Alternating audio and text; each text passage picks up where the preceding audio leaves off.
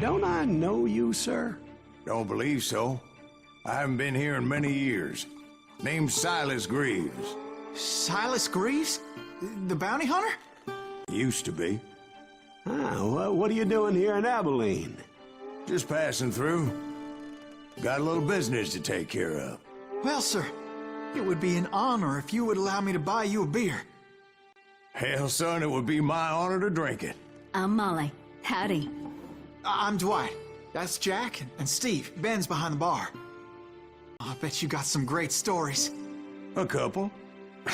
Any of them true? Jack, be nice. A few. What about your shootout with Henry Plummer's gang in Bannock, Montana? Is that where you started as a bounty hunter? As in this here dime novel. Don't believe everything you read in them dime novels, boy. First man I hunted was back when I was riding with Billy the Kid. You knew Billy the Kid? Damn right. That scrawny son of a bitch had no fear. Wouldn't back down for nobody. I heard he collected the 10 stars off any crooked lawmen who crossed him. It was a war, boy. The Lincoln County War. And Billy promised his regulators would take the life of every bastard who helped bushwhack John Tunstall. Kid had a big chip on his shoulder and a hair-trigger temper. Made him dangerous as hell.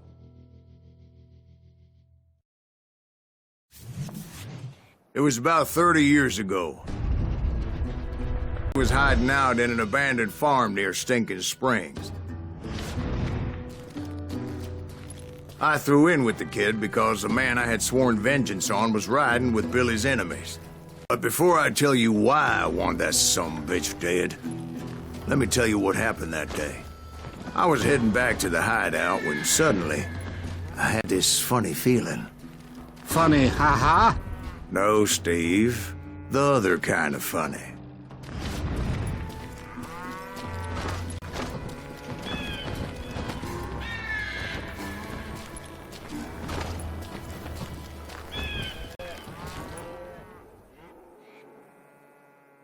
You heard Pat. We need to stay here and keep an eye on the road. That's not fair. We're missing all the fun. I knew those two morons would never let me through. I had no choice.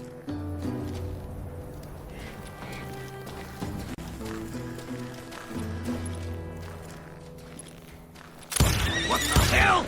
Shoot that sumbitch!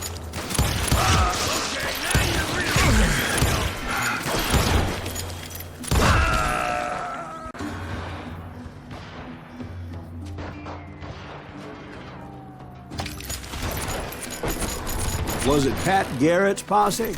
Oh, yeah. I heard the shots and I knew I had to move fast. Garrett and his army of deputies had surrounded the entire homestead. Come on! Get there coming from the rear! I decided to help Billy and the boys out a bit. So that's just what I did.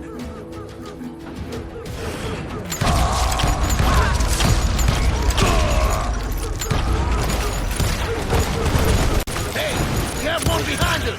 Stay on it! Covering fire!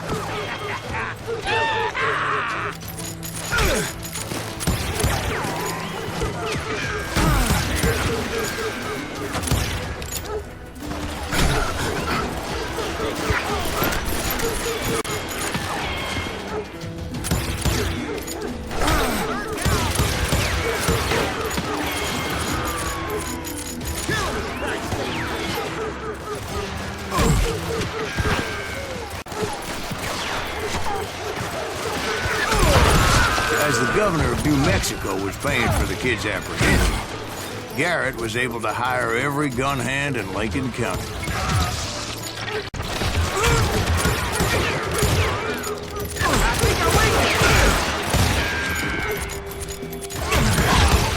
Damn you! You think you can kill me?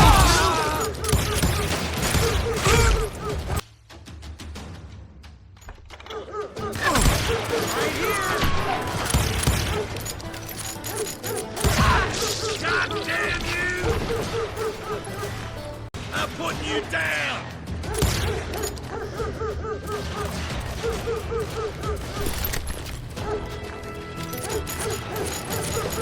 Darn!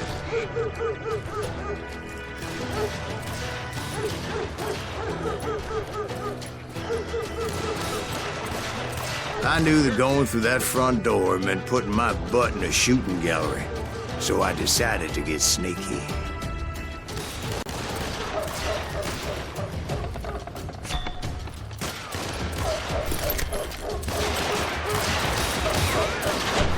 Watch out! He's one of them! God damn, he's right behind us! Where the hell's Garrett's men were running around like a bunch of chickens with their heads cut Let's get off. these some bitches running! Let's do this. Still, one of them reached the water tower. Not a bad idea. It would be a turkey shoot from up there. I'm done with you!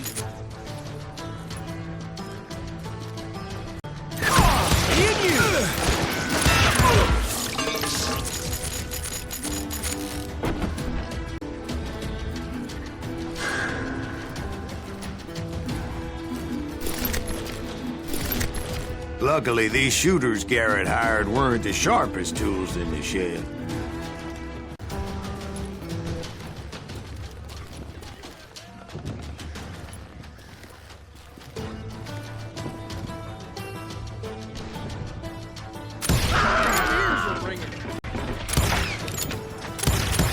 I've got this. A lot of them were saddle tramps or sod busters or drunken drifters looking to make a few bucks.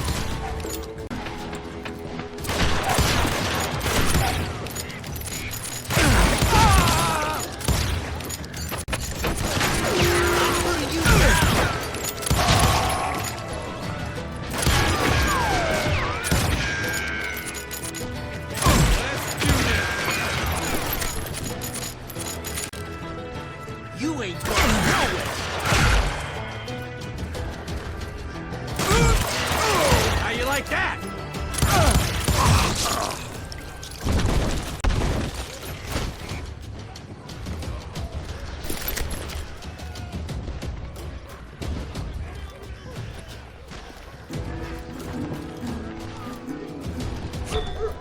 Then, I heard a friendly voice yelling at me from the window. Back door! We got We'll you cover covered. you! Try aiming, you idiots! Truth be told, in the things weren't window! much better behind the house.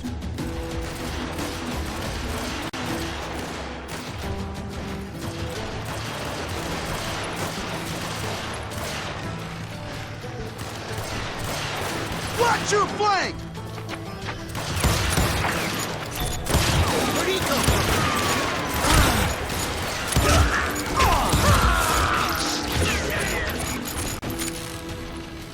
Cut their numbers in half. But that just made the ones that were left twice as mad.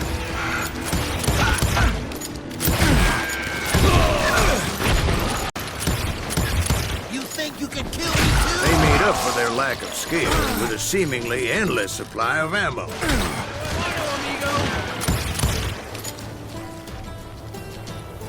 I'm done with you! Show yourself, coward! I'm putting you down!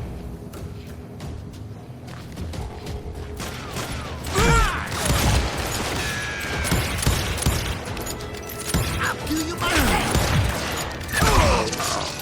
It was a bit of a slog, but I finally fought my way around the back of the house.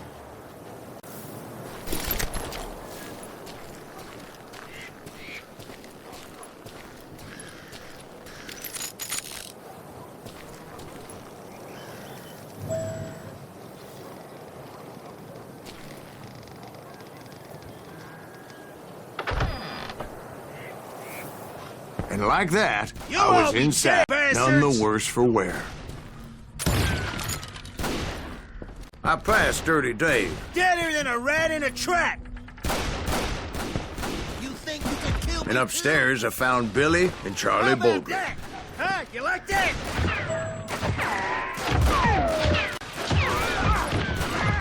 I'm putting you down!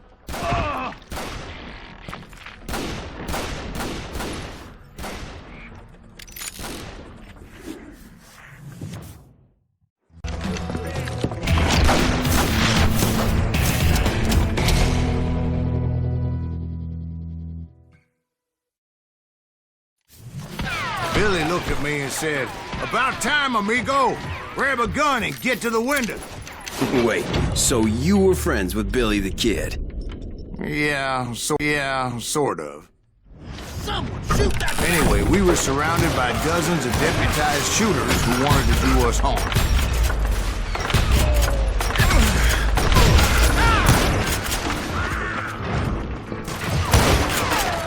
Billy's worth $500. Get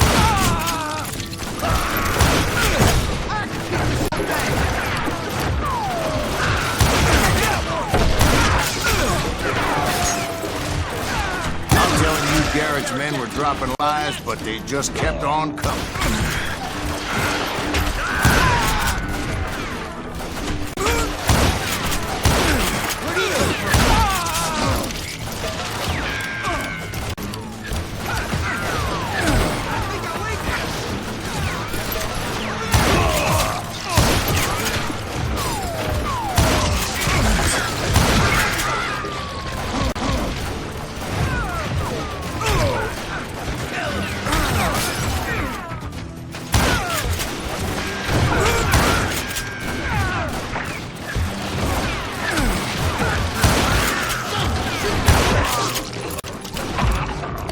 That's when Charlie got hit.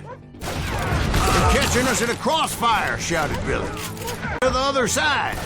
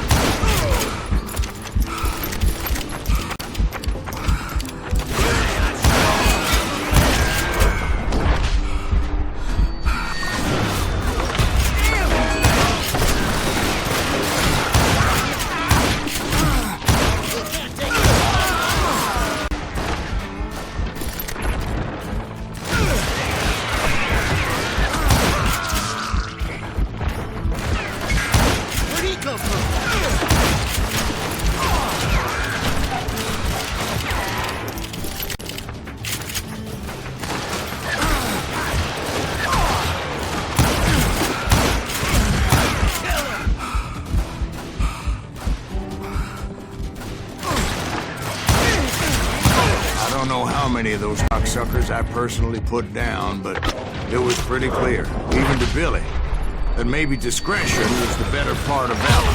What's that mean? It means that it was time to cut and run. "They got a Gatling," Billy shouted. "Get the horses and bring them round back. I'll draw their attention." He directed that order at me, and I thought, why the hell do I have to do it? Those poor sons of bitches are Many done would have for! fled in my fight. But I had that false sense of invincibility that many young men have. Like Jack. What are you, old man? Jack, he's just joshing with you now. Yeah, he better be. Mr. Greaves, please continue. Please, call me Silas, ma'am. Now, where was I? You were heading for the barn.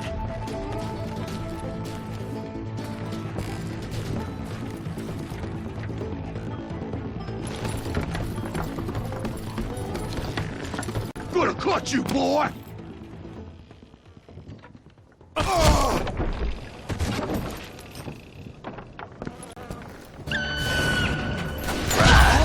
Making my way past the castle of fallen.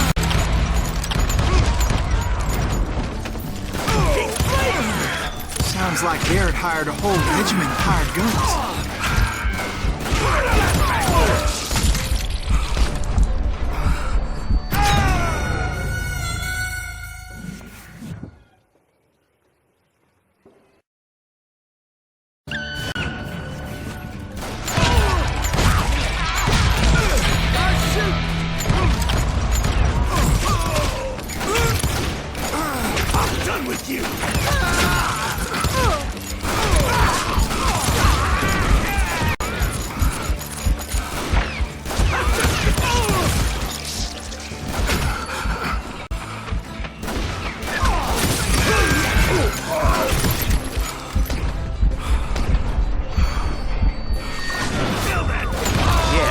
And just when I thought I was done with them, more of these hapless bastards would pop up.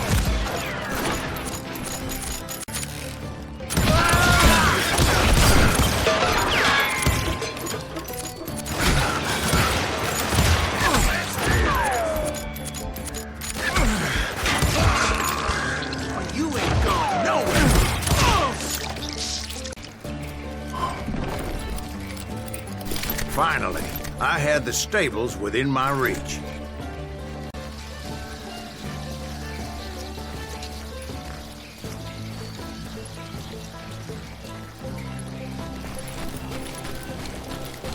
And that's when I met Sheriff Pat Garrett. I went toe-to-toe with him, sir. That backstabbing bastard with that tacked-on tin star.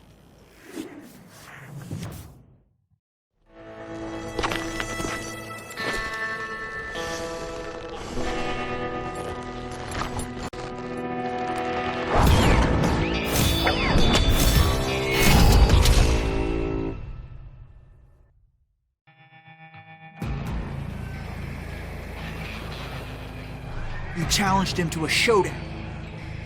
You read that in a dime novel? It said he showed no fear as he took your measure with eyes like a rattlesnake.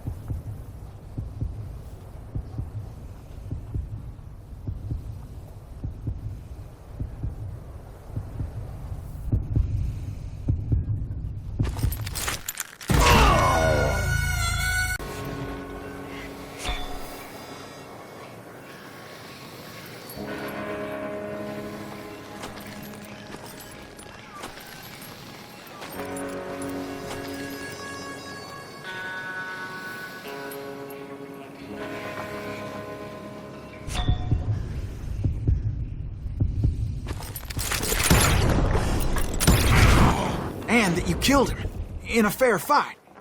Is that what that penny dreadful said? No, boy. That ain't what I meant when I said I met Pat Garrett. So let me start again. I finally reached those damn stables.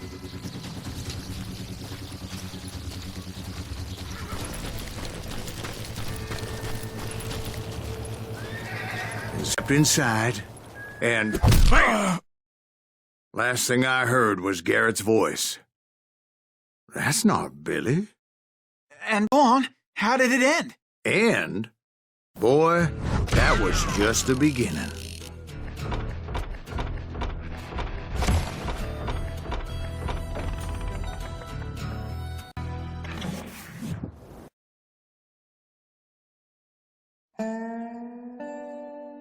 So what happened? Did Garrett arrest you?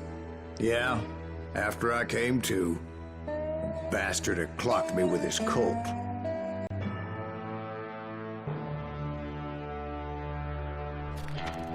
And the kid surrendered? When he realized there was no getting out of there alive. So, you up in Lincoln? Indeed they did. Sentenced me to hang right along with the kid. It's important to know that I was only riding with Billy so I could find the bastard I was after.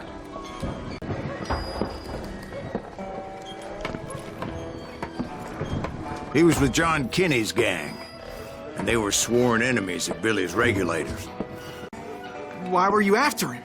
I owed that son of a bitch a bullet for what he had done to me and mine. Instead, all I got for myself was a goddamn death sentence. Luckily, it was right around then that I heard Billy make his move. He shot Jim Bell and a few other guards as he made his getaway. Later, they wrote that some lady friend planted a pistol for him in the privy.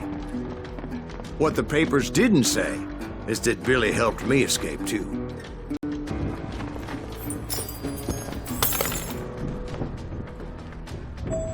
My first order of business was finding a firearm.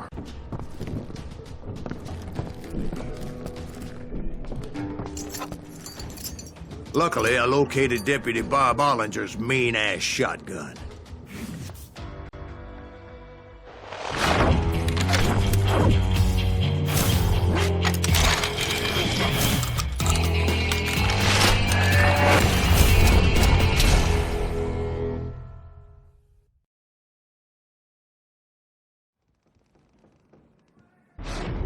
I saw Billy through the window, and he yelled that I should take to the rooftops to make my escape.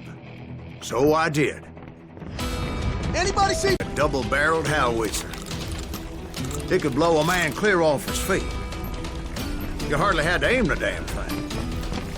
The kid's escape raised a huge ruckus.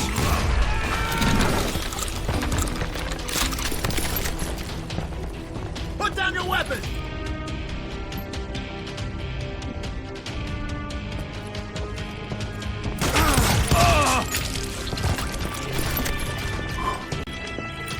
Guards were everywhere looking for him. Can't let the kid get away!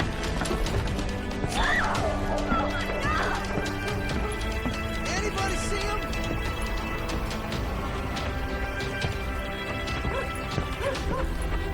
Yeah, you know you can't beat me. I had to jump from roof to roof like a damn alley cat. I followed the planks where I could, but some of that wood was slippery as hell. The whole town was up in arms. And suddenly, I was a fugitive. How the hell did the kid escape? Garrett's gonna kick our ass! You bastard! Can't have gotten far. Gotta be around here somewhere. Billy broke out of jail. Violence is not the answer. So that bastard you were after, what did he do? He did me and my family a grievous harm. But I knew if I was ever going to find him, I would need to get my ever-loving ass out of there. I tried to be stealthy and sneak my way past. This town doesn't have a moment's peace.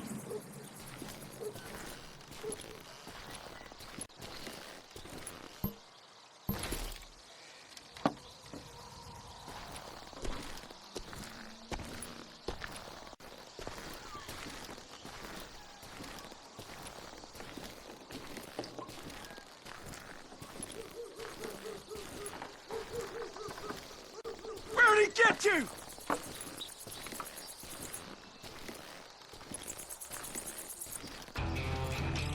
You!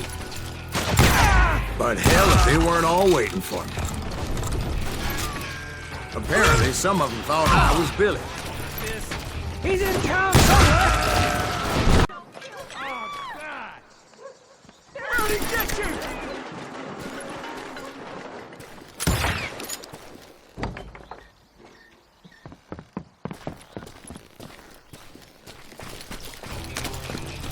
You!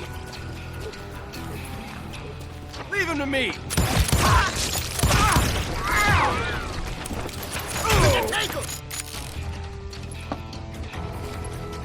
Me and the kid shared a certain similarity in build and color. I was just glad I had Deputy Bob's mean-ass shotgun.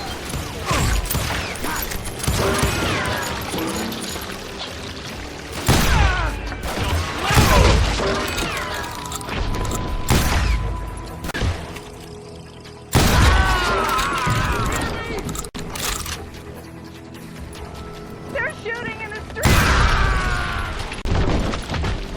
I'm here! Get your headstone! There's children here. So much lead was whizzing by my head, it was like everyone in Lincoln wanted to put me in the ground. I knew I needed to find a horse. Though I never did have a great fondness for those four-legged grass eaters. Smelly, sweaty, ungrateful beasts. We prize them too high, if you ask me. Kill him! You're threatening the lives of innocent people.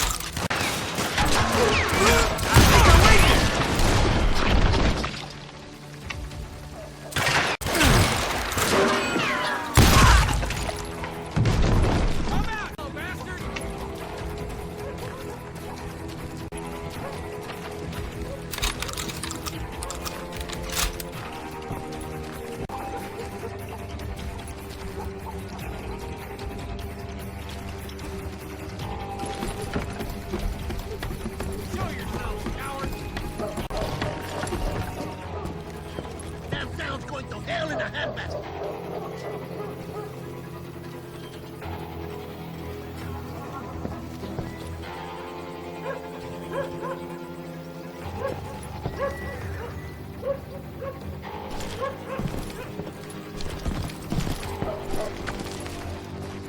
But where was the kid while you were busy getting shot at?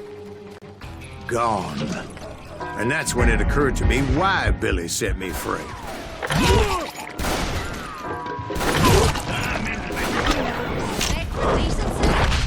So I could be a hapless decoy and draw attention while he snuck out of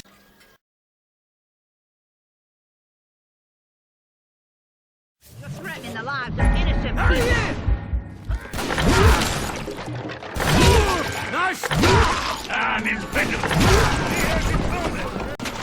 So I could be a hapless decoy and draw attention while he snuck out of town.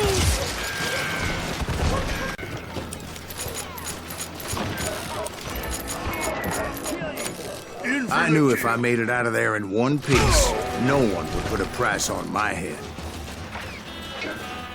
Because everybody in Lincoln would be dead? No, because they all thought I was Billy, and all that blame would fall on him. Meanwhile, Deputy Bob Ollinger was organizing a posse to put me down.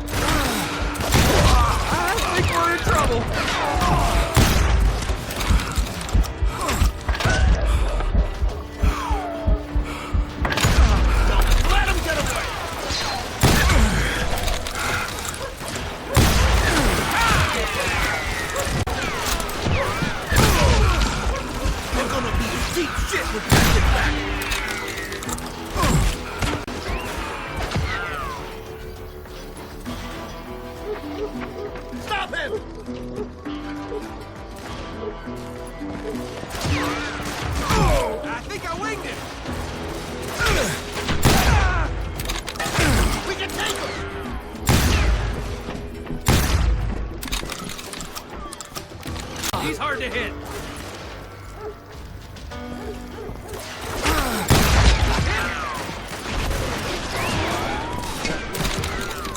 Don't let him get away. Leave him to me.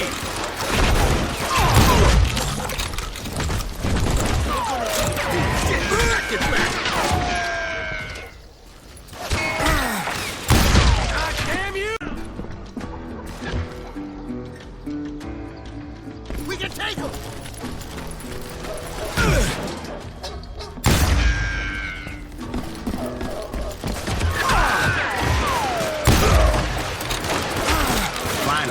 I found what I was looking for. The stables on the edge of town.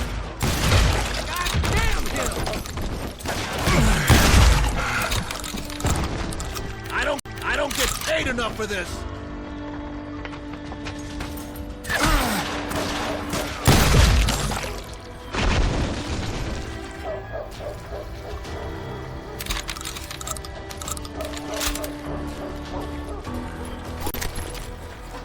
I guess Billy saved your ass, taking out Bob Ollinger the way he did. Billy didn't kill Bob. Well, she did. Dispatched him right after he shot Deputy Bell. No, sir. Because Bob came right up behind me, angry as hell that Billy had lit out. Bob, I said, I think you better let me go. And he says, I don't think so, boy. Not with my shotgun. So we stood there in the middle of the street, eyeball to eye.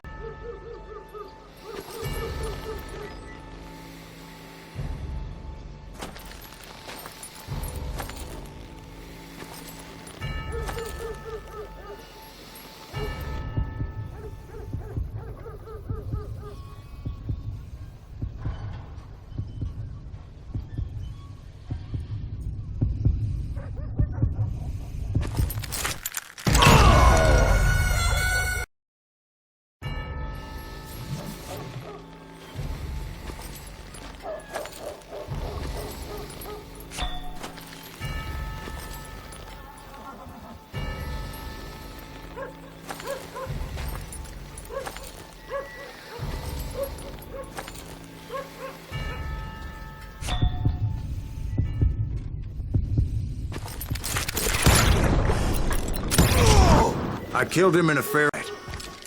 Everybody saw I had no damn choice. Well, Lincoln got a mite depopulated that day. Pat Garrett gunned down Billy 3 months later, so he was all for naught anyway.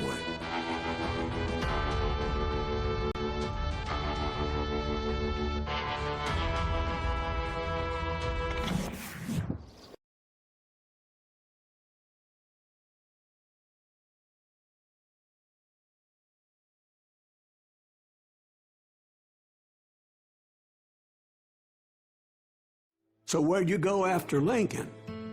Mexico. Until I realized nobody was looking for me. I ended up taking a job at the Rurales. The Mexican Rurales? I was hired to help them track down the cowboys. The most vicious outlaw gang in Cochise County? Curly Bill Brocious? Johnny Ringo? Led by old man Clanton himself. They must have paid you a pretty penny to take them hombres on. Not really. But truth be told, I had my own reasons for going after those boys.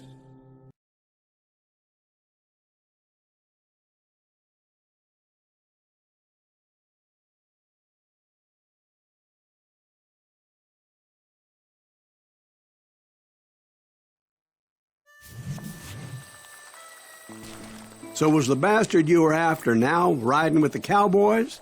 Roscoe Bob Bryant was his name. Oh. But no, this time it was a different bastard I was after. The aforementioned Mr. Ringo. And yes, he was working for old man Clanton.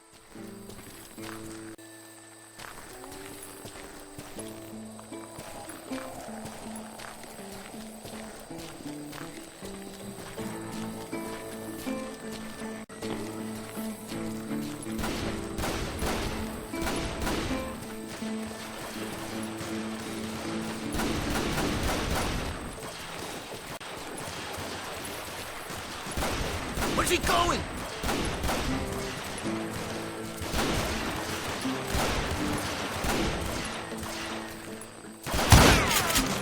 I came upon them robbing a stagecoach, which wasn't surprising, being they were such murderous thieves and bastards. The bandits wore red scarves, so I knew they worked for the old man. Over there! There! ¿Quién carajo es ese hombre?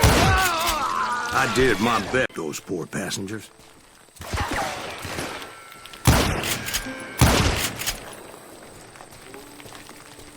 Over there! You can't outrun a bullet!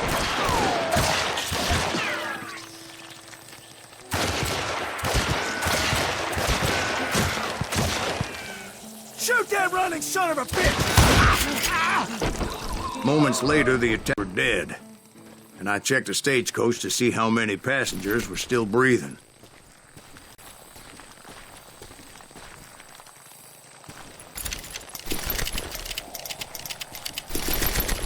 None. It was then I wondered if the rocks weren't hiding more bandits. Was that all of them? Or did I just hit the rear guard? I quickly got my answer. They attacked from on high like Apaches often did. Attack from on high like Apaches often did.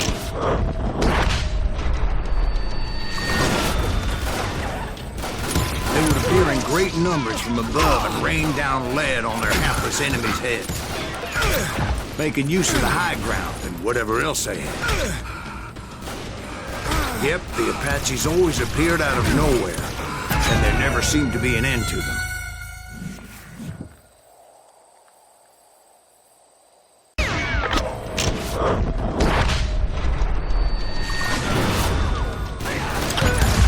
They would appear in great numbers from above and rain down lead on their hapless enemies' heads, making use of the high ground and whatever else they had.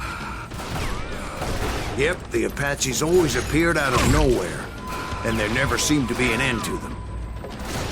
Hold on. Were you attacked by Apaches? What happened to the cowboys? Say they were Apaches? I said Clanton's cowboys attacked me Apache style. I was in a pitched battle, but I was...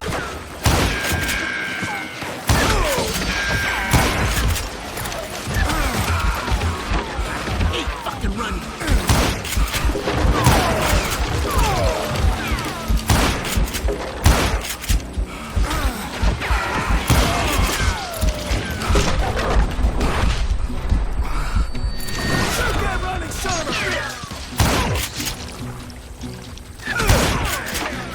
See, at the time, I was still pretty green and would often blunder into regrettable situations.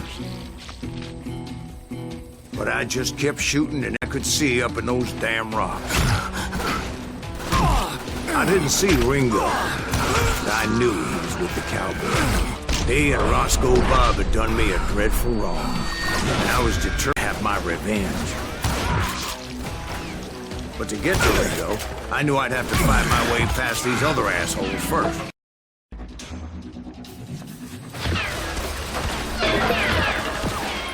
Where's he going? Guy's serious. God damn you! See, at the time, I was still pretty green and would often blunder into regrettable situations. But I just kept shooting at anything I could see up in those damn rocks. I didn't see Ringo, but I knew he was with the cowboys. He and Roscoe Bob had done me a dreadful wrong, and I was determined to have my revenge. But to get to Ringo, I knew I'd have to fight my way past these other assholes first. Man, I fought, you coward!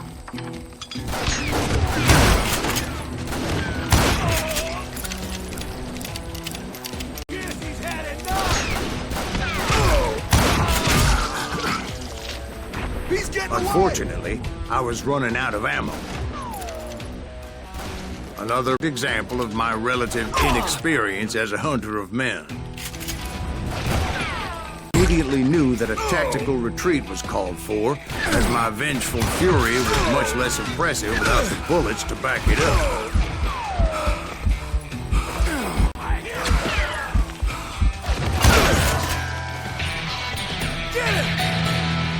Finally, they managed to corner me.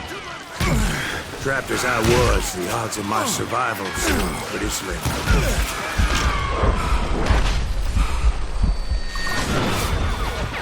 Luckily, serendipity was on my side as I suddenly sped away out of my predicament.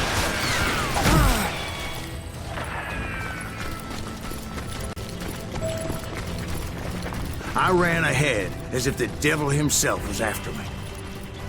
Bullets were whizzing by my ears, but I wasn't about to roll over and die. I just kept running like there was no tomorrow. Because there wouldn't be if Clanton and his men caught up with me. As I was scurrying around those caves, I thought, what was I thinking, going up against a gang like this?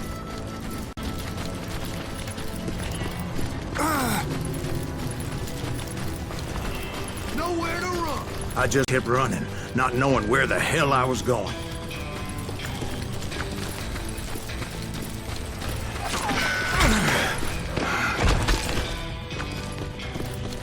And that's when something miraculous happened. Like manna from heaven, I found the desiccated remains of what looked like an Apache warrior. The old weapon next to him supplied me with some much-needed ammunition.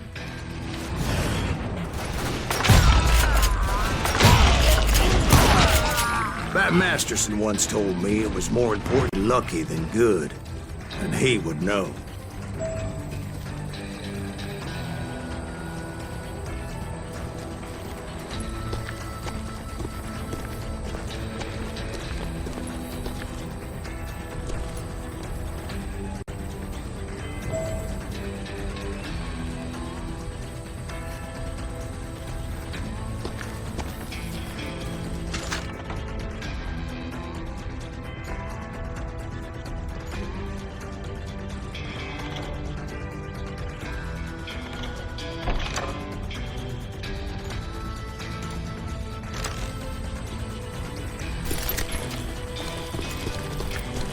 And imagine my surprise when I found a fistful of dynamite to go along with that ammo. That's good fortune, even the odds, and bolstered my confidence. It was time to turn the tables. Time for the prey to become the predator. Time for the hunted to become the hunter. Time. All right, Jesus, we get it. They were right where you wanted them. That's right, Jack. I was done running. And the old man's boys were not expecting that. No, sir. I come like a wildcat. My fury knew no bounds. Dead man!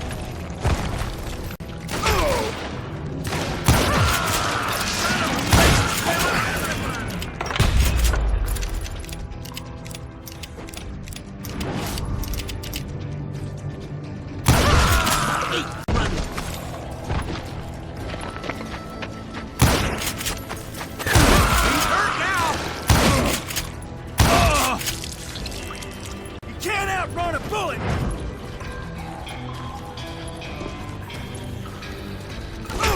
Shot the son of a bitch!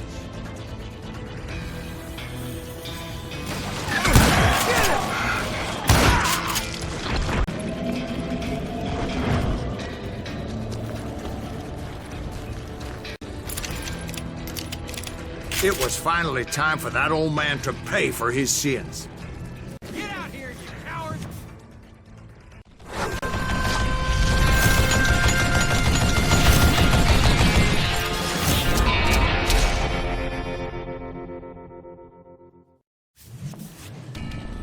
I yelled out at the top of my lungs, "Clanton, I'm coming for you!" A little stealth might have made more sense, to be perfectly honest. Because that old fool had a Gatling gun and enough bullets to last him till Kingdom Come. Get that old man off that gun.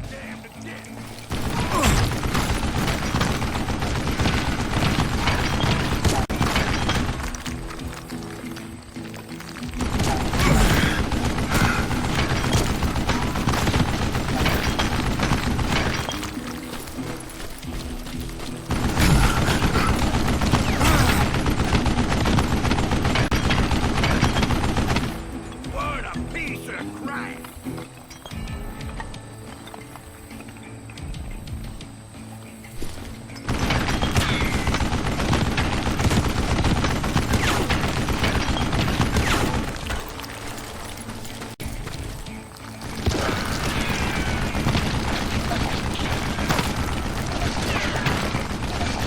Do I gotta reload again?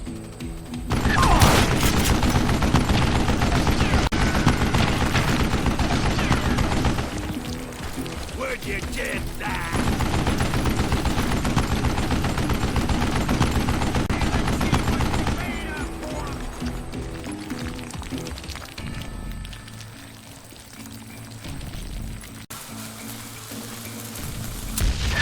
Just kill him, for Christ's sake!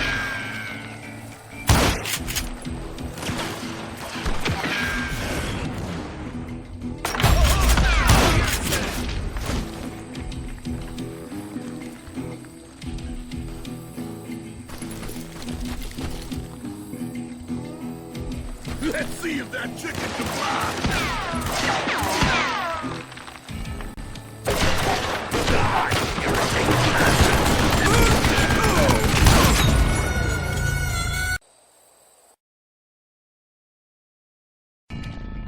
Most everyone thought it was the Ruales who had come up against him in Guadalupe Canyon. But it was just me. Would you just die? Why are you so afraid to face me, huh? I don't know how you live this long.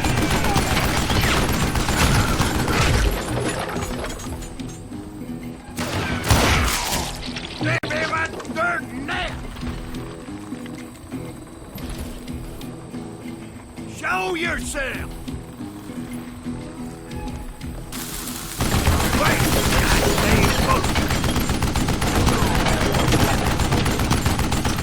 Damn, I gotta reload! Dynamite! What I ever do to you?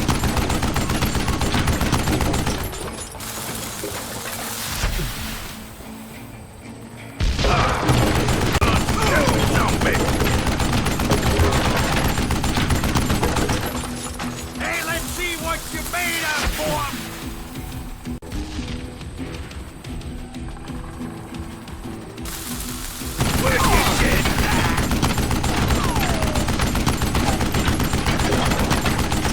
Contraption damned to death! Stop your hiding from me! I don't know how you live this long.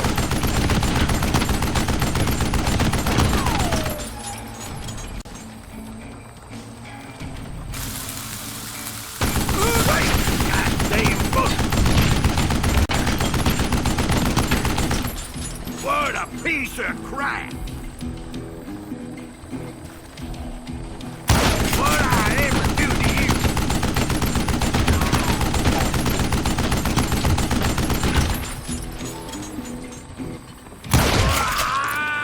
Apparently, one of the cowboys made it out of there alive and told Ike and Billy Clanton that it wasn't a Mexican who took their father's life that day. They just assumed it was one of the Earps, and that misunderstanding eventually led to that legendary gunfight at the OK Corral.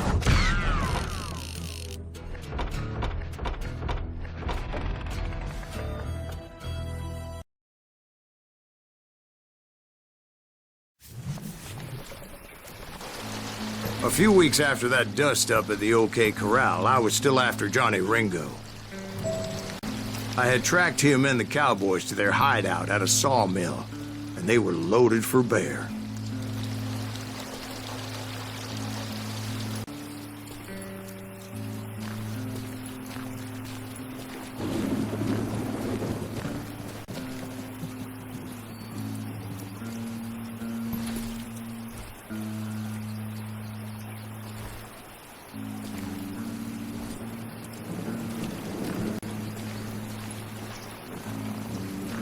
Somebody's coming!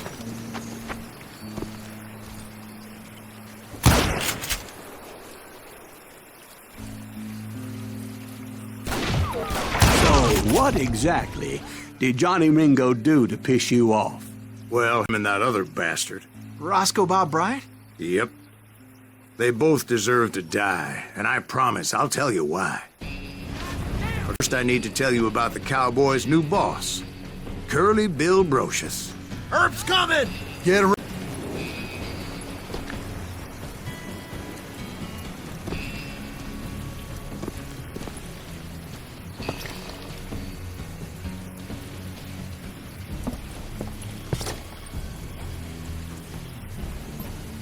You can't hide forever!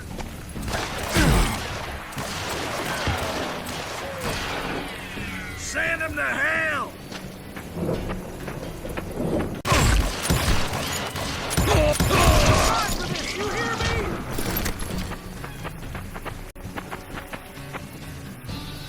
Take him down!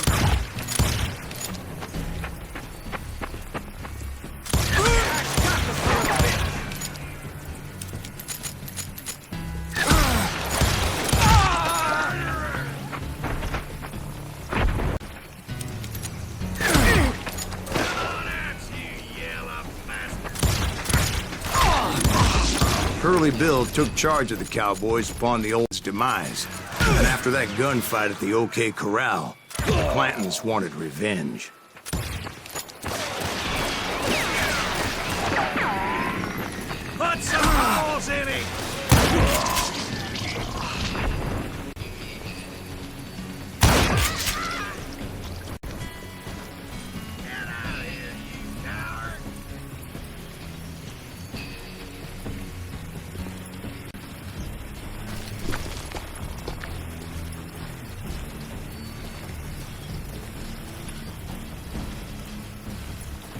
Damn, he's hard to hit!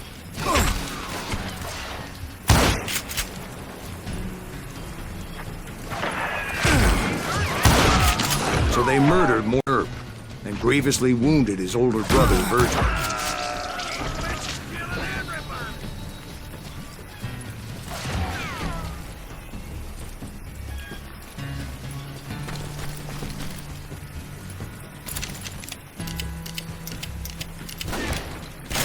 God damn it! I'm done with you. Is that one of Wyatt's boys?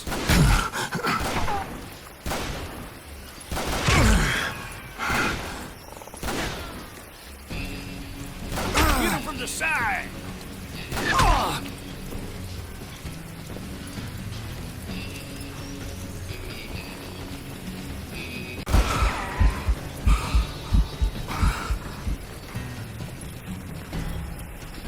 We know where you're hiding.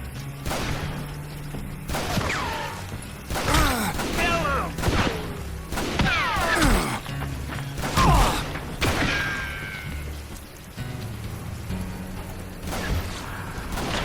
Just shoot the son of a bitch!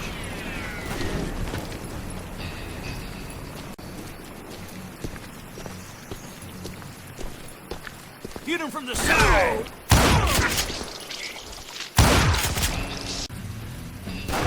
I'm sick of dealing with you!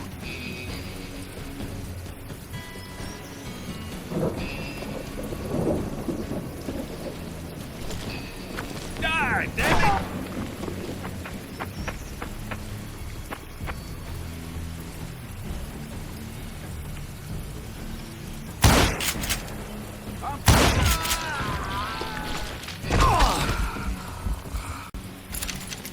Get out here!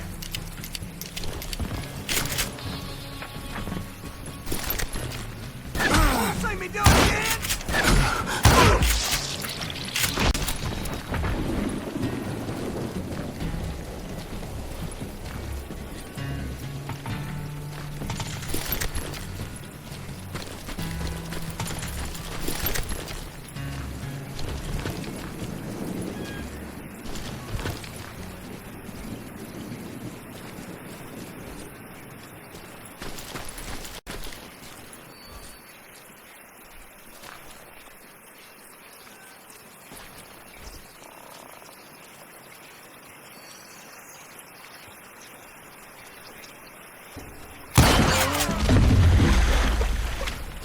There were killers around all wearing red bandanas.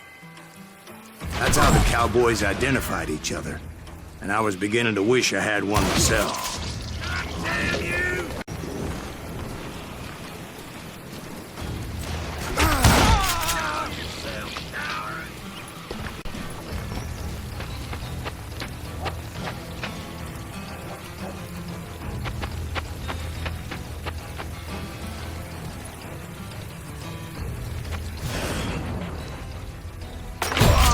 But I wasn't about to let Ringo walk away unscathed. And that's what drove me forward. Can't believe you keep missing.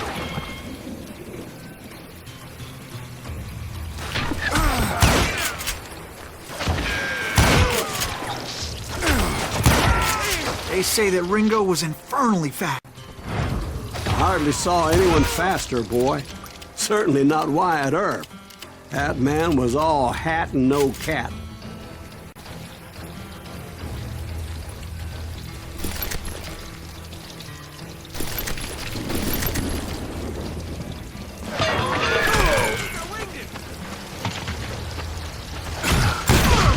Earp wasn't much of a match for him, but Doc Holliday might have taken him.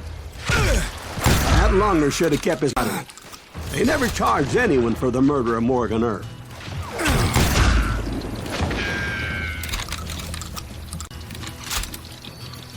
Hey, got something for you!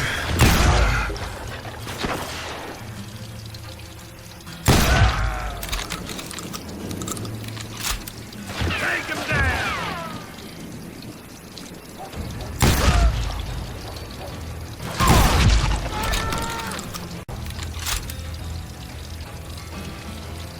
I'm putting you down!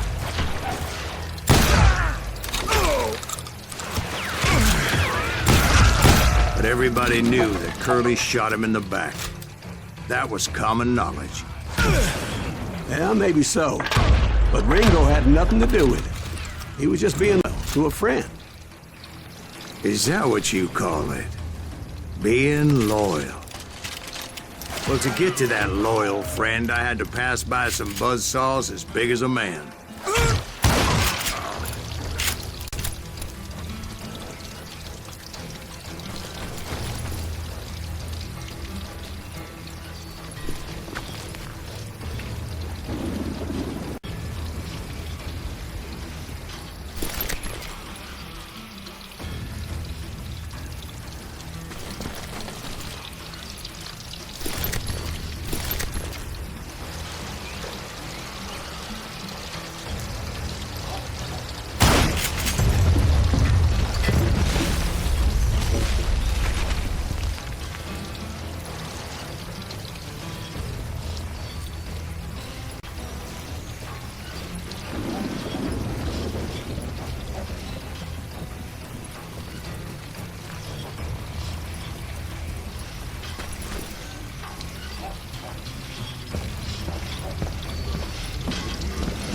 Clutch you black fish!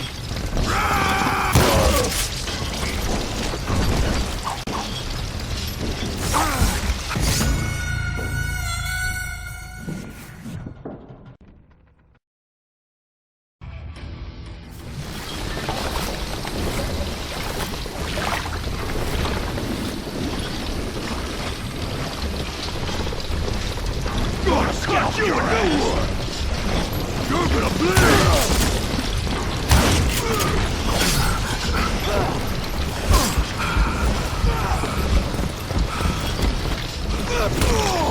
Excuse me, sir. I have a question. What's it like? After old man Clanton died, why didn't his son take over the Cowboys? Because Ike Clanton was dumber than a box of rocks and a yellow belly to boot.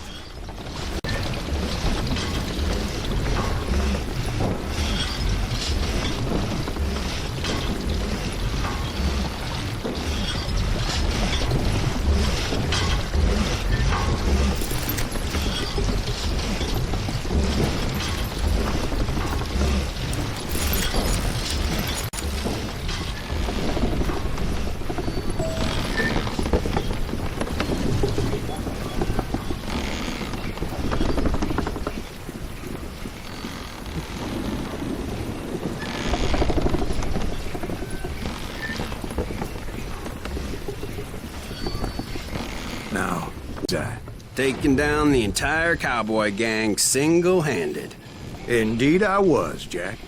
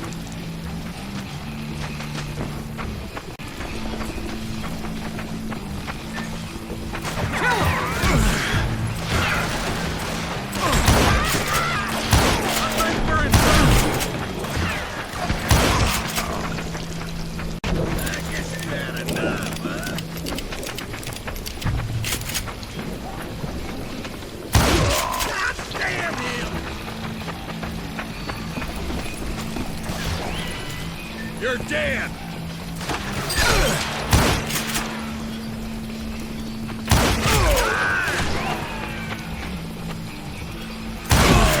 Though it wasn't easy, as those boys had good cover. That's right! Run!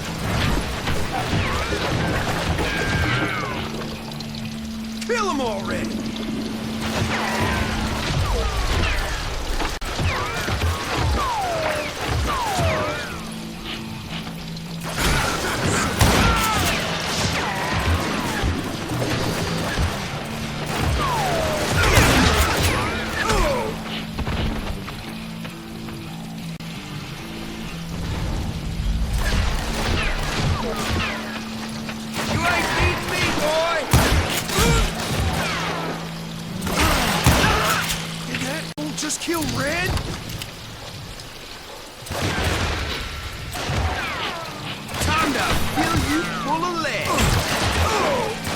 Longer you can't get these. Oh, you're hiding too now. Boy, you are shit out of luck. You ain't bothering me none.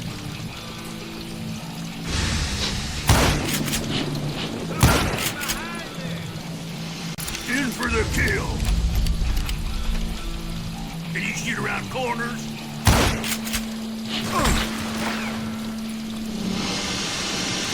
There he is. Oh, now what? Come on, look at some of this.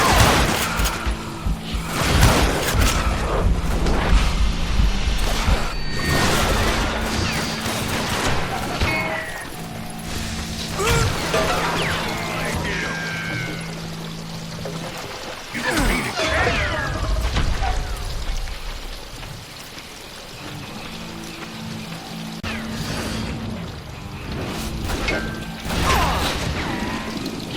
There he is.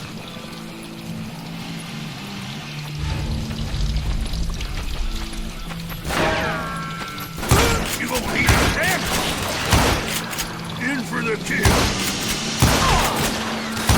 He has it coming.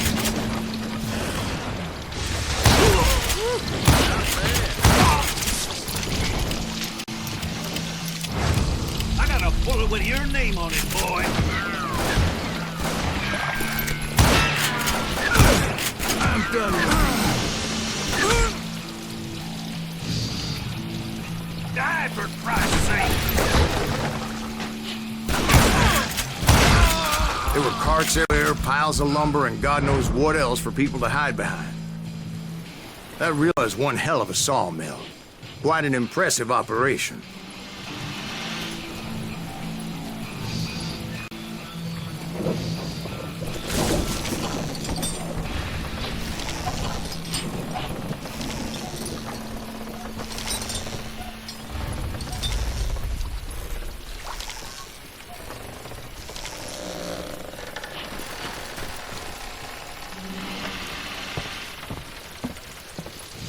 And where was Curly Bill? Did you see him?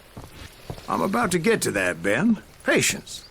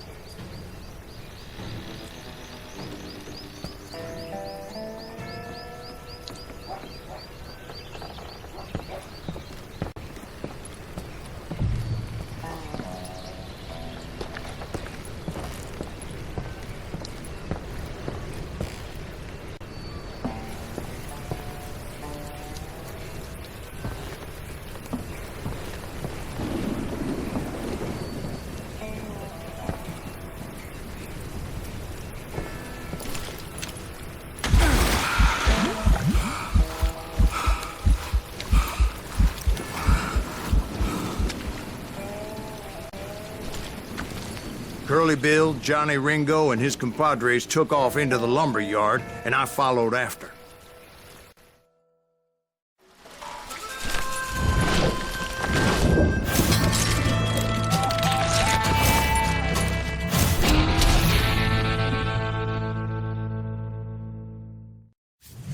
They just wanted me out in the open. Time to dance with the devil! You working for what, Earth? Did that sumbitch Earth send you to kill me? Come on! Kill that annoying son of a bitch!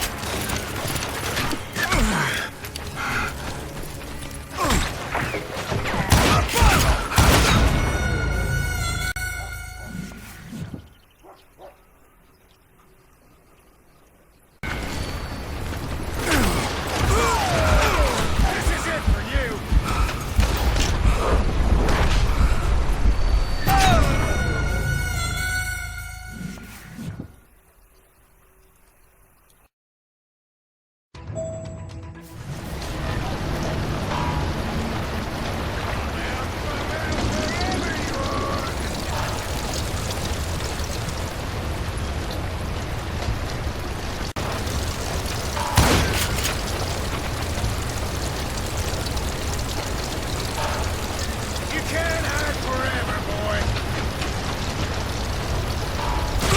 That sumbitch sent you to kill me?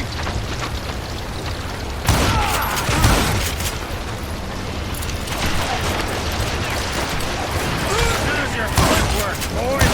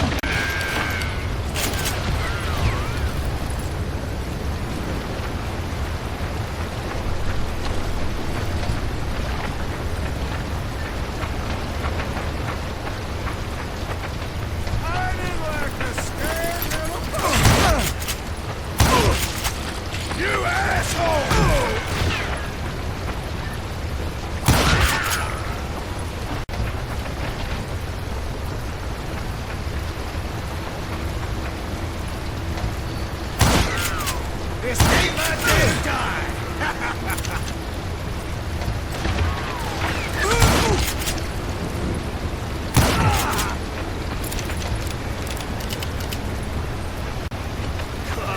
Come out, wherever you are!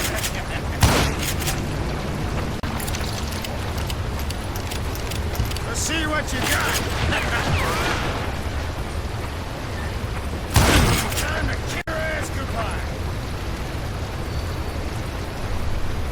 You're going to the gates of hell!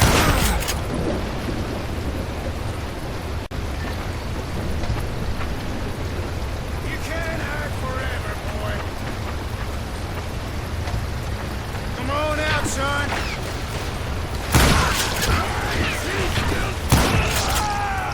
Brocious gave me no choice but to take his life. But Ringo was nowhere to be found. I knew you didn't kill Ringo, because he was found dead in a different location altogether. To this day, his killer is still unknown. Indeed. Took me a few months before I finally tracked his ass to West Turkey Creek Canyon.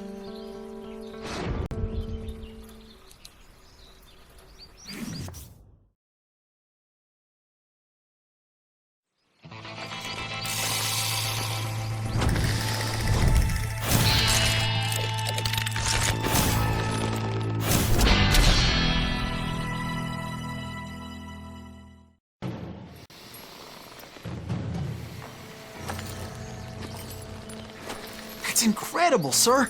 I always thought that Doc Holliday was the one that killed him.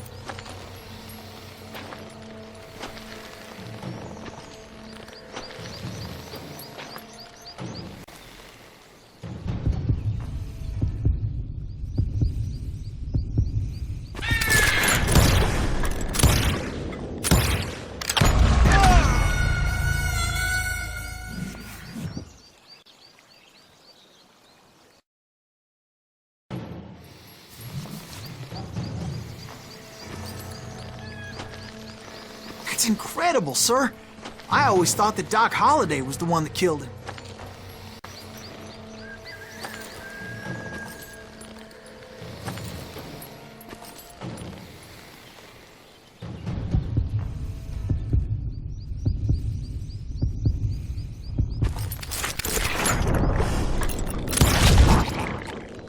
Sorry I had to ruin the legend for you, boy. But the legend ain't always true. Doc Holliday had nothing to do with the death of Johnny Ringo.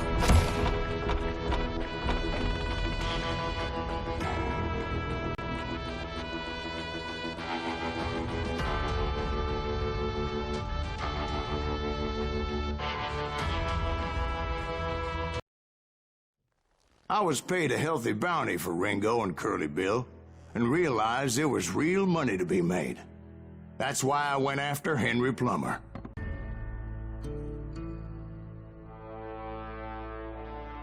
Now, wasn't he the sheriff who augmented his income by shaking down miners and robbing gold shipments? That's the one. Oh, yeah, I remember him.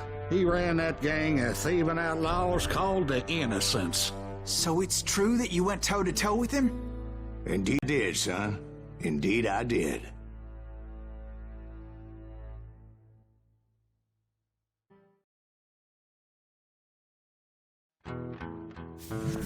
I knew I needed resources if I was going to track down Roscoe Bob Bryant, and hunting Plummer looked like a good way to get rich quick. As the local vigilantes exposed him as the leader of the bandits, and put a generous price on his head. Plummer rallied his gang to plunder one last gold mine before making their escape, and that's where I thought I'd find him.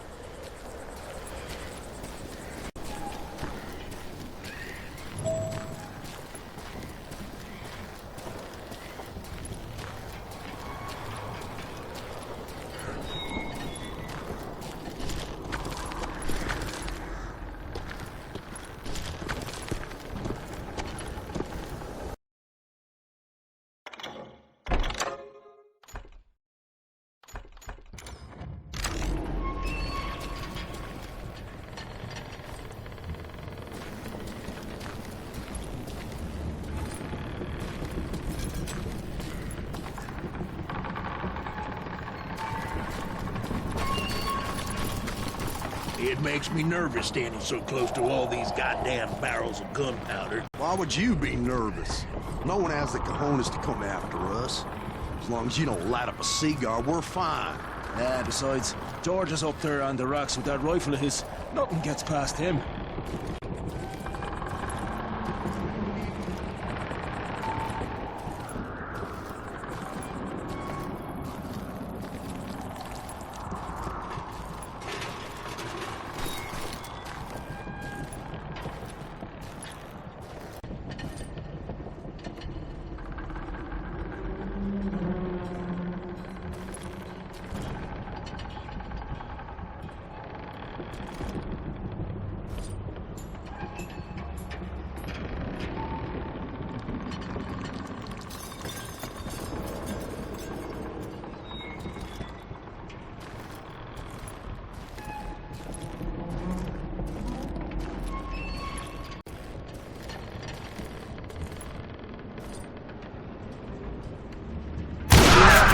As my late father pointed out Don't to let me him more get than a shot once, up! God made men, but Samuel Colt made them equal.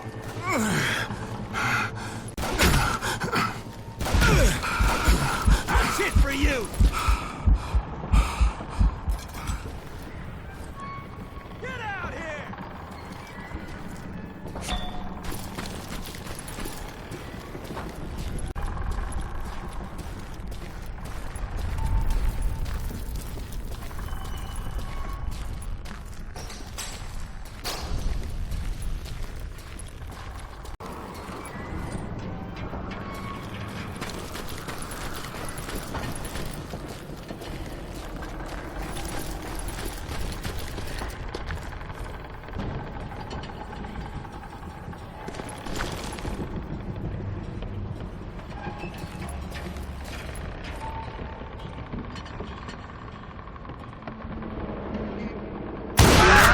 Who the hell is that then? Don't let him get a shot!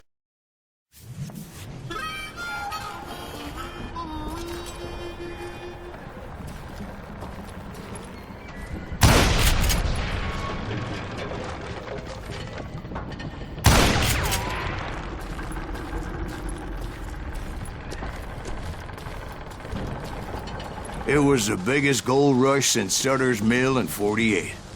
Unfortunately, prospectors weren't the only ones drawn to those riches. Citizens who lived a double life. Stealing and thieving and murdering their neighbors.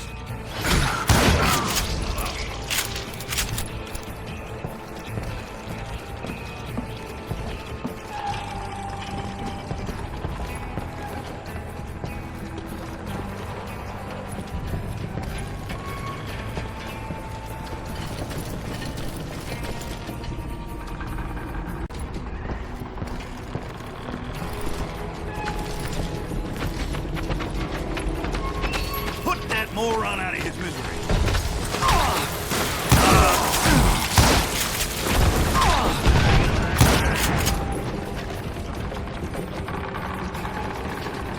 I'll put you down.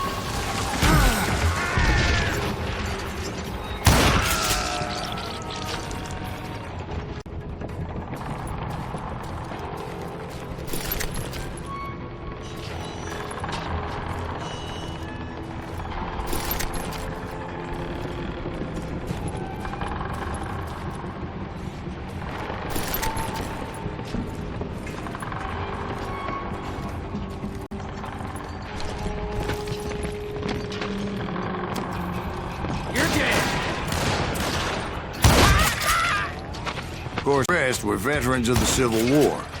Stone-cold killers trained on the bloody fields of Shiloh and Antietam. Dangerous, desperate individuals.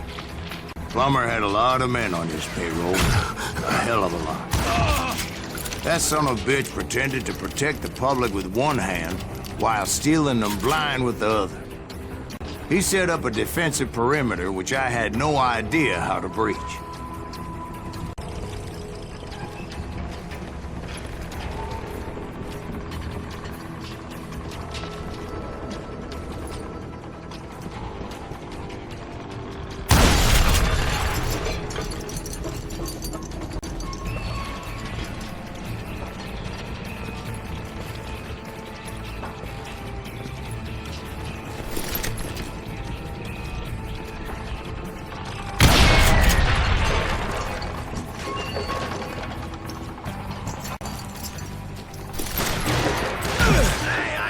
Son of a bitch! What? Can't hear you! Do you know who we are?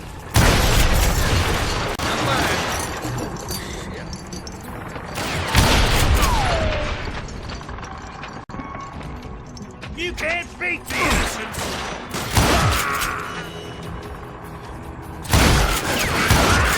I was outnumbered and in way over my head, but I was too damn stubborn and stupid to realize it. They must have thought I was tough, or had some kind of death wish, seeing as there were barrels of gunpowder everywhere.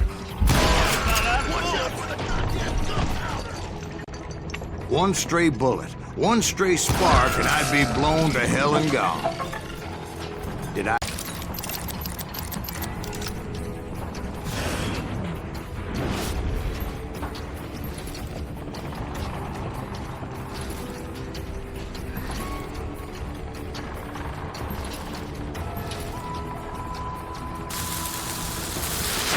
If Daddy had lived to see Alfred Nobel's explosive invention, my guess is he would have told Samuel Colt to kiss his ass.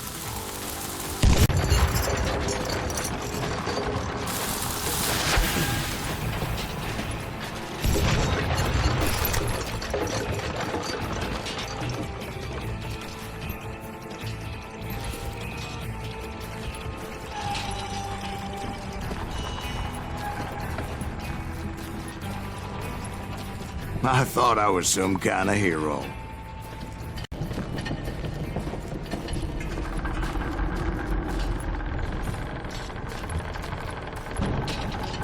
I finally made it past and headed on to meet my destiny.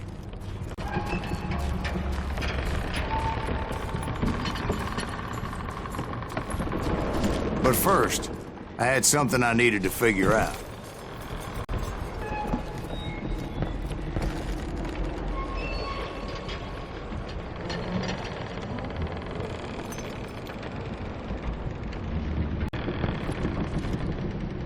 I had a few ideas on how to get into that mine, but once I made my decision, I knew there was no turning back.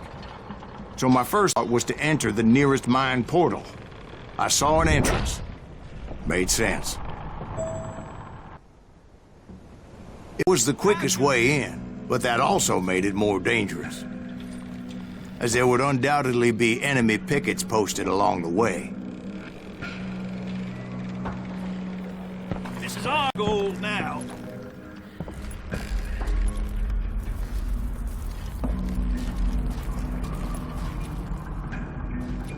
You can't beat the innocents. Show yourself, coward. You know who we are.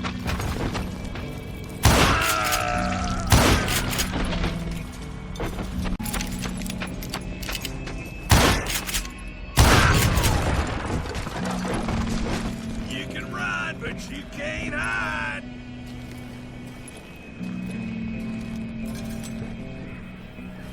Die! Besides, once you enter a mine like that, it's easy to get all turned around.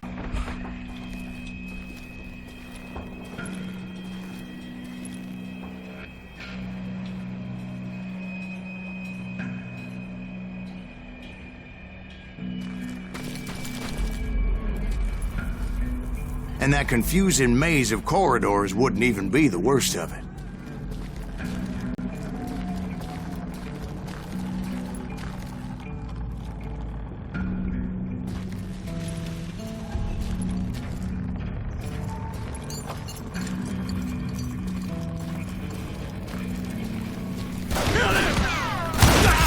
Some of those shafts could be as deep as hell.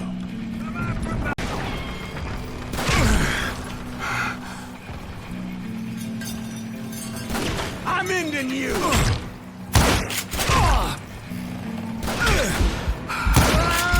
You maniac! Show yourself! Leave him to me!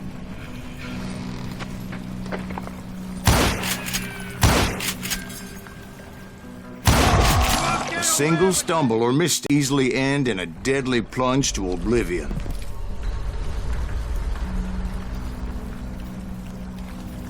You can't hide forever!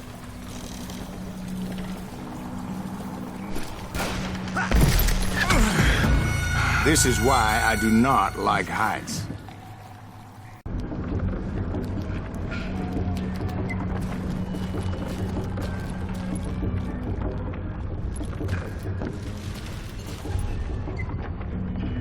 Let's just do this!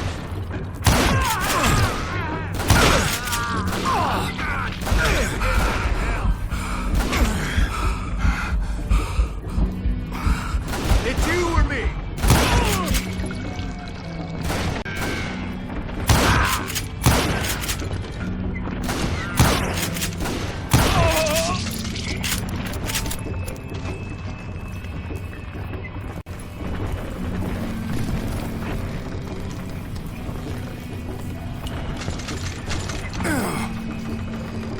Leave him to me!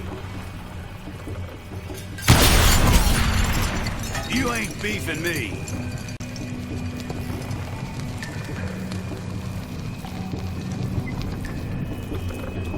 Get out of here! Time to blow your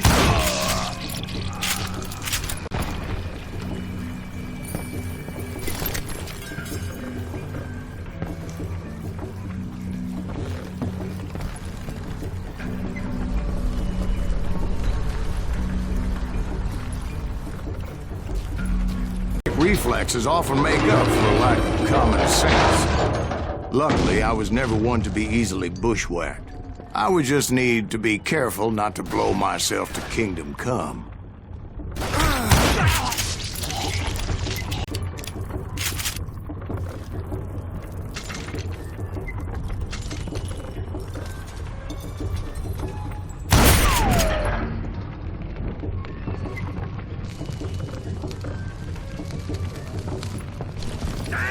With all that gunpowder and dynamite everywhere, a body has to know what he's shooting at. All it takes is one tiny spark, and boom.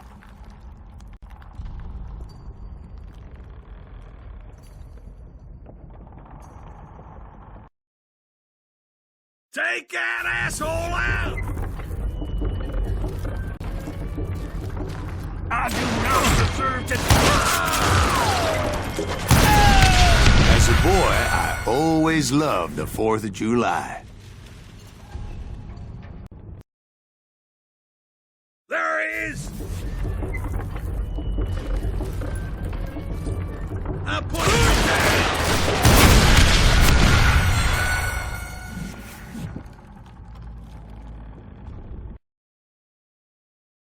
Get him! I will drop you down a mine shaft.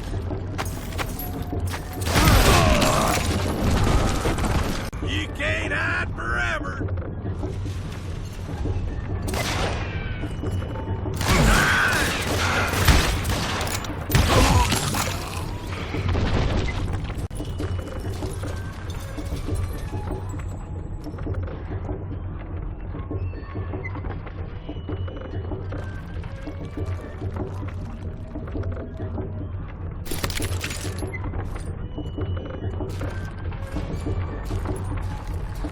One wrong bullet could have turned that mine into a dad-blasted tomb.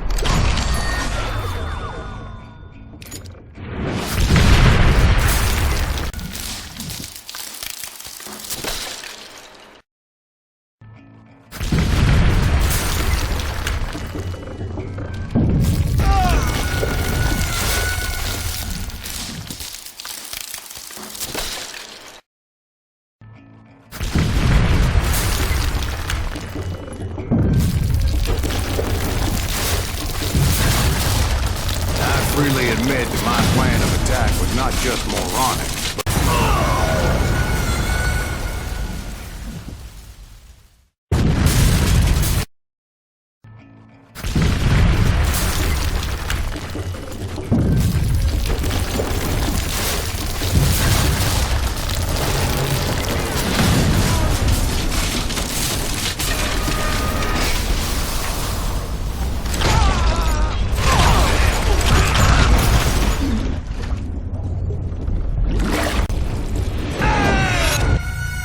it's a good thing that I abandoned that ridiculous plan before I even tried it. Instead, I spotted a ladder, a way into the mine from the opposite side.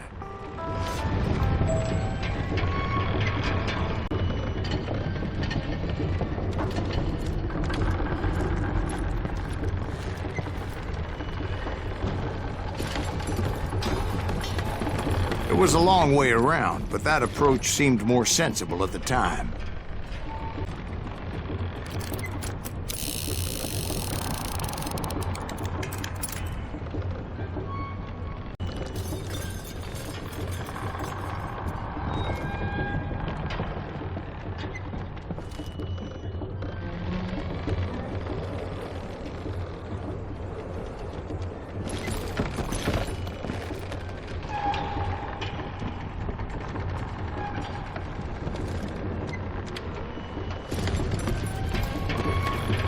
No man can dodge a damn bullet while climbing down a rickety ladder.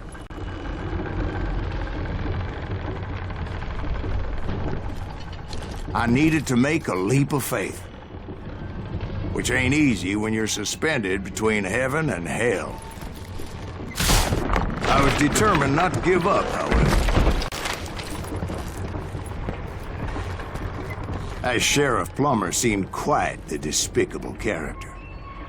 When the vigilantes discovered what the sheriff was up to, people were outraged. That 10,000 they put on his head would go a long way to helping me find old Bob.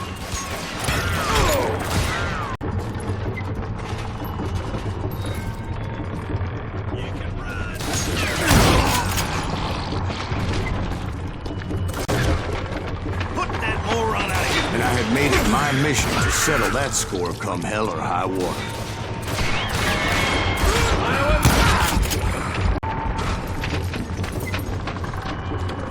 Time to blow your shit up.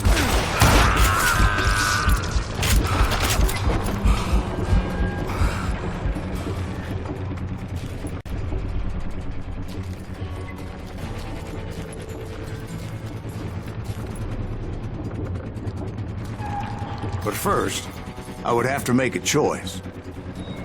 Take the elevator or climb the ladder.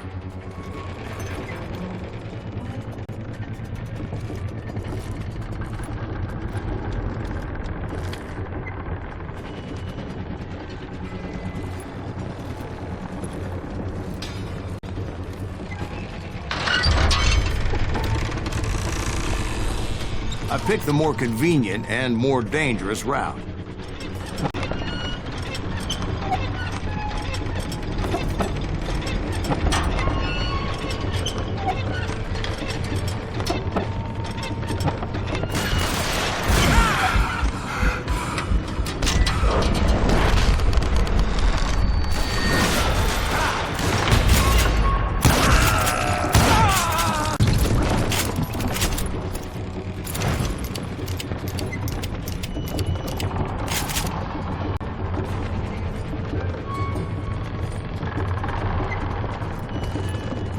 Plummer was a mad dog killer, and the people of Nevada City deserved better. Nevada City? Well, I thought Plummer met his maker in Bannock, Montana.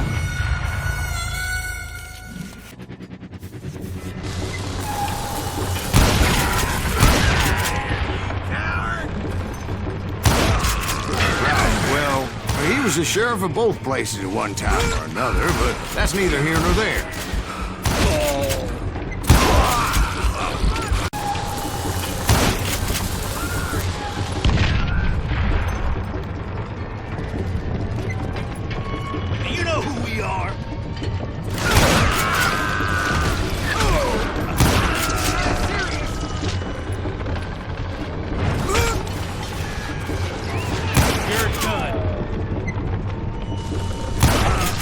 The point was, taking him down would save a lot of lives, including my own.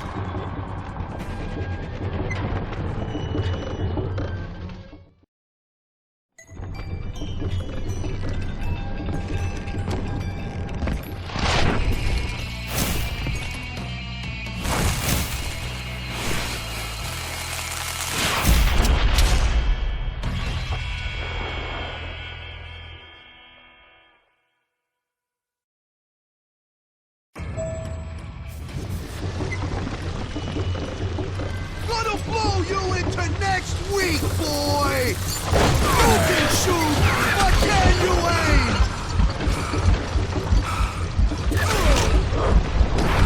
Felt that one, did it?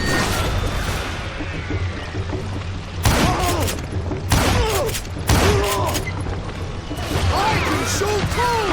They're gonna bury you in a million pieces! You want some more?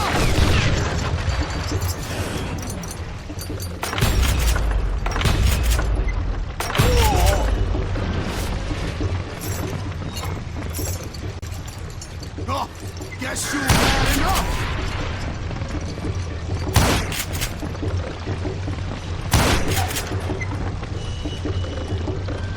Oh, damn it! I need some help here! Come on, boys! Take this cocksucker out!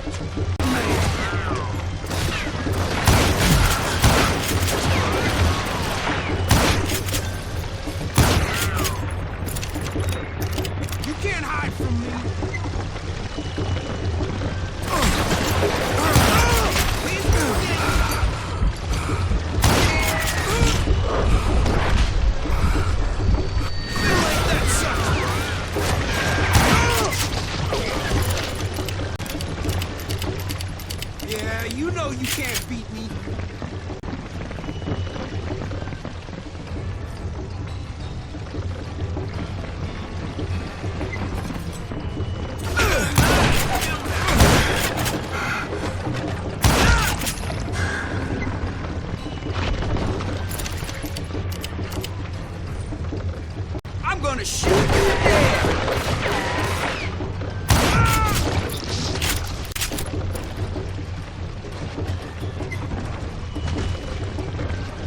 They're gonna need a dustpan to pick you up! You can shoot, but can you aim? You in a million pieces! You can run, but you can't hide forever! I got a lot more dynamite than you! I can shoot too! Take this, you son of a bitch!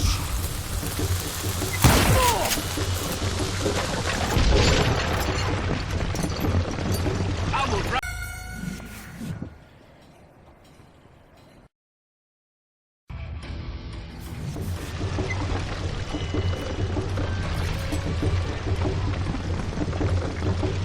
Gonna blow you into next week, boy!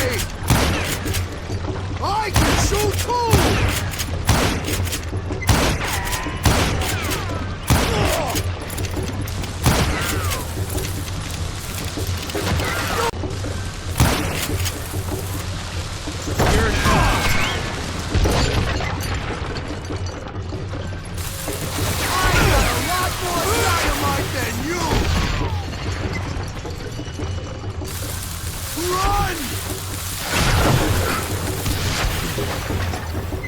Catch this, you son of a bitch!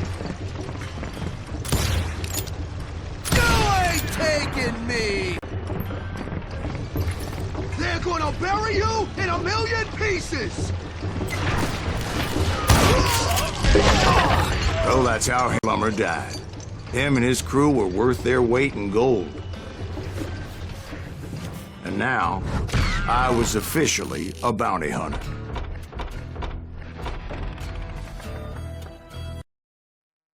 So, did you finally go after that Bob feller?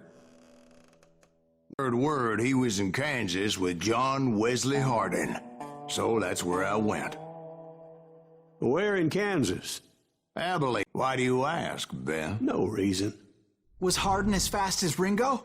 Ringo was fast, but John Wesley was as fast as the devil himself.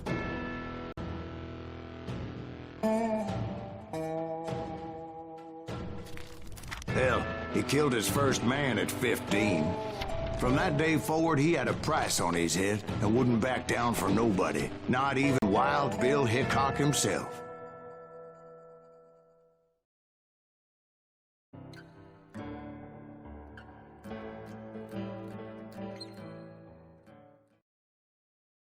I dodged death many a time, and that night in Abilene was no good.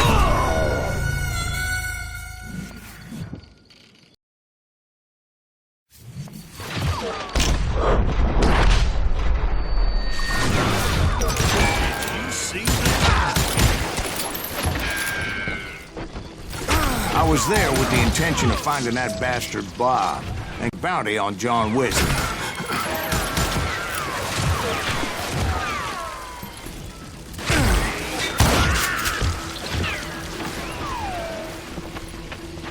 Watch where you're shooting.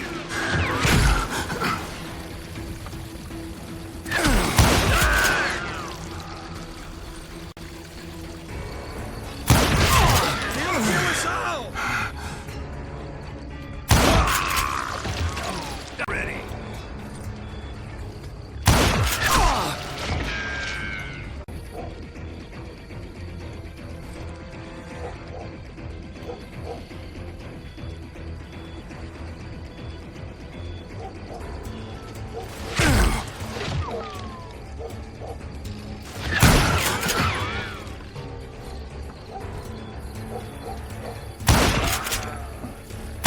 You ain't shit.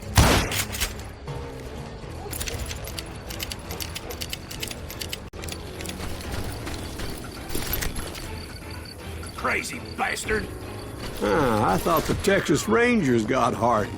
Yeah, that's what they want you to believe. It was cold in a witch's tit and a brass bra that night as I fought my way past his loyal compadres.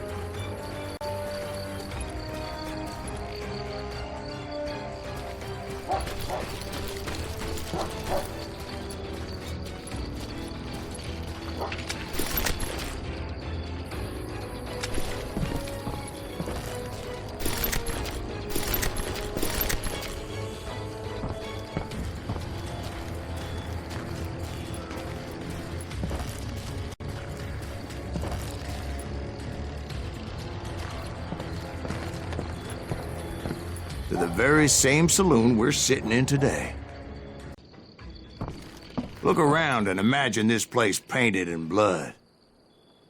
Hardin was waiting for me, and...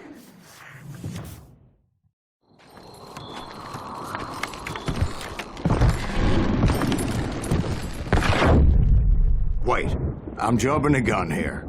Let me back up and give you some background on this sumbitch. He deserves that much. Don't you think so, Ben? John Wesley Hardin was a killer.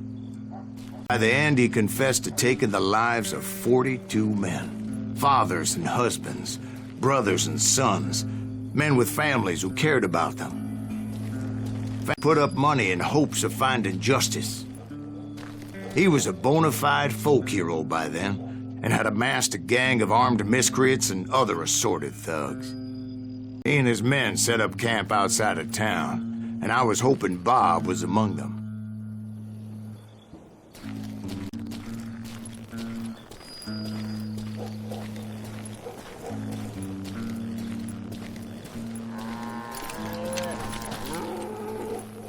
Shit, it's cold out here. I'm freezing my giblets off.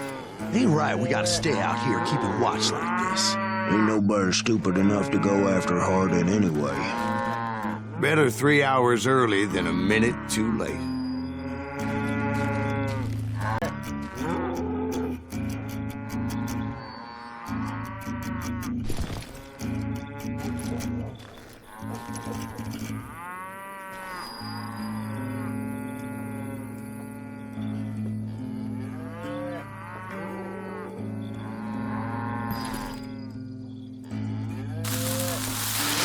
God damn it! Shoot that son of a bitch! They didn't ask why I was there. They knew. As most of them were wanted as well. I figured Hardin was here somewhere, but to get to him, I'd have to get past his gun hands. And that was easier said than done, as most of them were as foolish and full of bravado as I was. I had to spill a lot of blood to find out Hardin wasn't in that camp. He was carousing in town with his closest friends. Hardin's boys apparently didn't want me to reach the Bull's Head. Some were hightailing it into town to inform their jefe of my unwelcomed presence.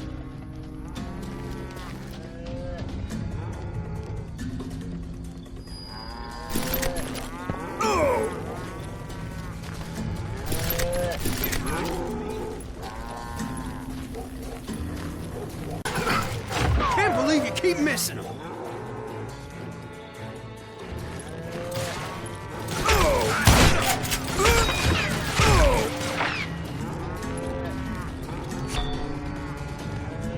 That's right. Run!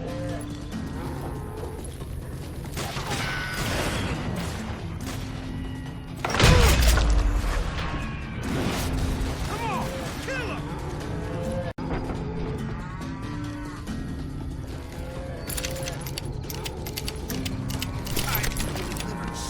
Bitch.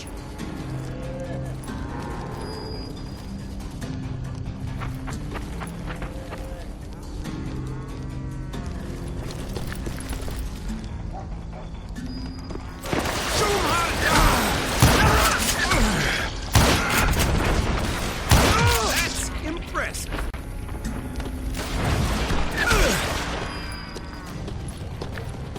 You ain't beat me, boy!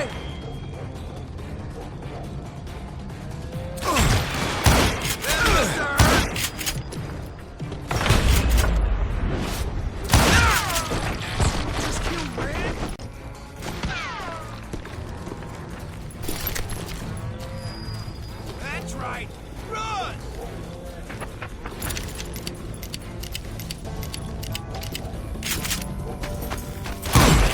Got an eye, don't I?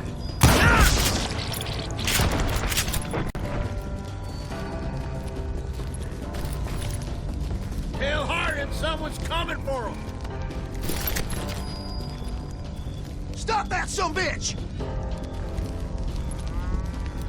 Let the boys know we got another law dog.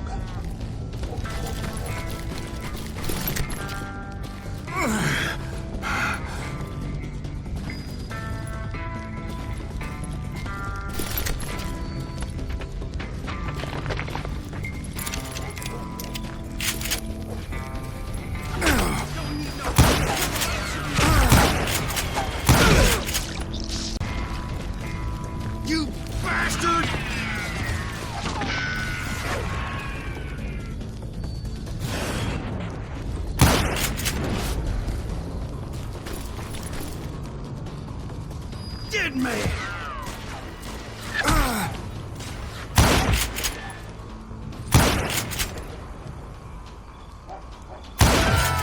I wondered if Bob was among you.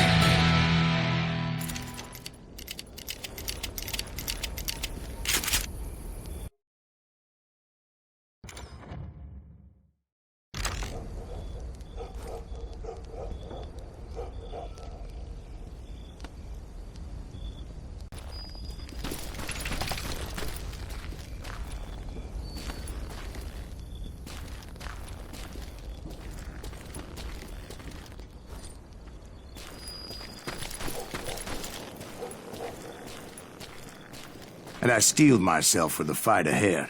For as good as I was, deep down I wondered if John Wesley wasn't just a little bit better.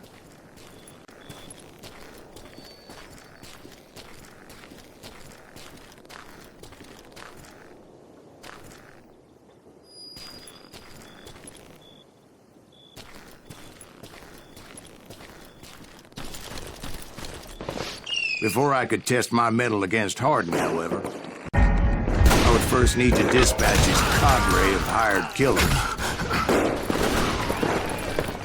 Most of these degenerates were beyond redemption, but John Wesley might have been a different story.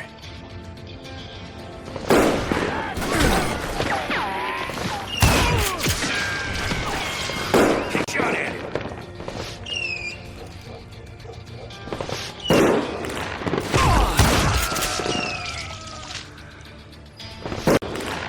Watch where you shoot!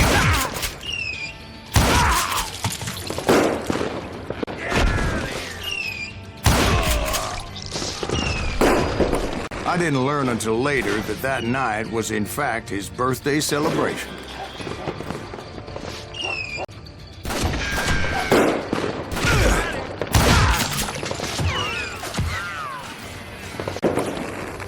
Put some holes in him!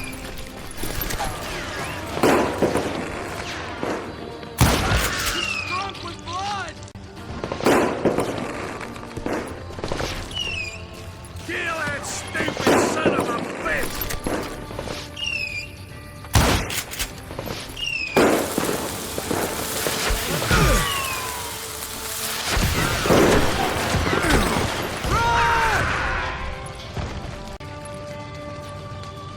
Shoot him! Shoot him!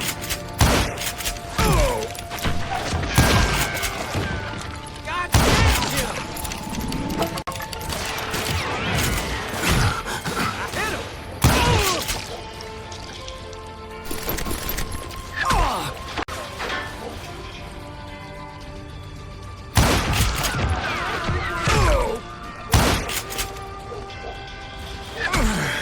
I think he's scared.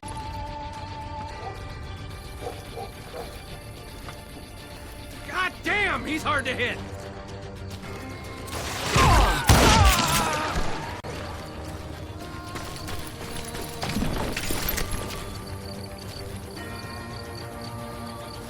You can run. Can't hide forever.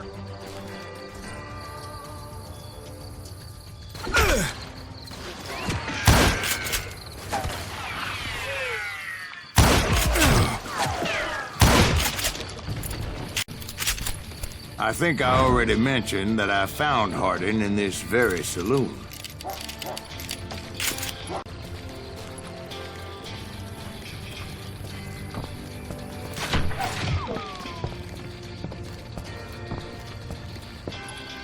Suffice it to say, nobody there was happy to see me.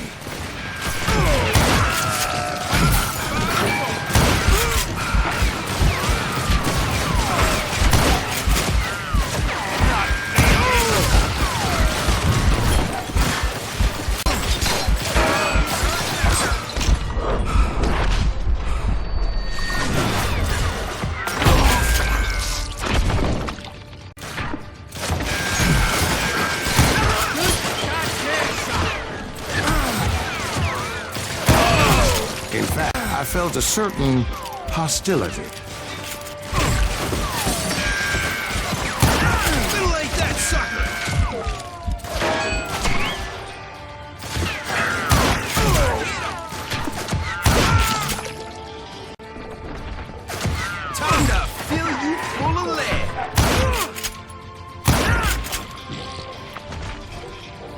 you know you can't beat me. I was disappointed neither Bob nor John Wesley were among the dead. But that was short-lived, as a moment later I was facing down the fastest gun in the West.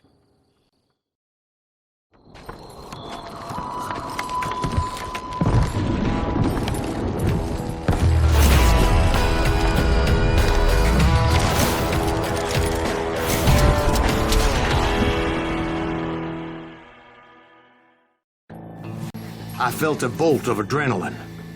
Or maybe that was fear. He was well known for his tricks, and I knew I'd need my own if I was ever to defeat him.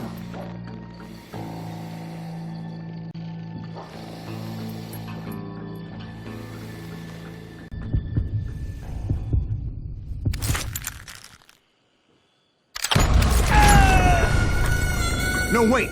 He didn't hit me then. I'm sure of it.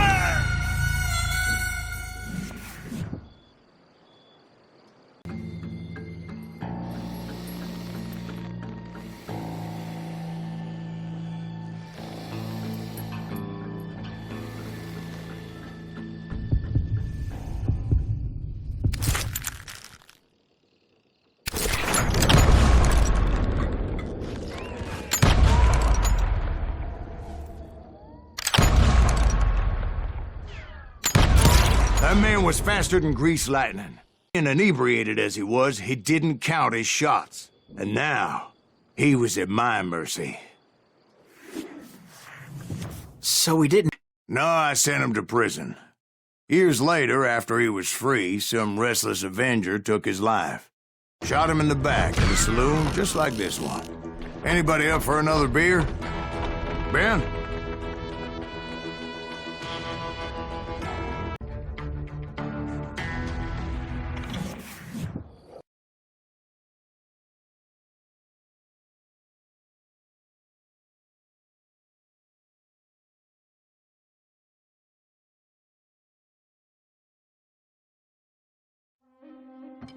Thank you, darling.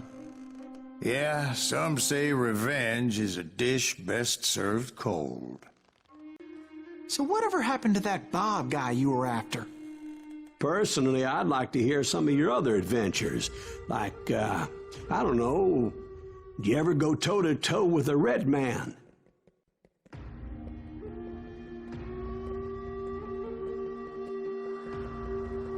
Yes, I did, Ben. I remember once I was after this renegade Apache, Grey Wolf. Strangely enough, revenge was also his primary motivation.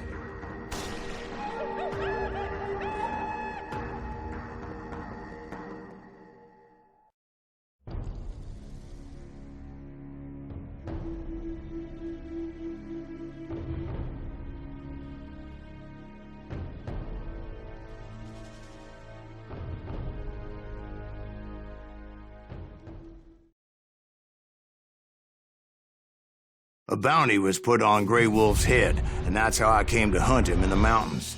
Mountains so high they tickled the nether regions of heaven.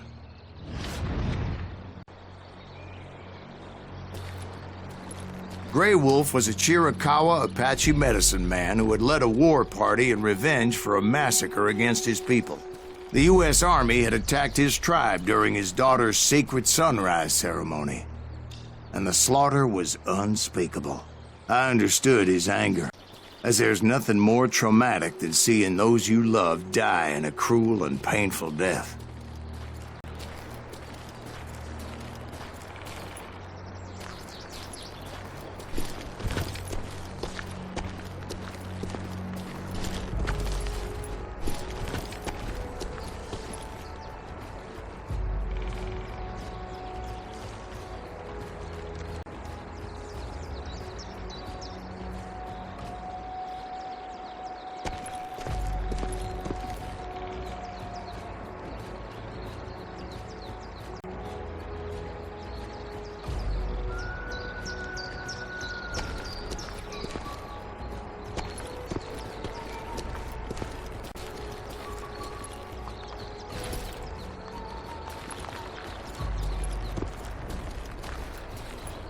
Right from the beginning, I couldn't shake the feeling that Grey Wolf was watching my every move.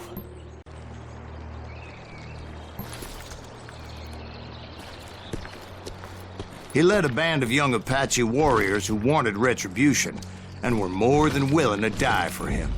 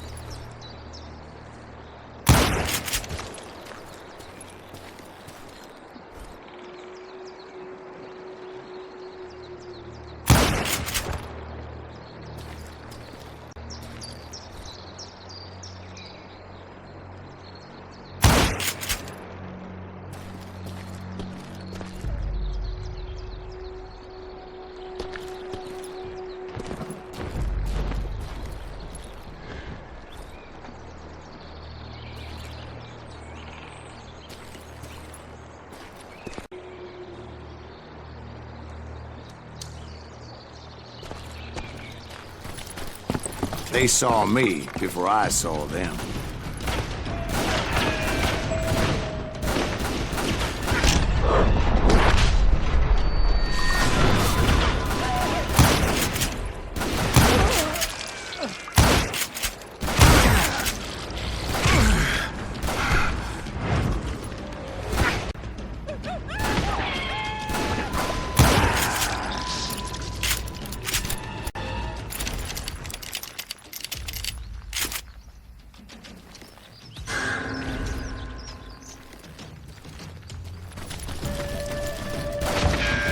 Crossed my mind that maybe this wasn't such a good idea.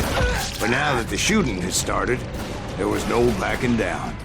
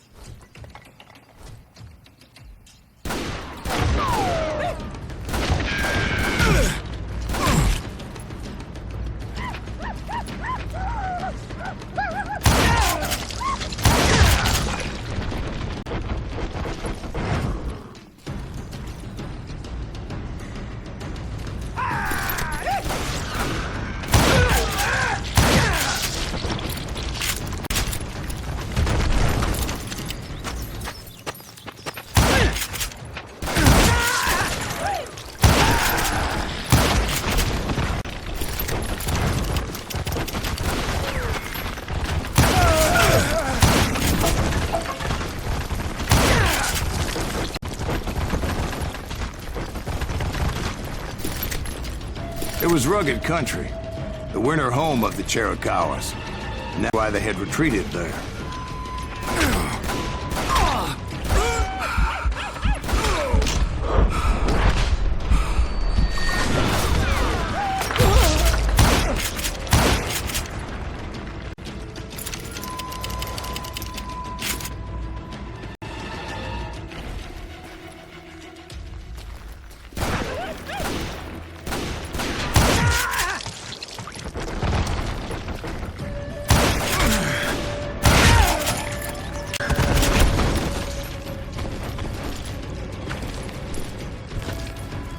I admit to having some regrets about going after them the way I did. But then again, I got a lot of those.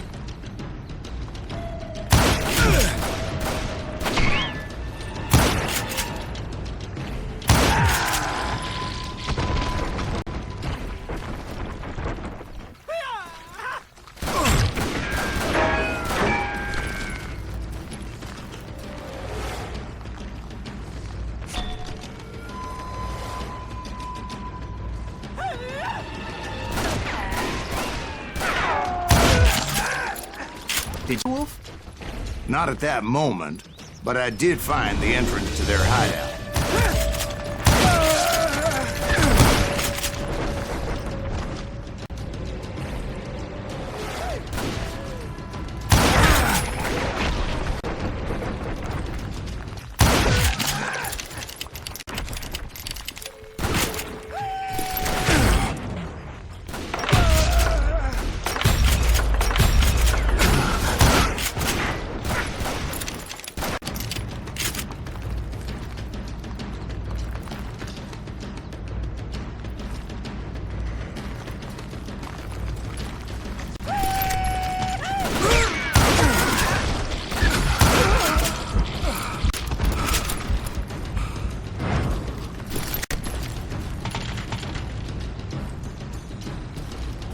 A deep crevice that led to a deeper cave. Don't tell me we're in there. Yeah, but it's not out of bravery so much as pure, angry cussedness.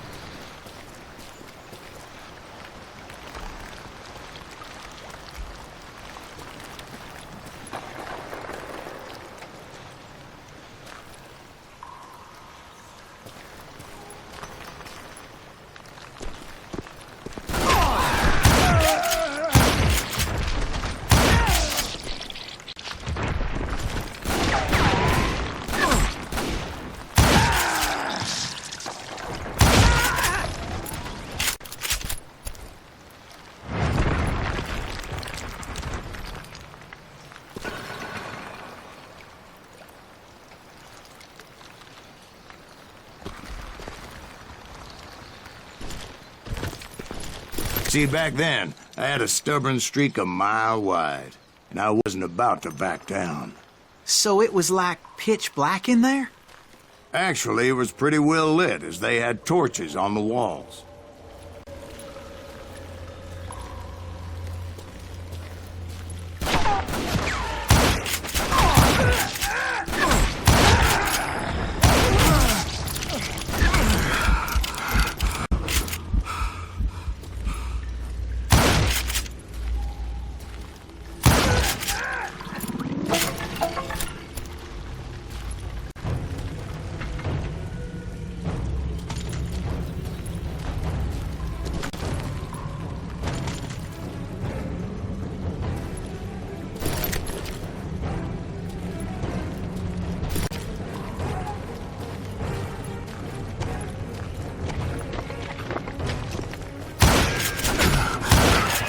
How big was his cave? Big as hell, Ben. Chiricahua had hid out there during the Indian Wars.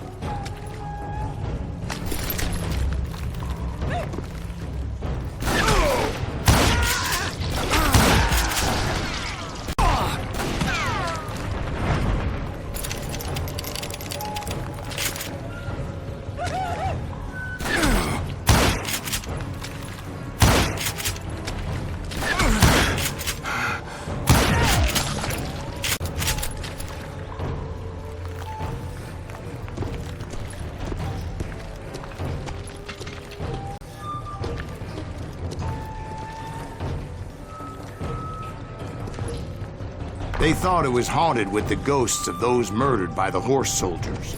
The cave was haunted with dead Indian ghosts?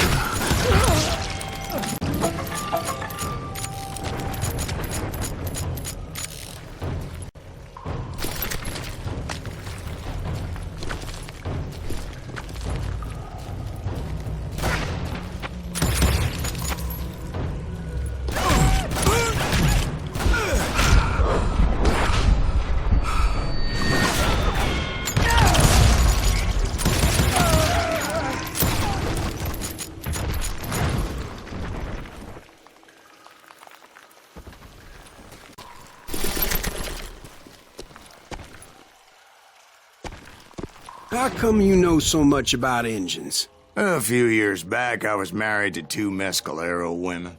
At the time? Yeah, they were sisters. Polygyny is traditional among the Mescalero. So what happened? Oh, I had to get out of there. Those girls never shut up. Both of them nagging at me all the time. Drove me half crazy. Haven't seen them since. No, I mean, what happened with Grey Wolf? Oh, well, I pursued him into the Cave of Death.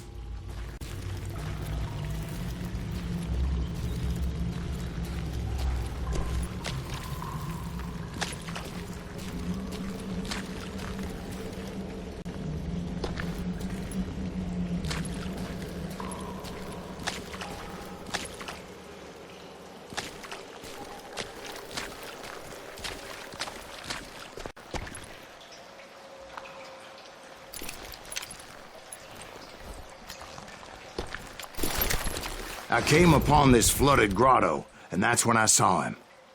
He came to me unarmed and unafraid.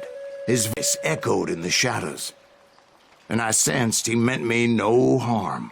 You carry great darkness in your heart, and if you do not release it, it will claim your soul. The sound of his voice put some kind of ancient Indian spell on me.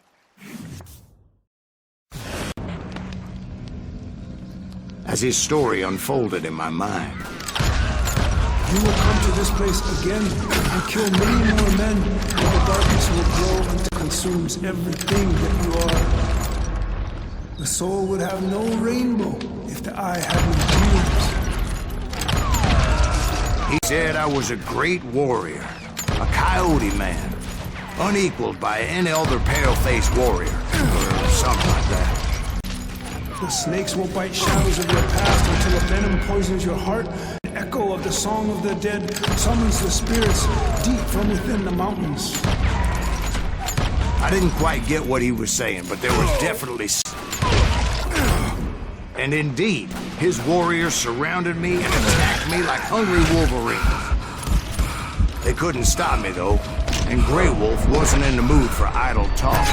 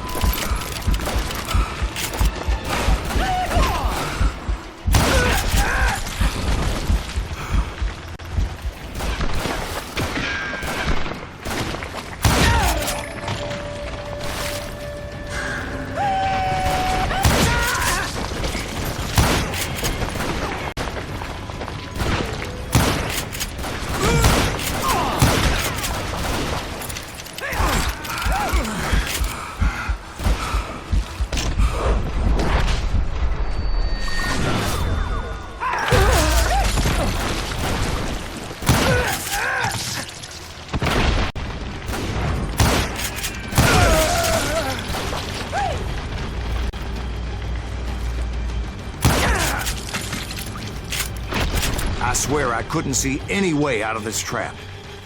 One just appeared, kind of like a miracle.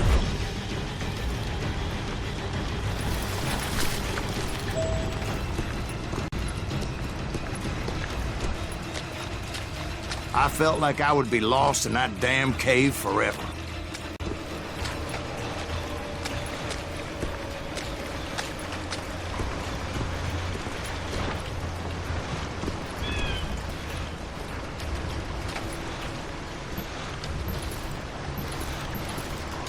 Finally, I found myself back outside, perched on the edge of a precipice, overlooking thundering Whitewater River. To get where I was going required several leaps of faith. but no way in hell I was turning back.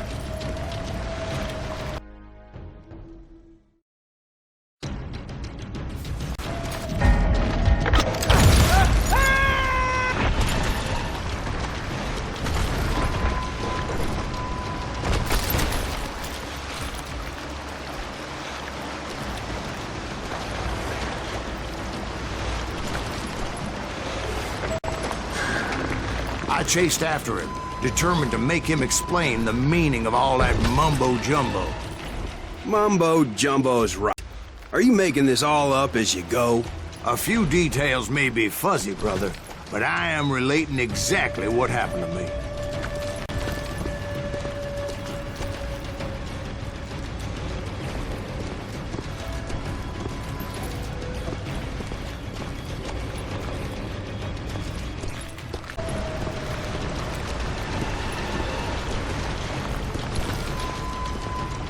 There were dozens of Apache warriors aiming at me from on high. Dozens?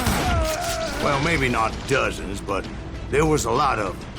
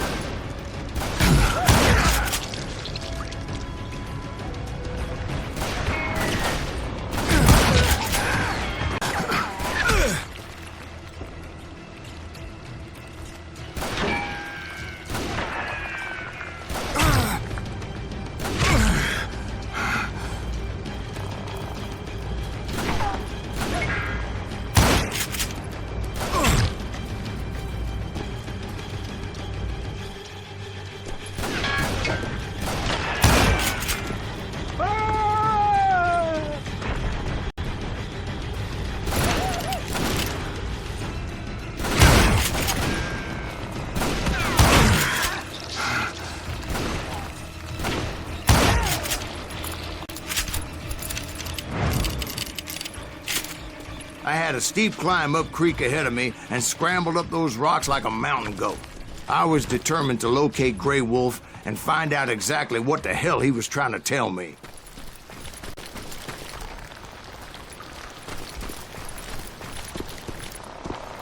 And wouldn't you know it, that crafty son of a bitch led me right into a trap. What kind of trap? Well, son, there had to be at least 100 Apaches surrounding me. 100?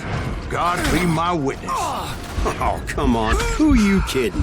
Hey, I believe you. Come on, tell us how it ended. All right, but I'm not gonna drag this out. Where were we? You were surrounded by 100 Apache warriors. Well, I didn't take the time to count them exactly, but there were a lot of them.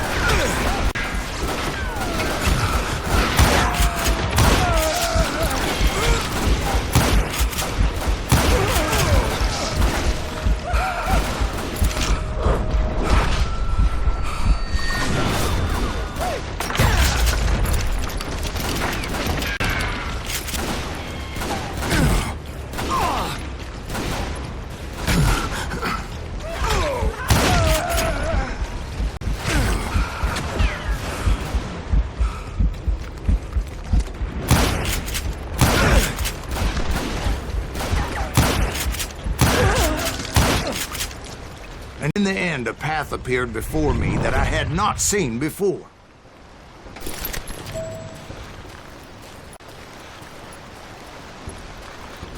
I followed it as I desperately needed to find out what Grey Wolf was trying to tell me.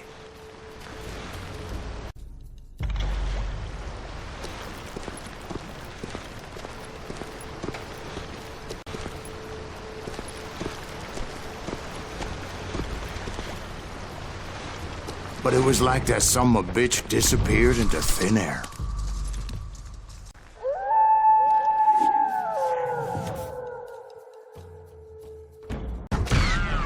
Never did find him.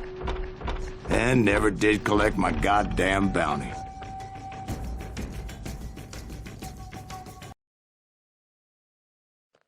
Thank you, darling. It's interesting how the truth can sometimes seem, might malleable, depending upon your point of view. How those dime novels make you out to be something you're not? Jack, don't be starting trouble. No, he's right. They do tend to exaggerate. Exaggerate your part in taking down the Daltons? Well, I was there in the flesh, boy, so I saw what happened firsthand.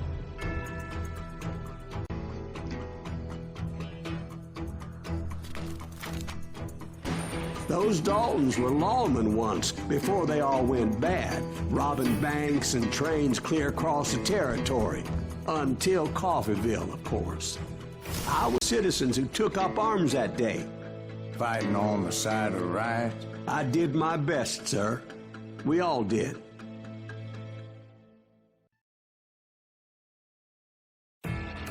It was early morning. One of my friends was a local gunsmith, and he handed out firearms to anybody who'd take one. You see, the Daltons got it in their heads to rob two banks at the same time. Two banks on the same damn street. Story was Bob Dalton's girl was always writing about how he had no ambition. Oh, you're nobody next to Jesse James, she'd say. Finally, the bastard took his brothers to Coffeeville just to shut her up. Right. It's always the woman's fault.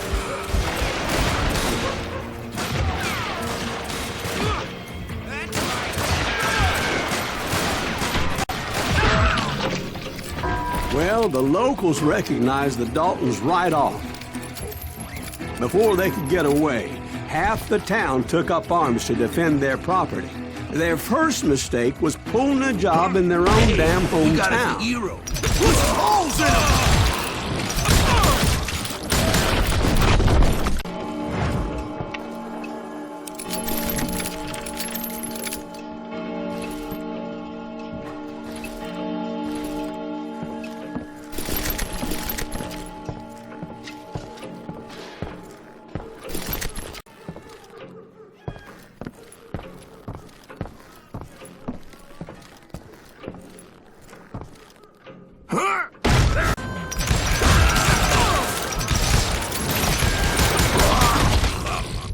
The brothers paid dearly for their stupidity, but everybody knows they had it coming. There's more to it than that.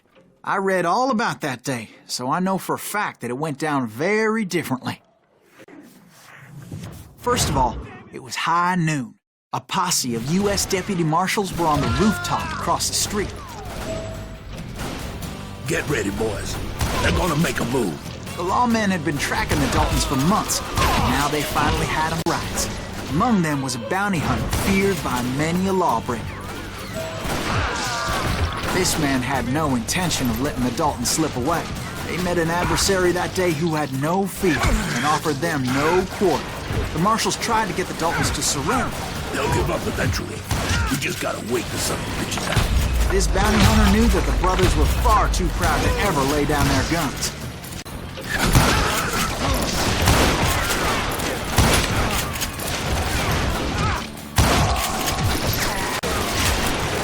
He went in there alone to confront those criminals. One of the marshals shouted, "Where are you going? Are you crazy?" Hey, where do you think you're going, dumbass? That rifle's mine. He saw a way to get around to the back of the bank. Then he figured out how to hit the Daltons from a direction they weren't expecting.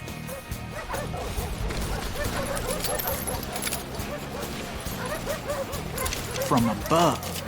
Fortunately, a water tower was right there. A moment later, he was climbing up a steep ladder, laughing at danger as he did.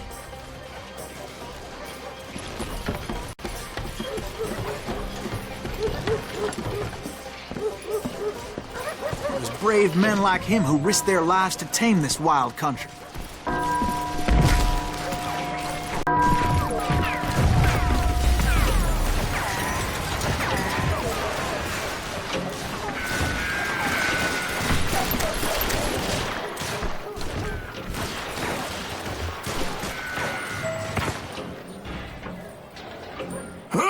We've got company.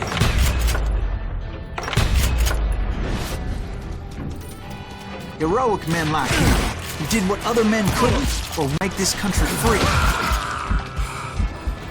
Like Jim Bowie and Crockett, who died defending the Alamo. You see that?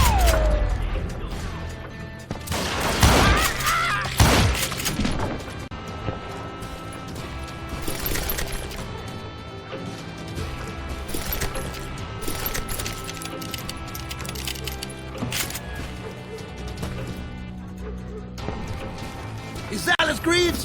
Son of a bitch!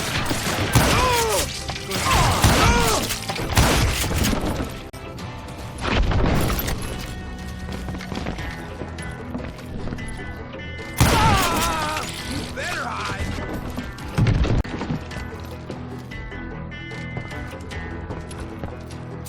You just...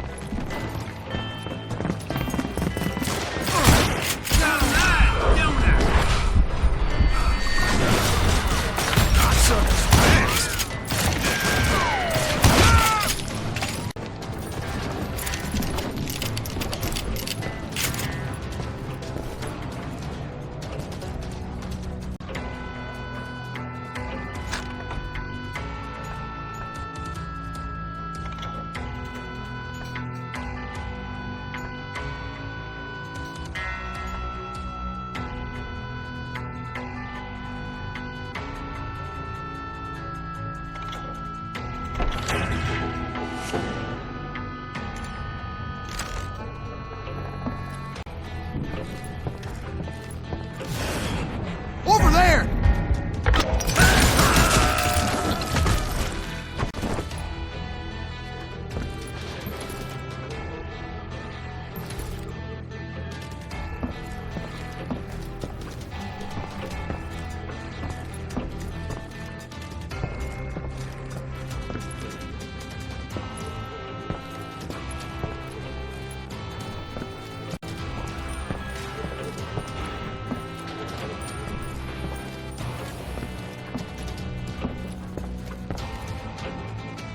That's Silas Greaves! What the hell? Blam! He came away victorious, taking down those thieving Daltons. You can run! Can't hide forever.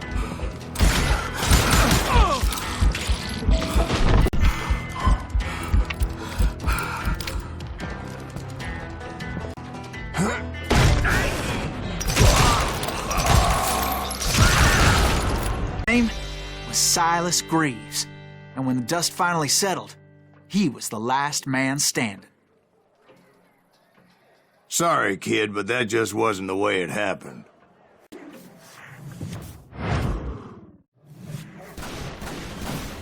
It was early evening, not high noon.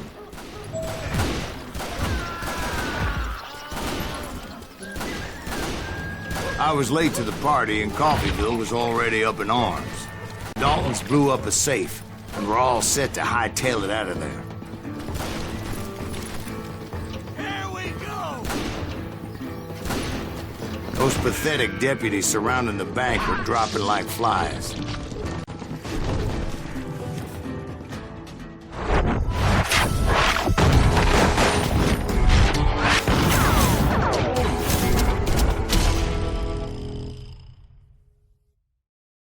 I had been tracking those jokers for months, waiting for them to do something reckless. In for the kill. Finally, they did. Those stupid bastards decided to rob 2 banks at the same time, the same town where everybody knew them. But they still had friends in Coffeeville.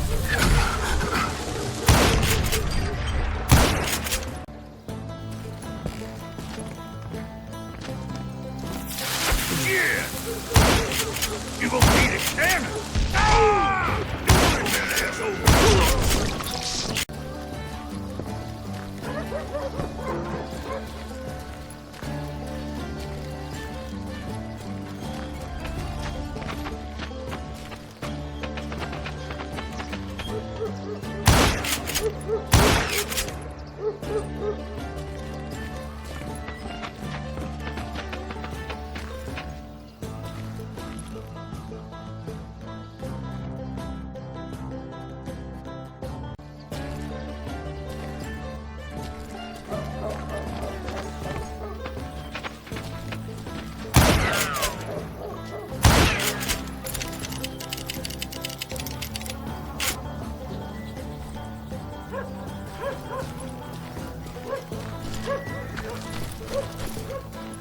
Hey, we got a hero. And those friends came after me like a pack of wild dogs. Tooth and nail.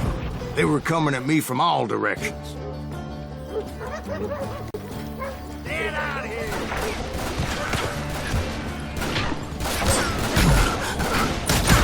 It's you and me!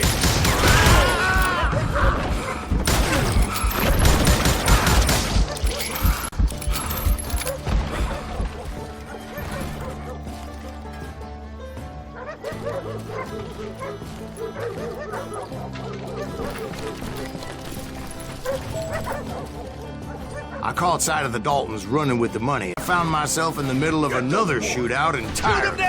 Did the Daltons hole up in somebody's house? No, it was the Smiths, I They believe. know who we are! They were cousins of the Daltons. And they were shooting at the Browns, who were shooting at the Daltons. Which wasn't any surprise, because those 2 families have been feuding forever. And since the Joneses are related to the Browns, they shot at the Smiths, pissing off the Heimhoffers, whose daughter recently married a Smith. Well, bullets were flying every which way as all the old feuds in Kansas caught fire all at once. There was a hell of a lot of pissed off people in Coffeeville that day. But that's just the way life is sometimes. Shit happens.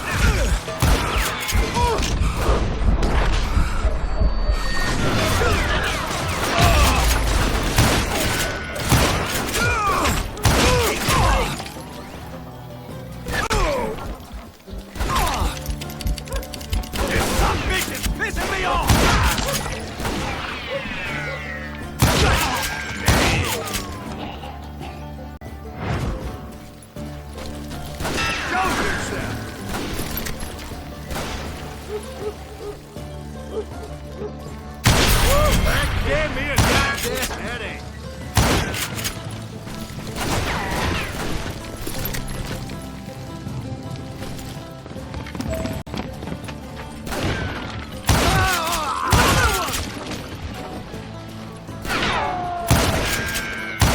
That's it for you. Come out, you yellow bastard!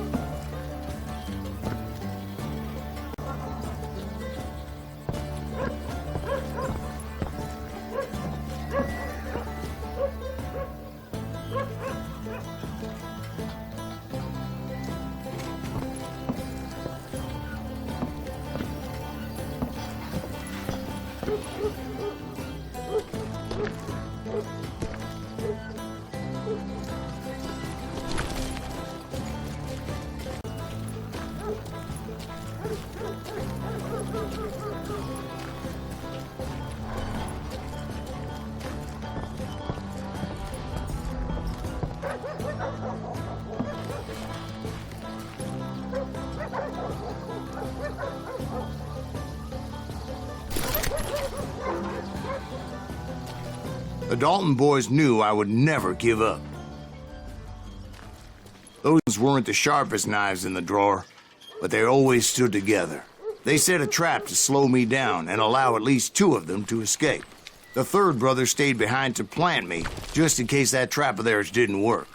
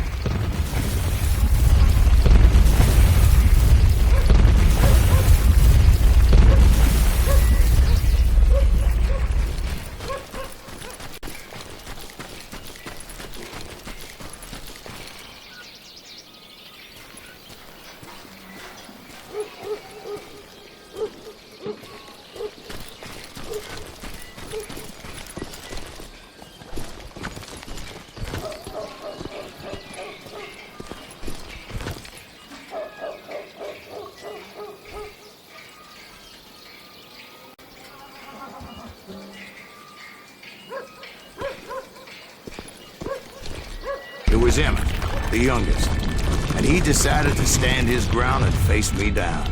I ain't afraid. You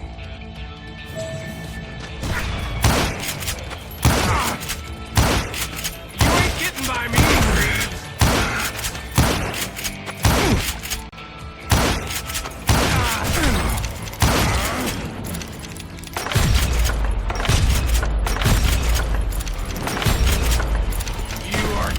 Law dog!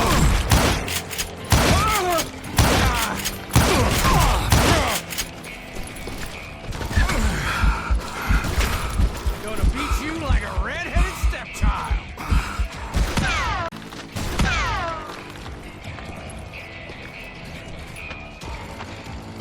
I'm gonna plant you where you stand!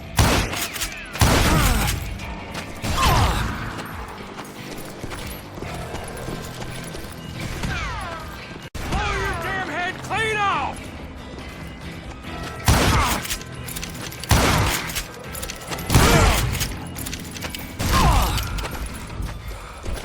I'm gonna cut you in half!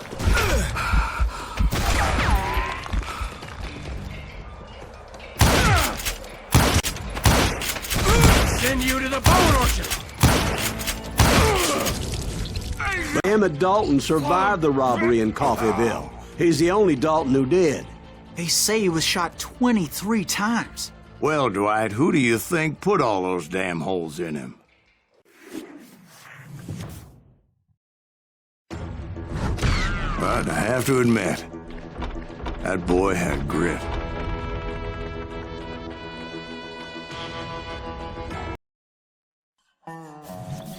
We'll get those suckers! It took me a couple of days to track the Daltons down. They can't get away with this! And in that time, a whole posse of local vigilantes offered to lend a hand. We'll track him to the ends of the earth.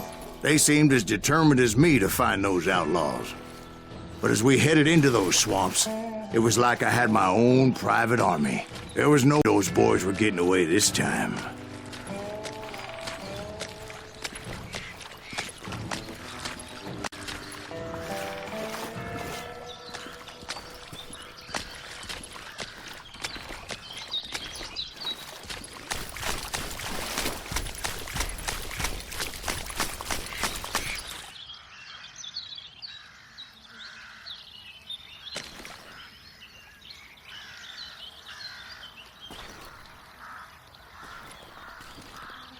It was early fall, right? Beautiful time of year. At least you had the weather on your side. Not by my recollection. It was damp and foggy as hell.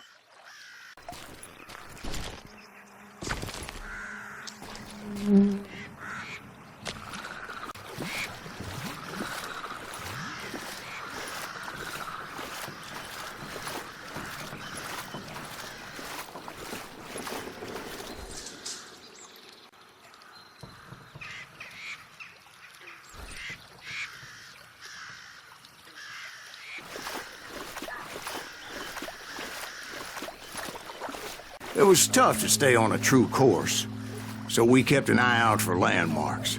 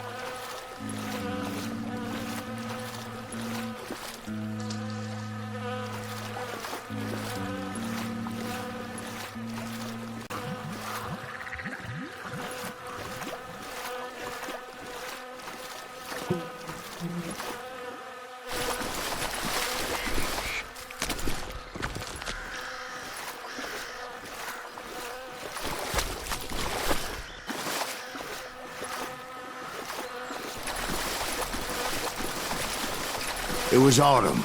The maple trees were in full color, red as blood.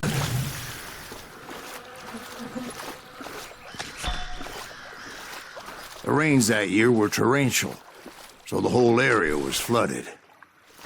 The vigilantes had spread out wide, and pretty soon I couldn't see anybody.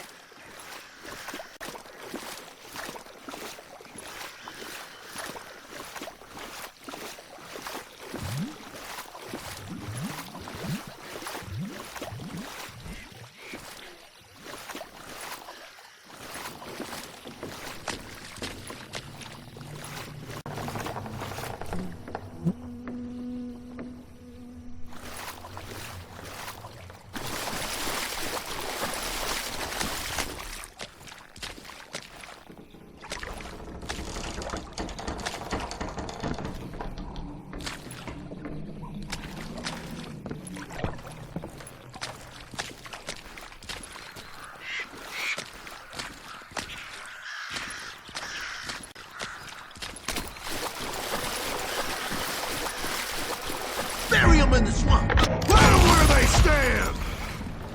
Except for some bitches ahead of me wanting to do me harm. So I had to face them alone.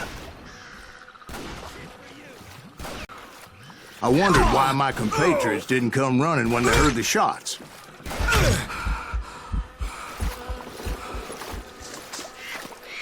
It's you or me! Had enough?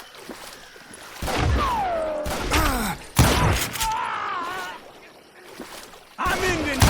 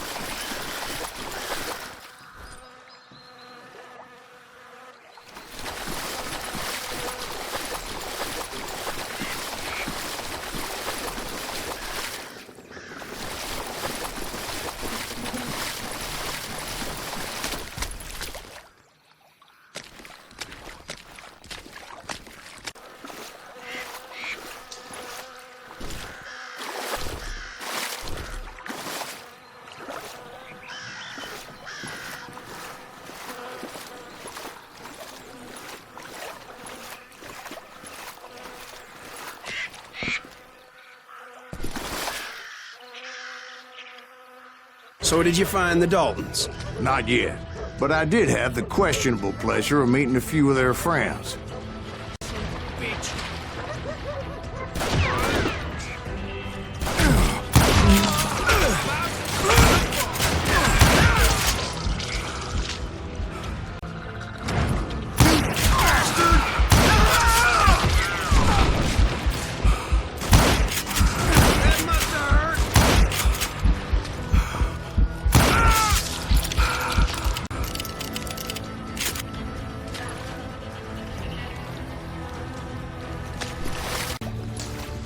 They're gonna bury you in a million pieces. I'm gonna cut you in two.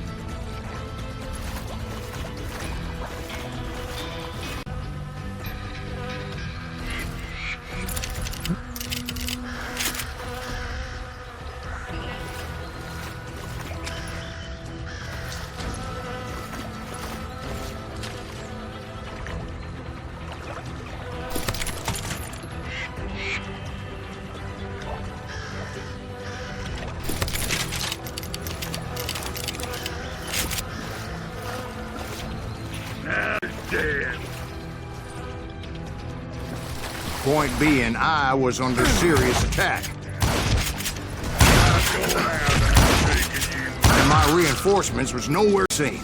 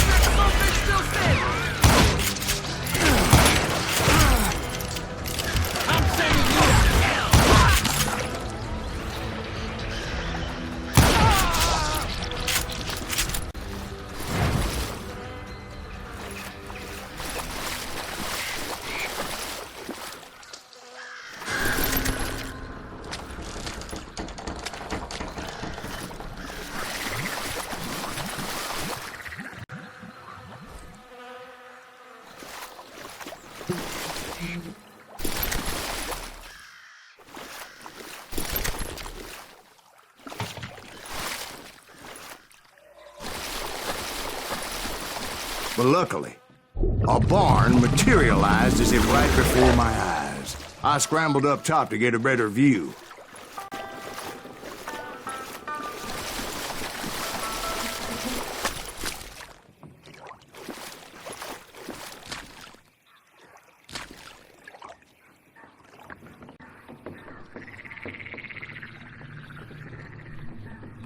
But just ended up falling inside. So, how did you get out?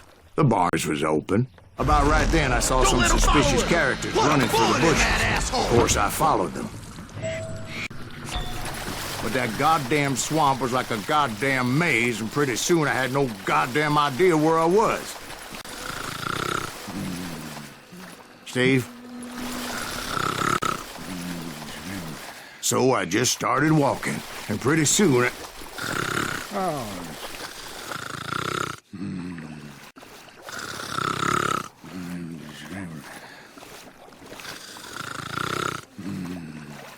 Steve? Steve? Huh? Oh, no, I'm listening. Indians surrounded me from all sides.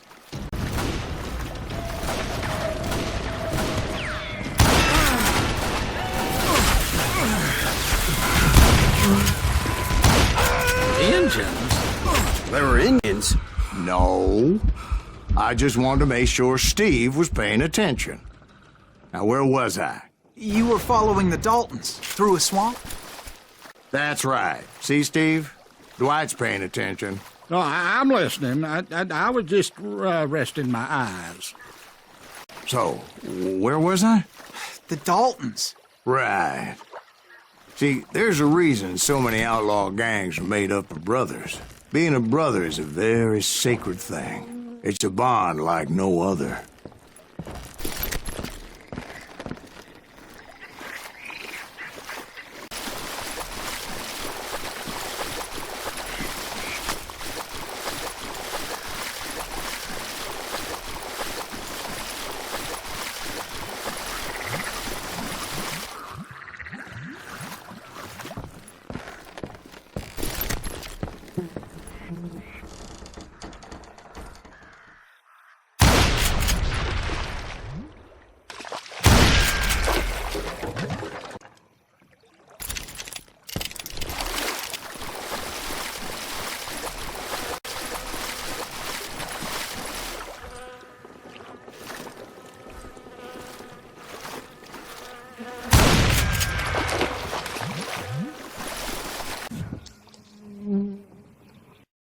Hunters!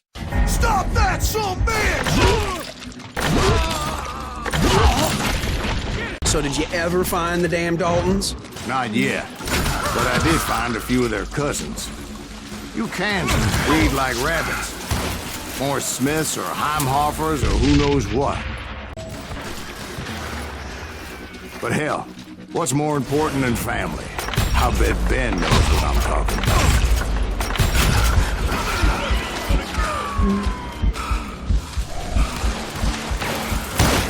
Kill that goddamn...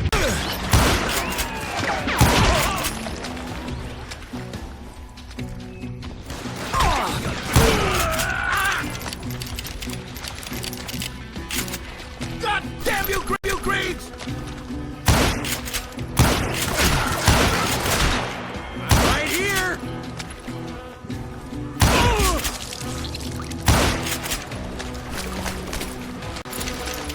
Kill Greaves!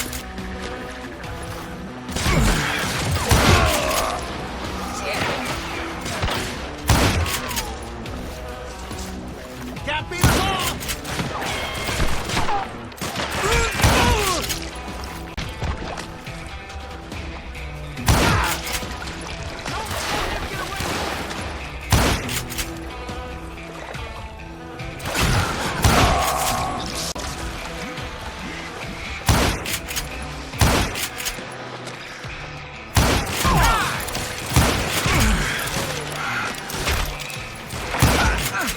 You're dead!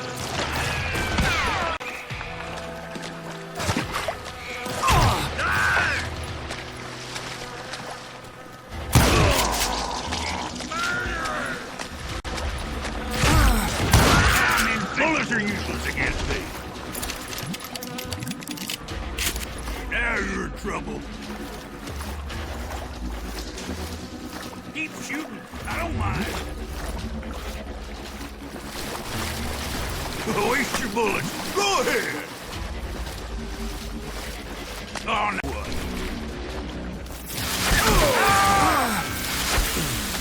Shoot, I dare you.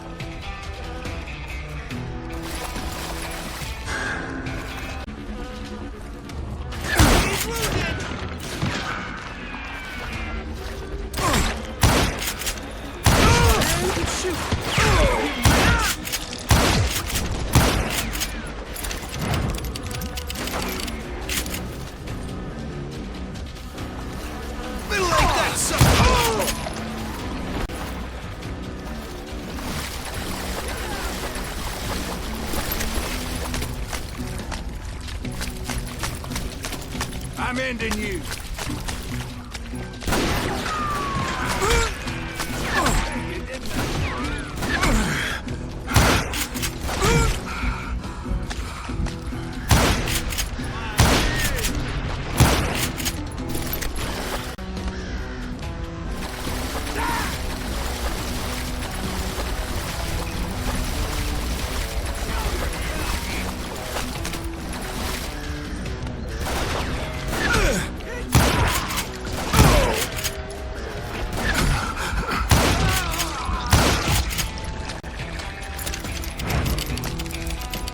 He called down the thunder.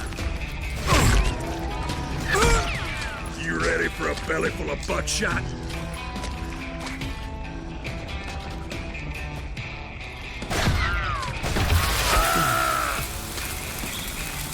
It's time to end this.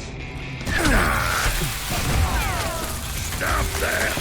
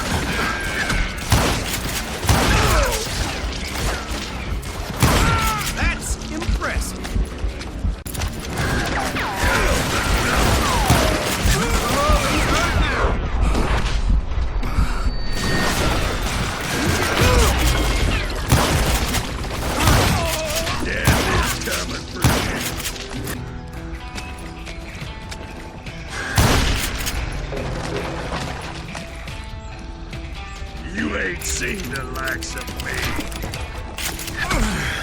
I'm gonna blow your damn head off. A wounded grizzly's twice as dangerous. I knew those Dalton boys were out there somewhere, banding together against anyone who would threaten them.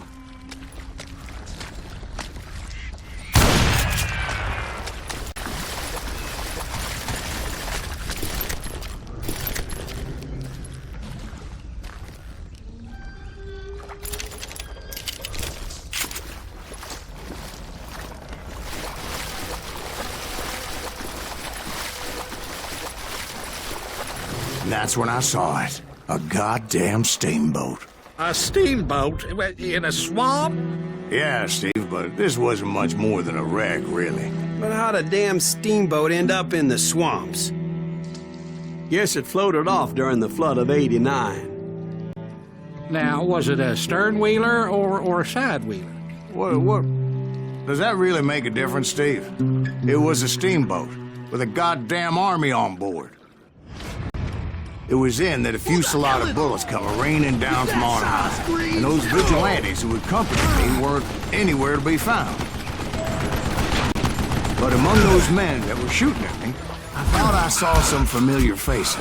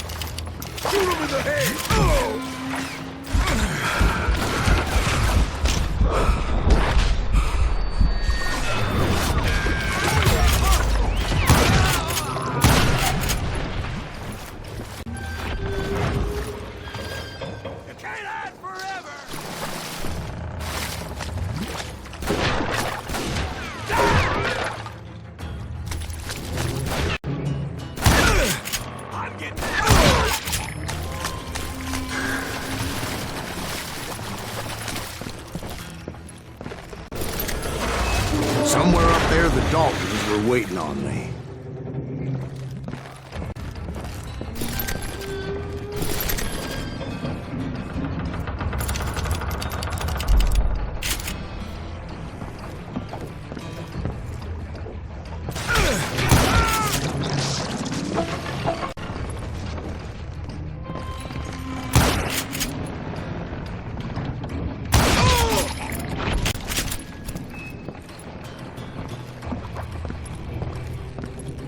Sounds like you don't give up too easy. That's the kind of man I am, Ben. I set out to do something. I do it. Surrender just ain't in my nature. Plus, I'm stubborn as hell.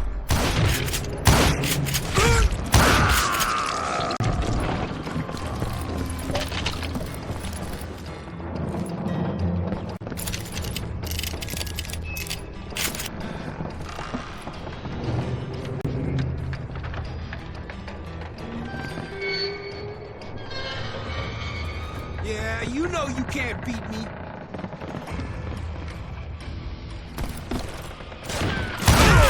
Come on!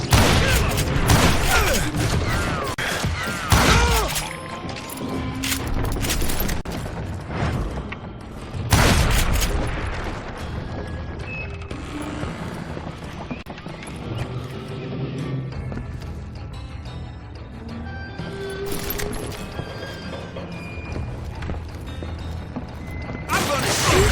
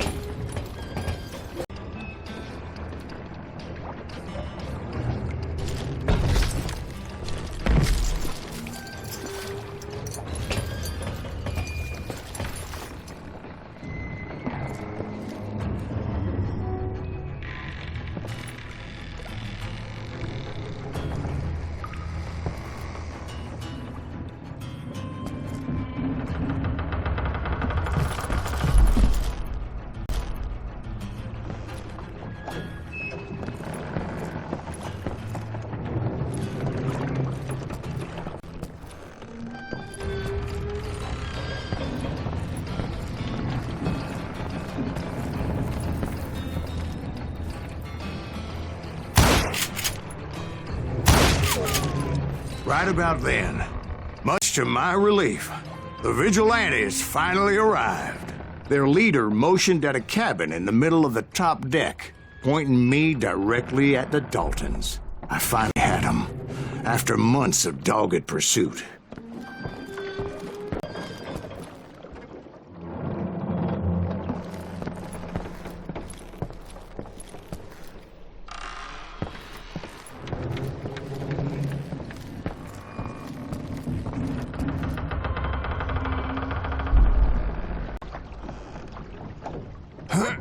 Turned out that they had me. Take him out!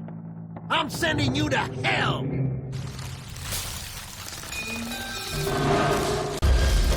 The Daltons had played me Not so like a tough fiddle. after all, is it? Apparently, the vigilantes were on their damn payroll. They didn't just want to shoot me. They wanted to burn me alive. But finding my way out of a burning labyrinth proved to be quite a challenge. It was a riverboat, right? I mean, it's not like it was a goddamn ocean liner. Well, yeah, but I was in a What spot. about that ship that's gonna launch next year? Largest one in the world. You're talking about the Titanic. If you ask me, it's too blessed big. I don't think it'll even float. So anyway... Stupid, Steve. They know what they're doing. They say that the Titanic is unsinkable. Oh, God. But getting back to that steamboat, how'd you get off it, Mr. Greaves? I took in a lot of smoke that day, so I admit my recollection might be a bit hazy. But somehow I managed to... Don't be stupid, Steve. They know what they're doing. They say that the Titanic is unsinkable. Oh, God. But getting back to that steamboat, how'd you get off it, Mr. Greaves? I took in a lot of smoke that day, so I admit my recollection might be a bit hazy. But somehow I managed to finally disembark. I was coughing up smoke and pretty damn pissed. I was done playing games with those boys.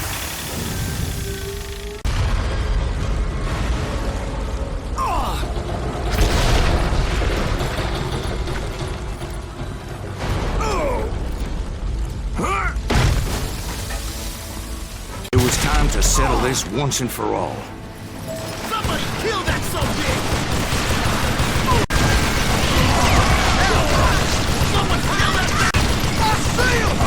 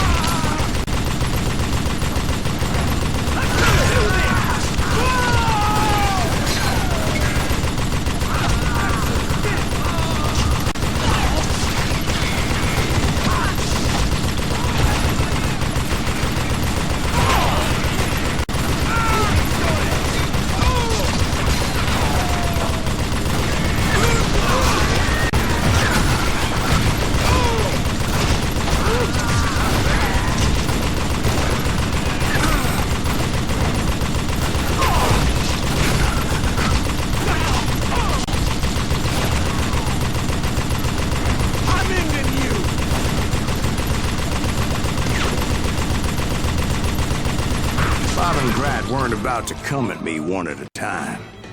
They were in this together.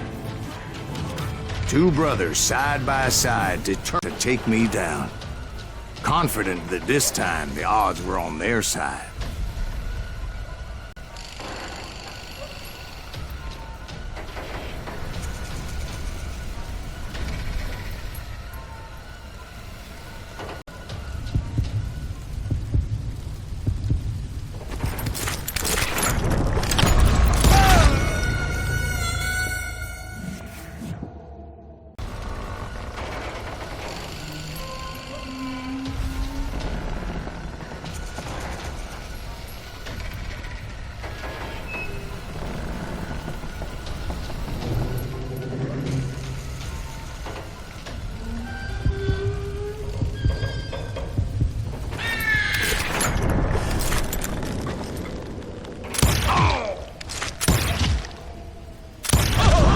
They got it wrong. A sad end for those two. If they'd only known that Emmett was still alive despite his wounds. Parole 14 years later. He moved to California and sold real estate and lived off the legend of that fateful day. And the tragic death of his two brothers.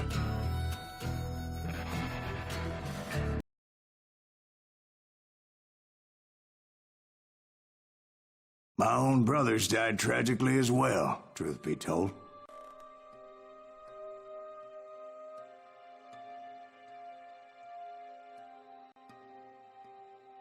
It was 1868, and me and my older brothers were pulling a tidy profit running cattle into Juarez, Mexico.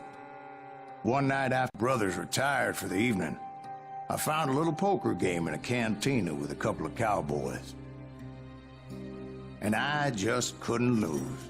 I even won an old Spanish coin that had to be 100 years old. Well, I was mighty pleased with myself the next morning as my brothers and I rode for Texas. But before we crossed the border, those cowboys caught up with us. It was Johnny Ringo, Roscoe Bob Bryant, and another asshole named Jim.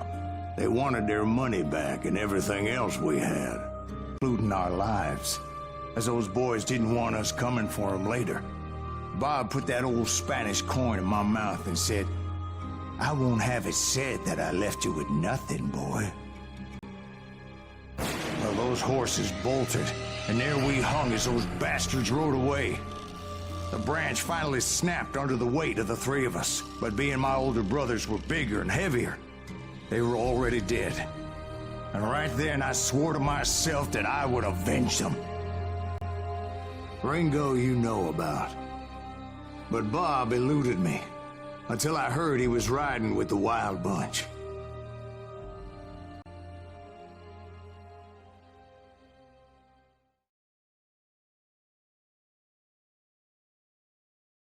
I'd been on their trail for months, ever since they left their hideout in the Bighorn Mountains. Led Butch Cassidy. They were a loose association of outlaws who robbed banks and trains from Colorado to Montana. Among them was the Sundance Kid, and that murderous hombre I was tracking, Roscoe Bob Bryant. Were you on that giant Pinkerton posse after the Wild Bunch? No, boy.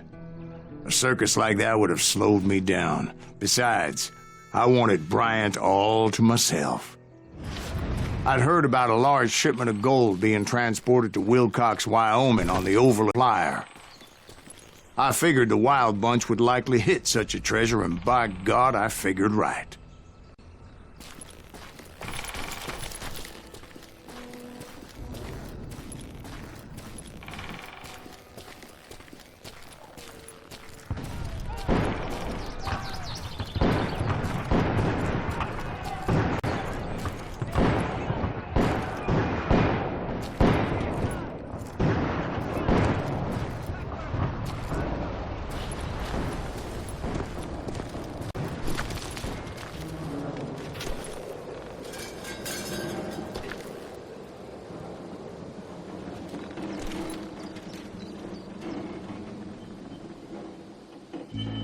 They blew the bridge with the intention of forcing the train to stop.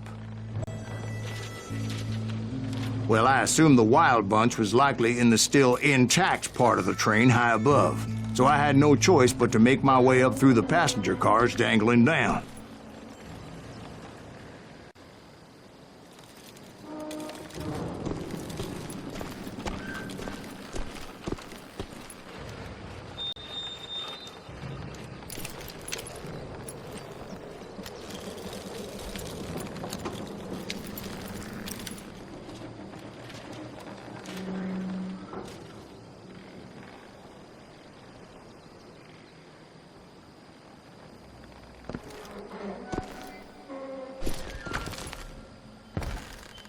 I was determined to make that sumbitch Bob pay for what he did to my brothers.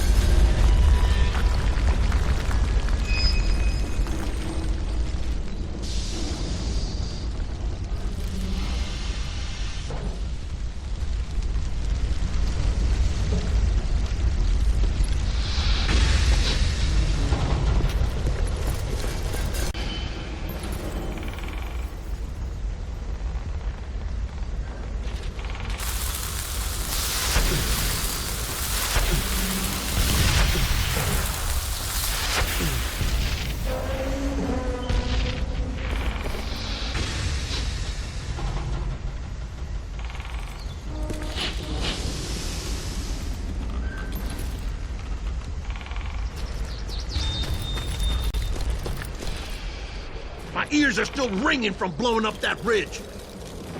What'd you say? I can't hear a goddamn thing. Well, I made my way off unscathed and came a few members of the gang and had no choice but to dispatch. That's Silas Greaves! What the hell?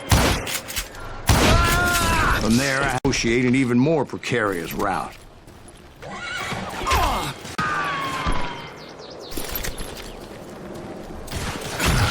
First, I would need to get my ass out of there.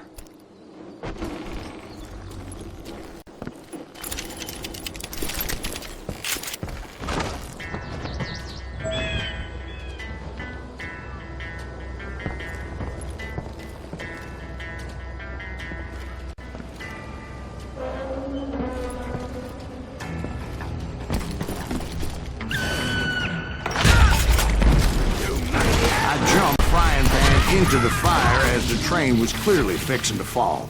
I had found the gang, but in order to find old Bob, I needed to fight my way forward past a whole passel of desperados.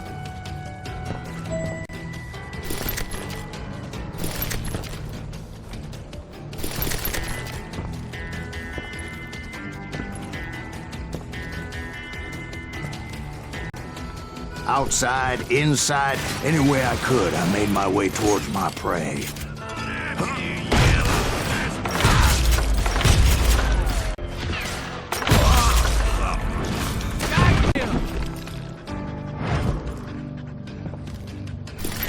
Time to die!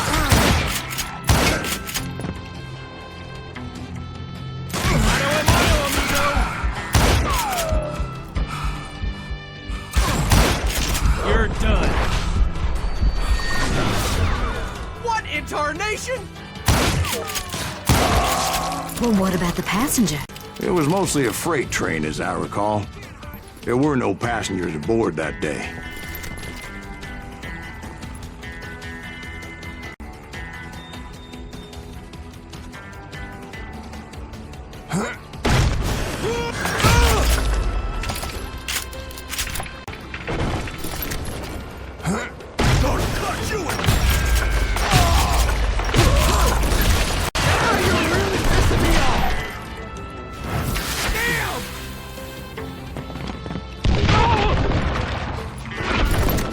Murderous bastard!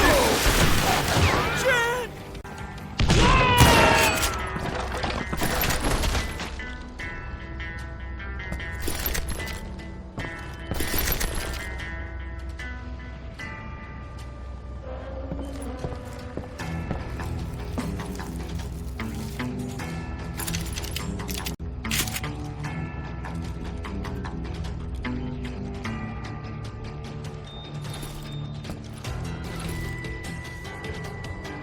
As I mentioned before, I am not fond of heights. But I was too busy dodging bullets to worry about falling to my death.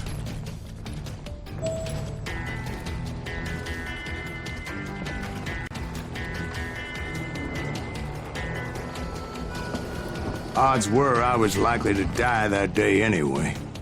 So I was determined to take down as many of those bastards as I could.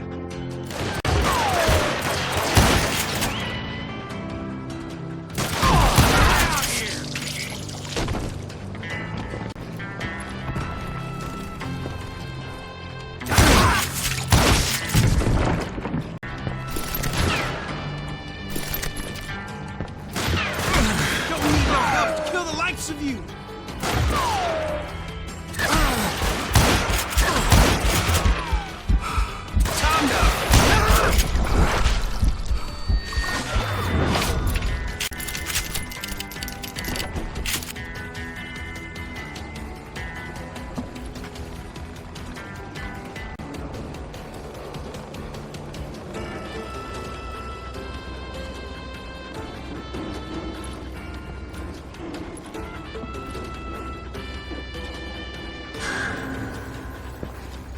You call down the thunder. At times, it was like shooting ducks in a shooting gallery.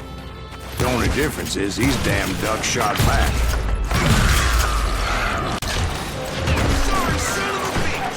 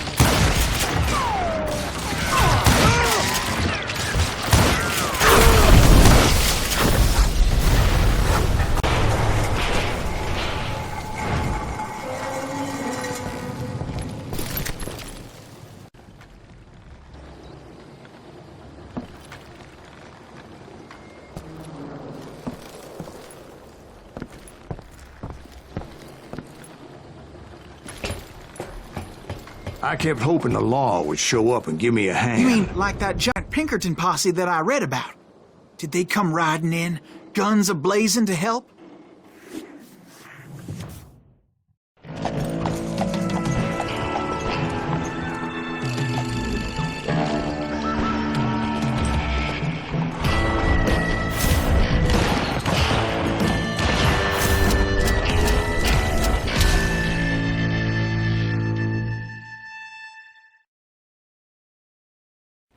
Help? From the Pinkertons? No, son. I had to fight the Wild Bunch all by my lonesome, as usual. Who the hell is that?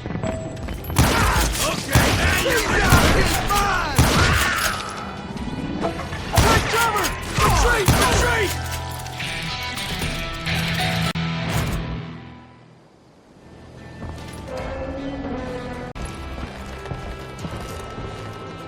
He's killing everybody! You call down the thunder. He'll kill us all!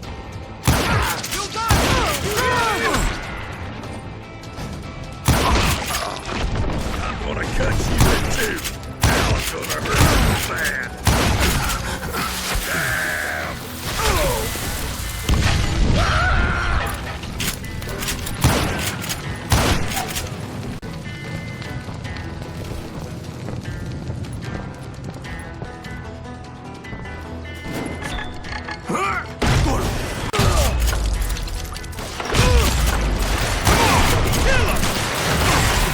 Is that dynamite?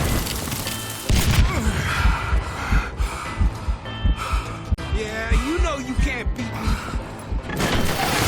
Look out! My guess is those dimes didn't portray this as it happened, did they?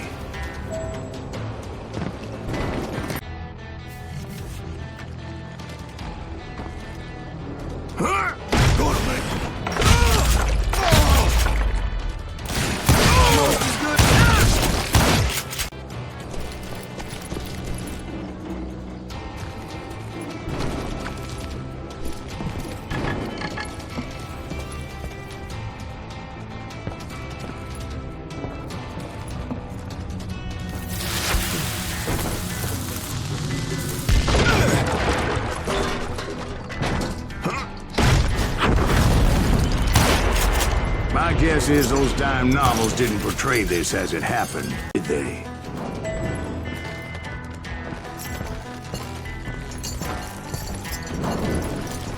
Only a few stragglers were left. I had to cut them down pronto if I was going to stay on old Bob's trail.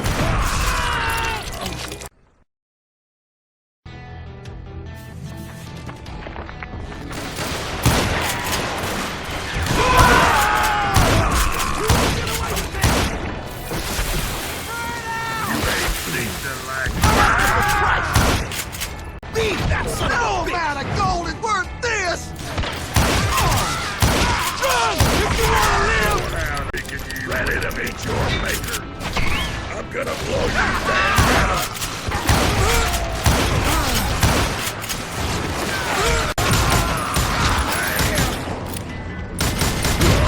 You ready for a bullet from one shot?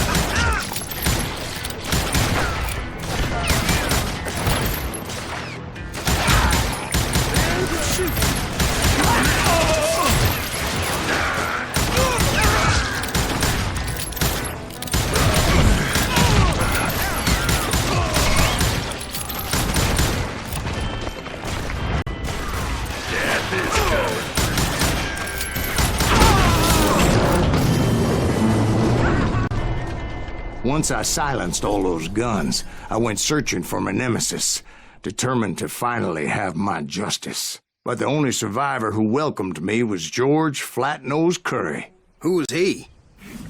The fastest gun in the gang. Right after Sundance, I mean. And Kid Curry, and maybe Elsie Lay.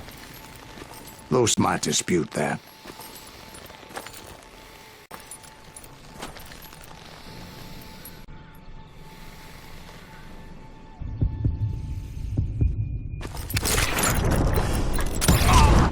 On that very day, Butch Cassidy and the Sundance Kid decided to leave the Wild Bunch behind. and decamped for South America.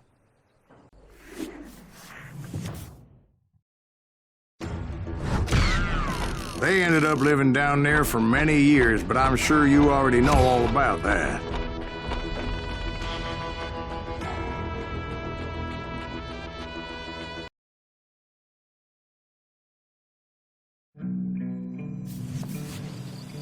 I tried to find Bob Bryant, but it was as if he'd disappeared.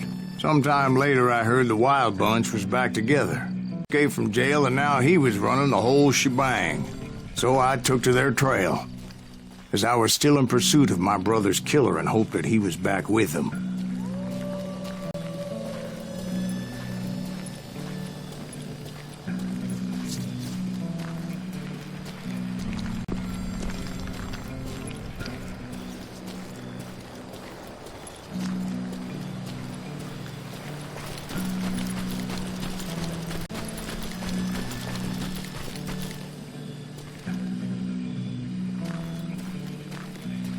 That kid Curry's kinda crazy, ain't he?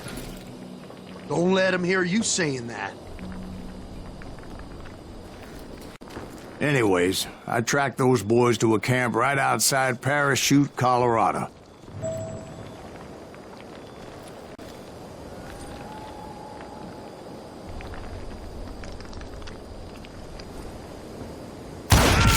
Who's shooting at us? We're under fire!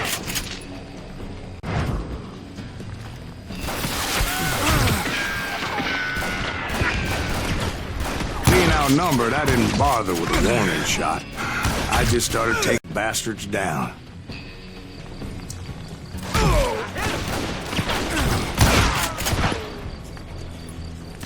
Somebody really ripped this son of a bitch off!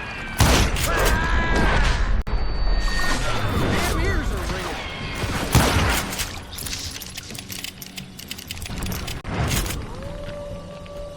Give it up now, and I'll let you go!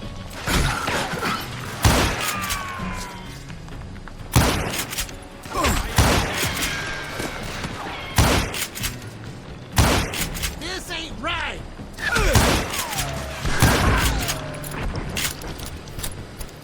Old buzzing among them, and either was Kid Curry. I could sense him close by, however, plotting something nasty. I just needed a clue as to their whereabouts.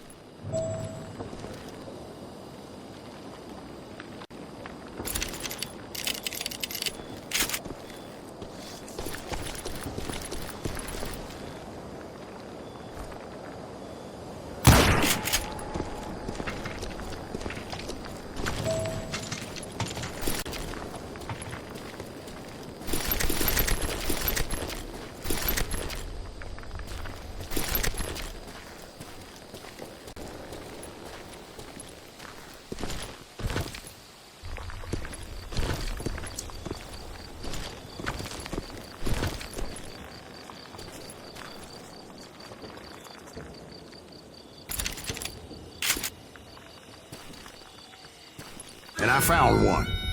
A map with their bold plan clearly marked. This time they were fixing to blow up a train trestle. Property of the Union Pacific.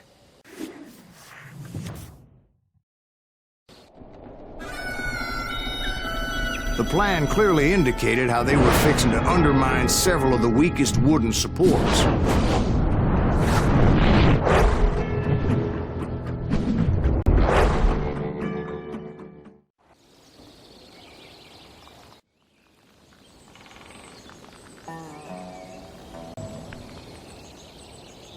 Kid Curry was considered the wildest of the Wild Bunch. It was said that he fathered 85 bastard children, though some say it was only 5.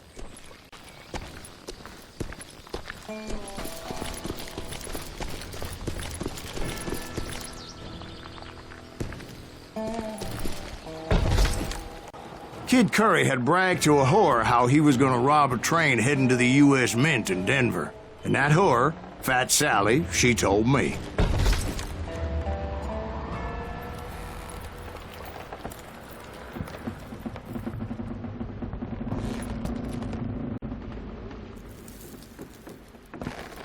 The bridge was rigged with dynamite, so I decided I'd best be careful confronting those bastards.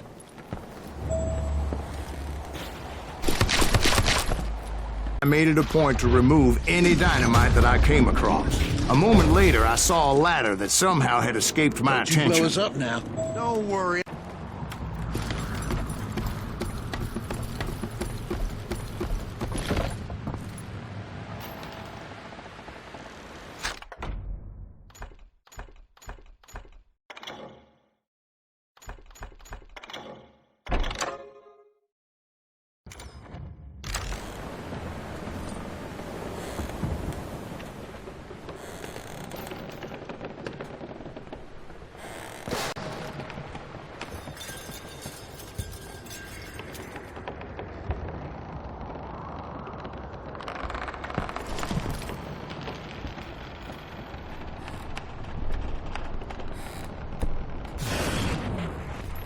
Who the hell's that? Hey, you!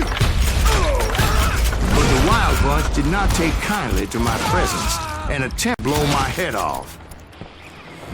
It appeared the kid had found a number of new recruits to bolster their ranks. Guess there's always desperate men willing to trade their lives for stolen treasure.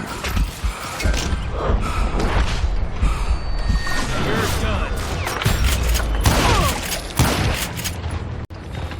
You can't hide forever. What happened next? Well, having removed the first bundle of dynamite, I might as well remove the other one. Once that was done, I figured I'd find my way from there.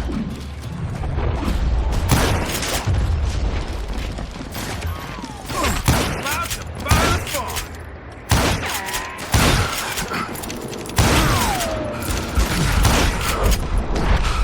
Shoot 'em hard!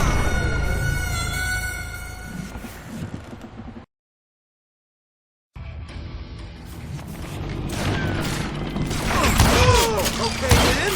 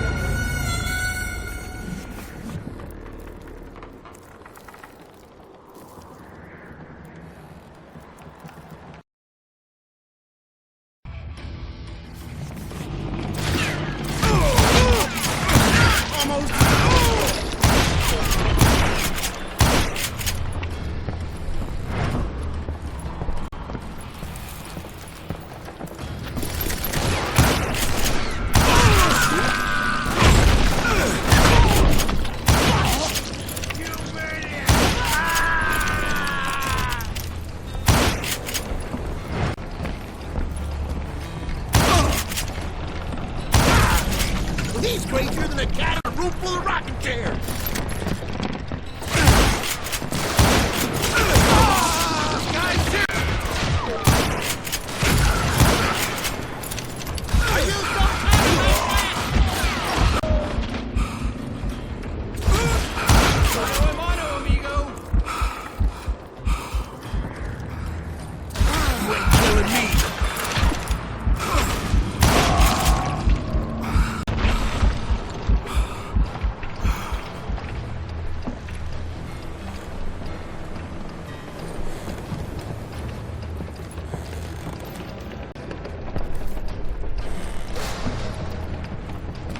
Hell's a coming.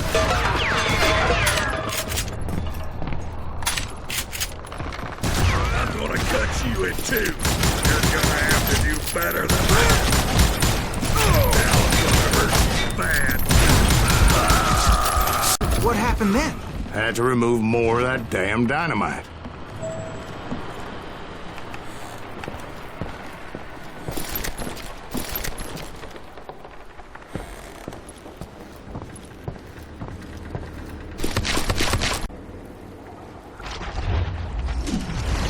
It must have been terrifying trying to make your way across. I was sweating it a bit, but then I noticed a footbridge tied up on high, so I shot the rope.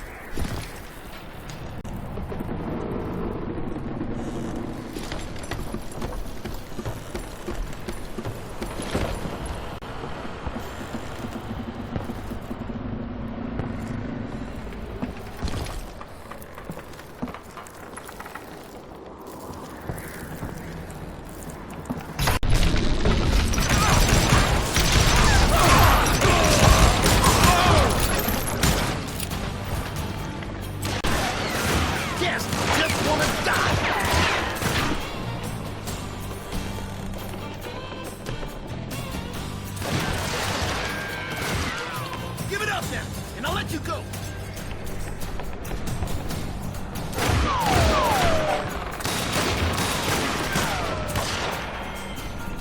Are you some kind of maniac?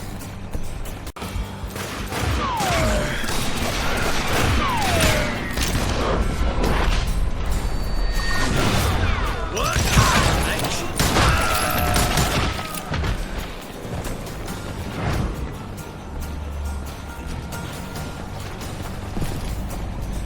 So that was all the dynamite?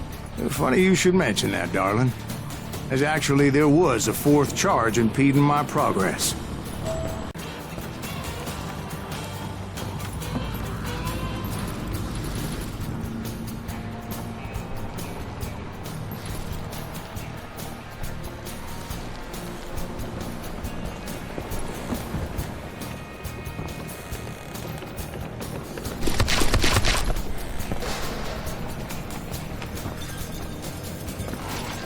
Once I removed it, my path was pretty clear.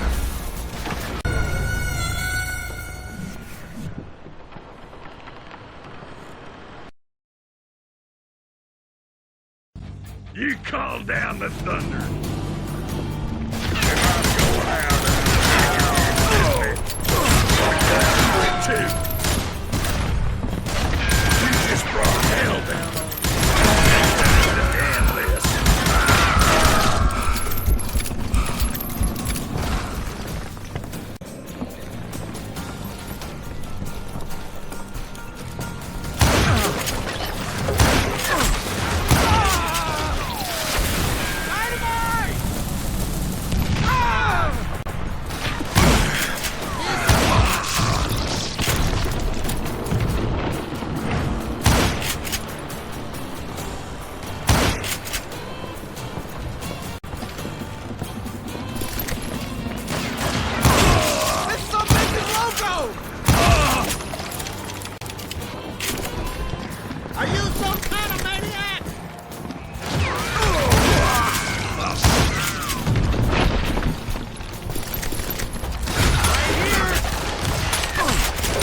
Proceeded onward. I realized that way just wasn't gonna work. An alternate path forward.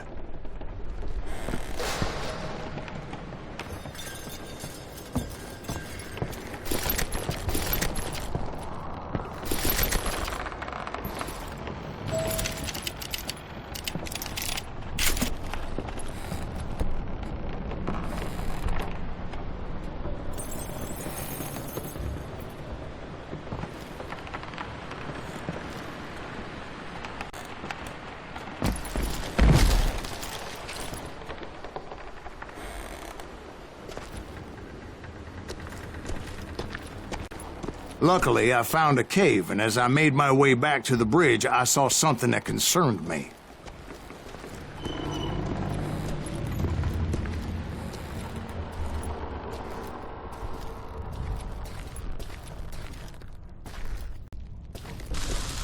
It was a long, burning fuse, and it was moving fast as hell.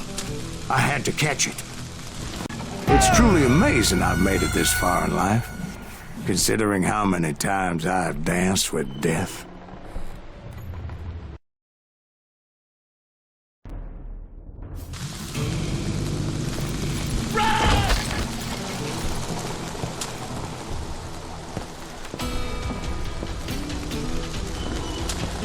The burning fuse was so damn quick, I had to run like the wind. I almost had it, but no. Thought I was gonna have a coronary when I lost sight of those sparks. My heart was pounding like a sledgehammer.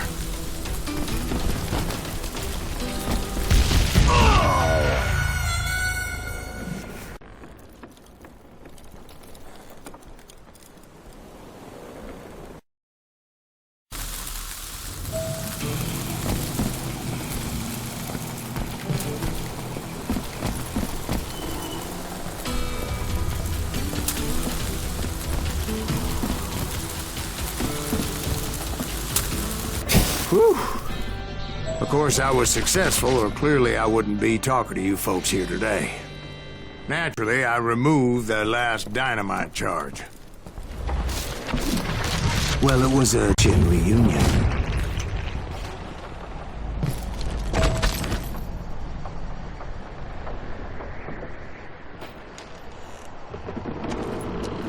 But by this time, I was thoroughly exhausted and dragging my ass as I was not a young man anymore.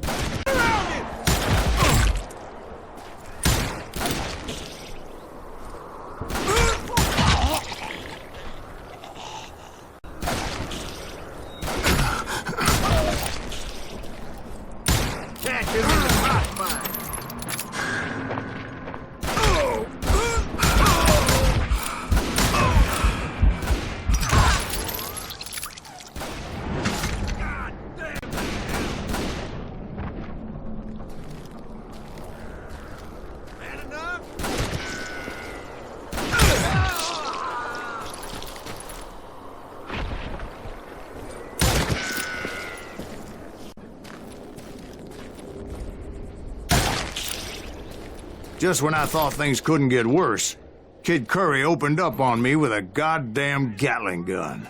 It was hidden in this tunnel and pretty well shielded.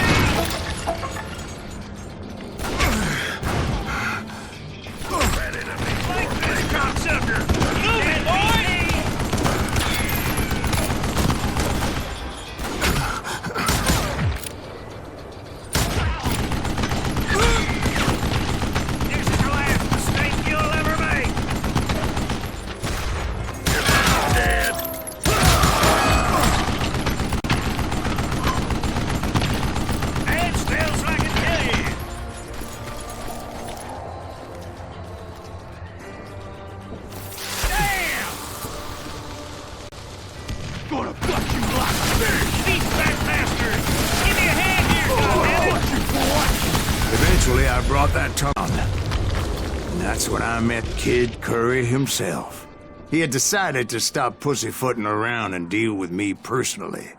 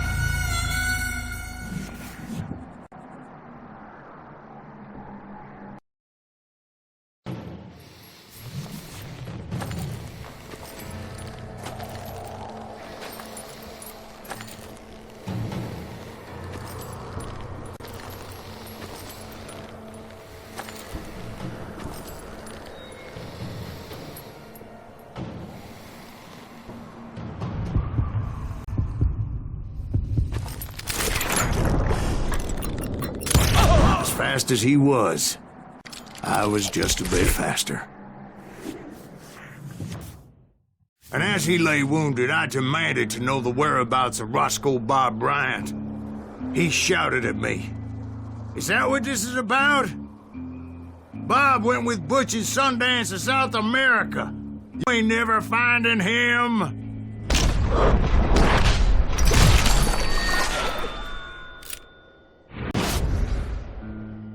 Those were his last words.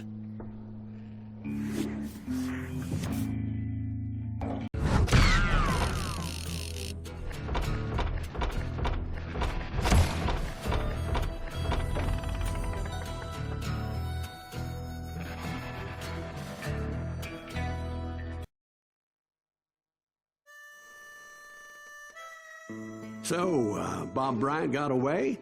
I find him in South America. What about the other killer? Yeah, you kinda glossed over that one. Well, I found Jim not long after my showdown with Ringo. At the time, he was riding with the James Younger gang. Did I neglect to mention that?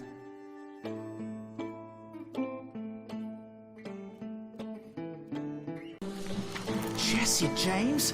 The greatest outlaw who ever lived? Jesse and his kin rode with Quantrill when he raided Lawrence, Kansas, and killed near 200 people, boy. Nothing great about that. And from there, him and his brother went on to rob banks and trains from Kansas to Missouri. Which is why there was such a rich bounty on their heads. 40 grand for both of them, dead or alive. That's one hell of a payday.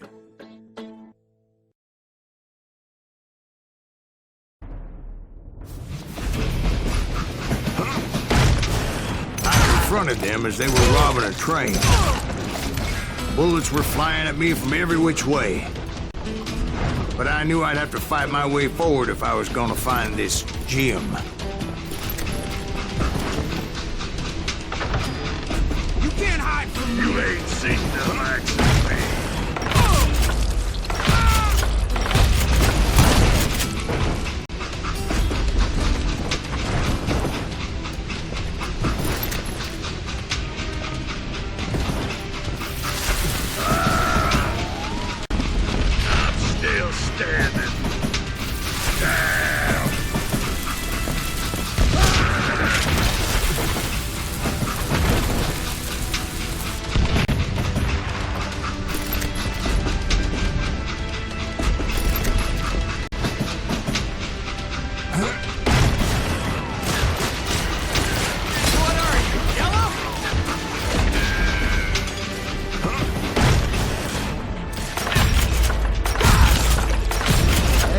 Now, wait a second. How'd they start in the first place? Well, the James boys were experts at this.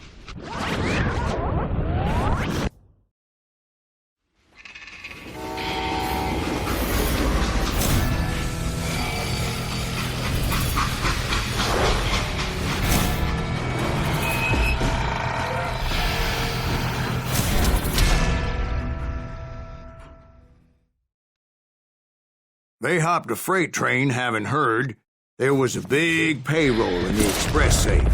So, I hopped the same train.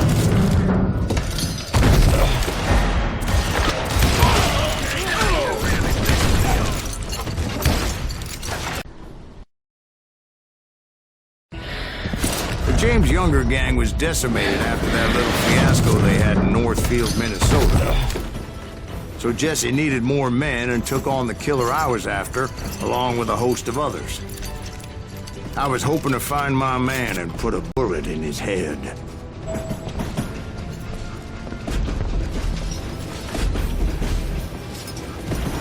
Climbing around that train, I must have swallowed 100 damn bugs before I reached that... The James Younger gang pulled the first train robbery west of the Mississippi. Sounds like you hold them in high regard. Everyone knows they were the most famous outing ever. And you took them all on by your lonesome. Again, I'm finding this all a little hard to swallow, friend. Well, maybe you need to wash it down with some whiskey. By the way, did I mention that that train was flying down those tracks like a bat out of hell?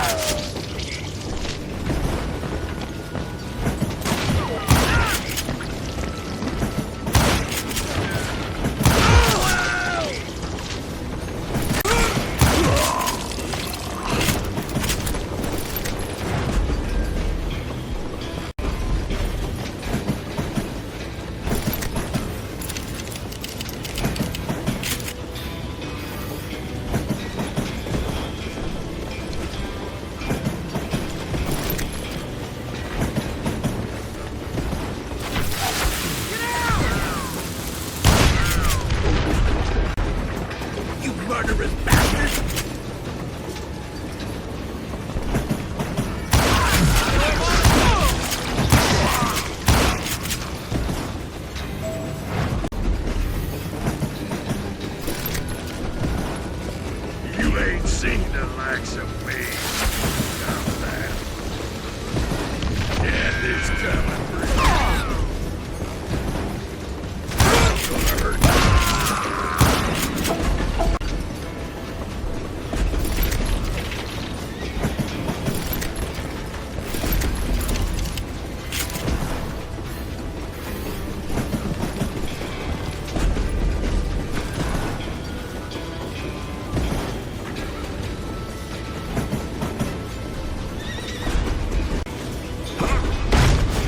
Anyway, excuse me, Ben. Where would I find the gentleman's facilities? Suddenly I have an urgent need to drain my one-eyed snake. Well, I've had more than a few drinks, and I've been sitting here for quite a spell. Right through there. Let me show you.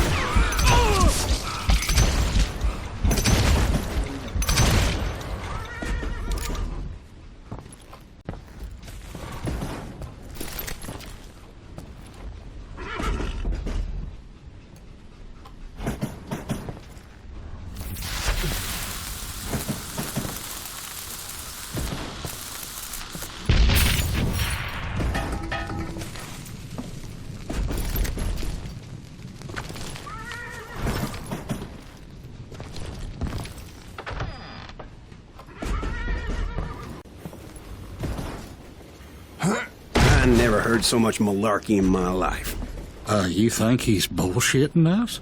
You don't think he's Silas Greaves? I think he's just some old drunk looking for some free liquor.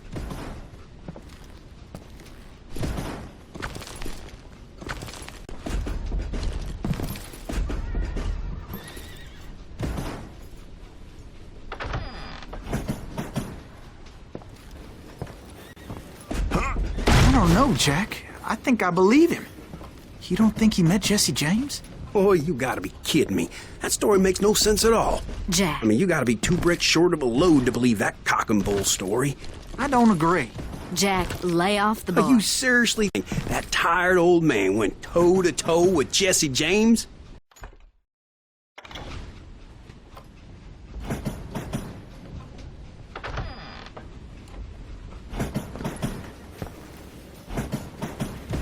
Well, that's better. Coming back. Did I mention that this Jim was married to the infamous Belle Starr? Of course, I didn't learn that until later. Anyway, I made my way forward the best I could. Around the sides, over the roof.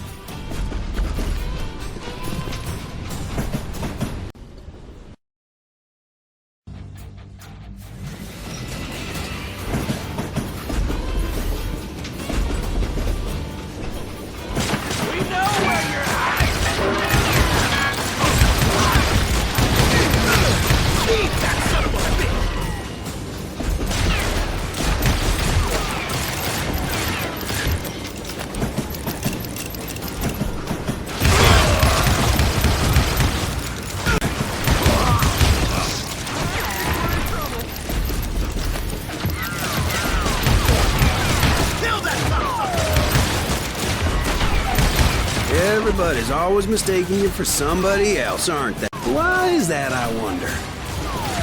Don't rightly know, Jack. I'm just telling you how I remember it. I bet you are. Just shoot him!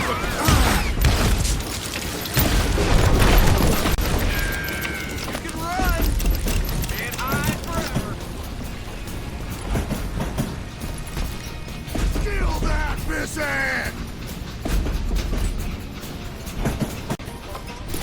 You can't fight James, gang!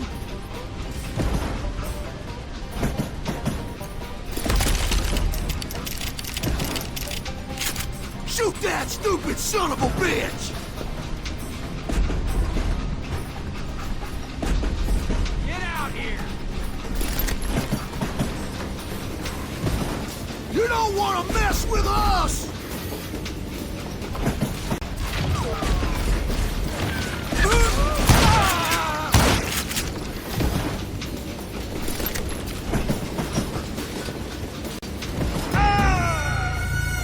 It was definitely safer on the inside of the train. Yeah, you know you can't keep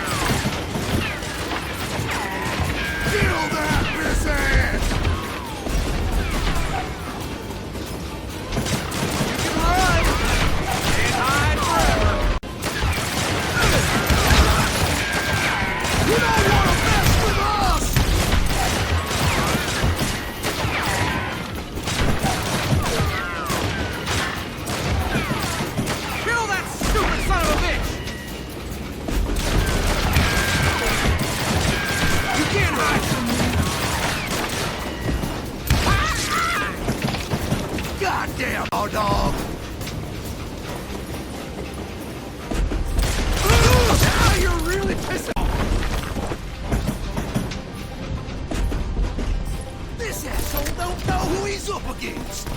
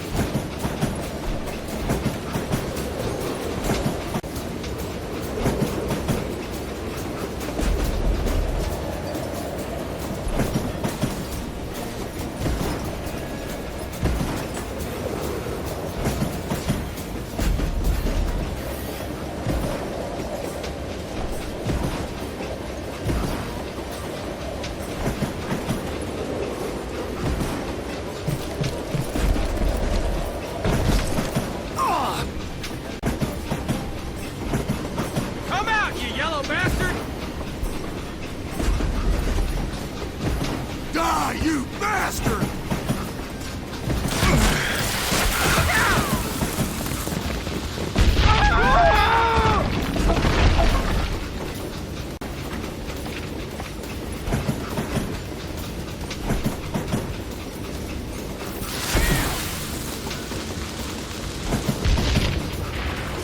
Come and get me in the guts!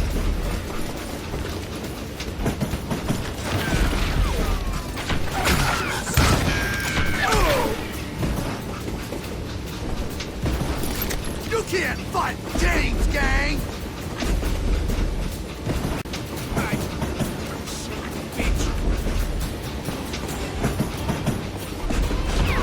Shoot that stupid son of a bitch!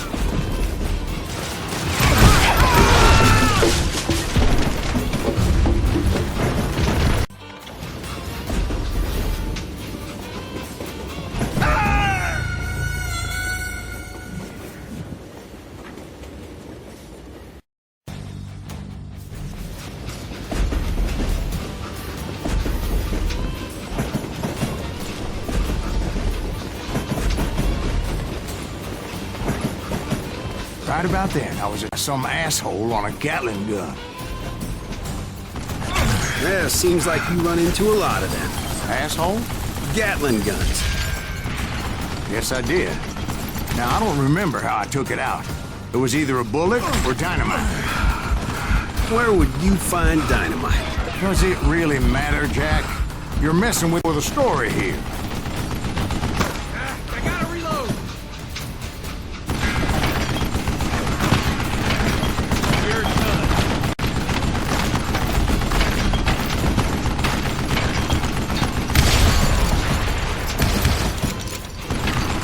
Time to die.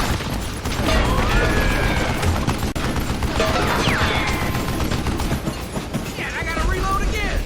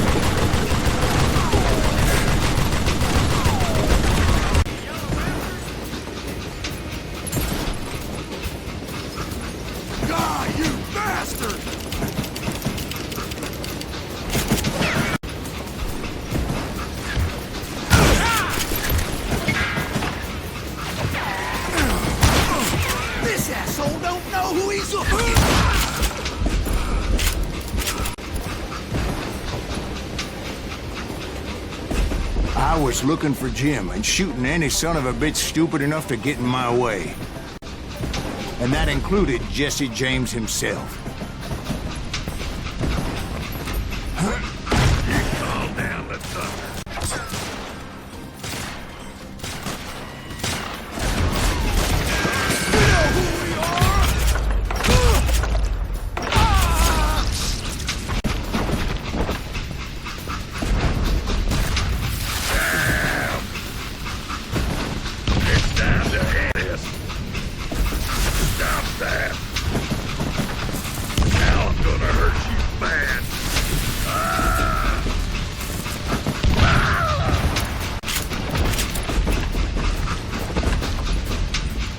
There sure were a lot of men determined to die that day. You don't want to mess with us!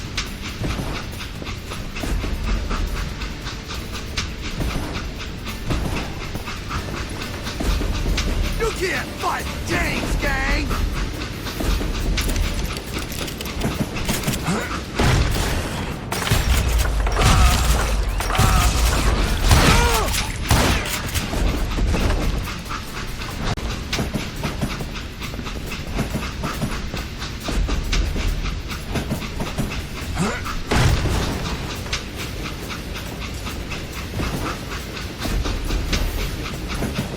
It was then that Jesse detached the express car from the rest of the damn train.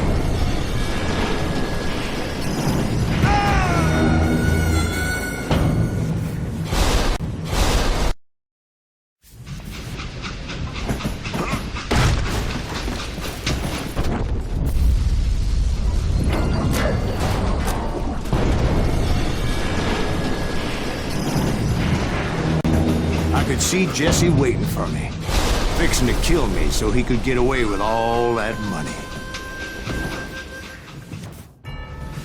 You had a showdown with Jesse James? Of course he didn't. Everybody knows that Jesse was killed by Bob Ford. Yeah. Jesse went out like John Wesley Hardin. Coward shot him in the back of the head. Guess it doesn't matter how far you run, does it, Ben? Your past always catches up with you.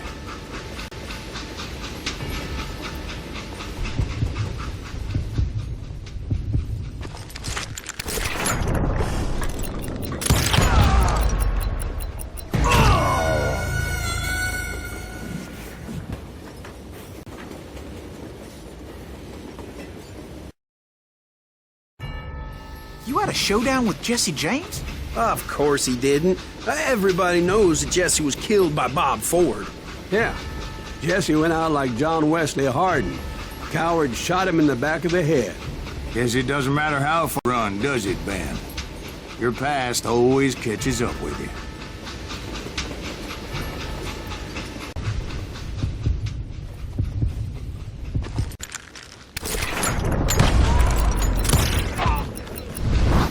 Yeah, I didn't kill Jesse James. Just wounded him bad enough to convince him to hang up his guns. What about that Jim fella? What happened to him? I figure he was up front with a gun to the engineer's head. That bastard slipped away again. I'll tell you how I got him. But first I need to wet my whistle.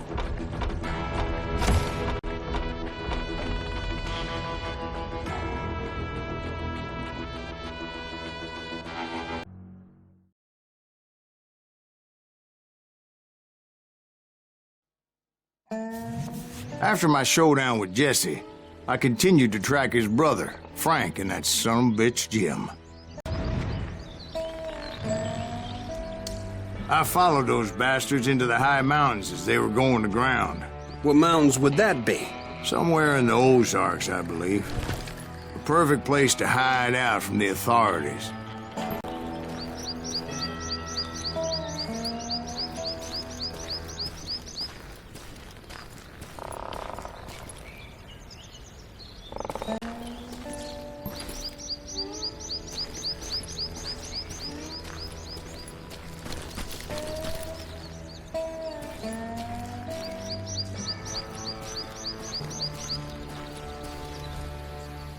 In fact, before I could find them, some Indians who fled the res and were hiding out from the military found me first. They probably thought I was a cavalry scout and Didn't want me telling the military where they were. Injuns? They could have been Cheyenne, but there was all sorts of renegades roaming the landscape back then.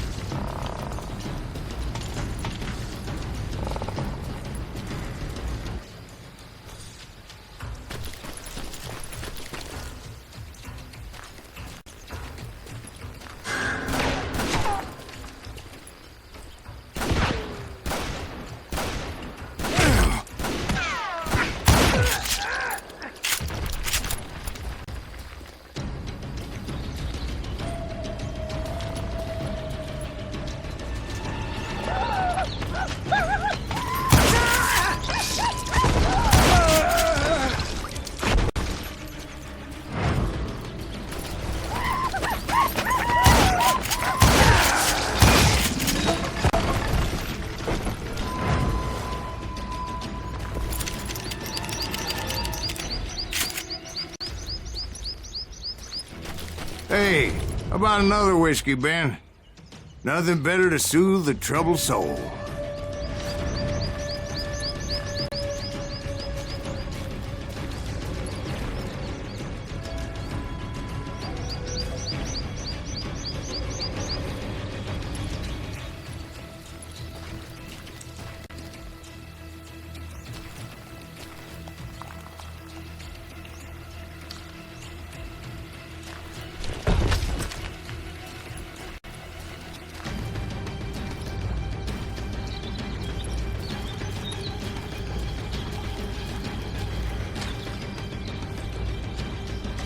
Now, where was I?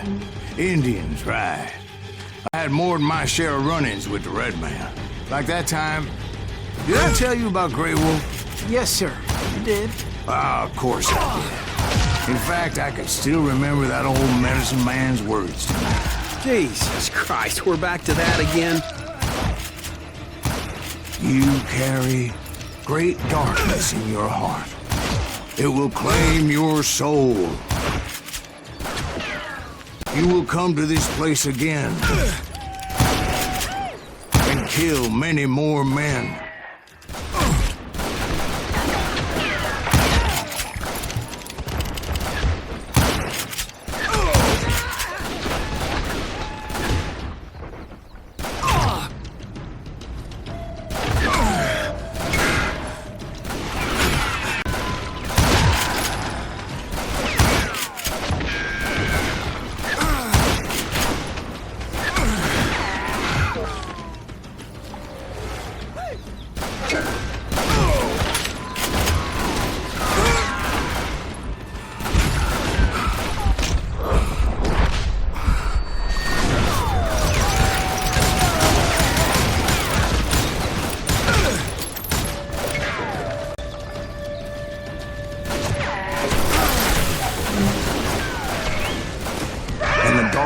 Will grow until it consumes everything you are.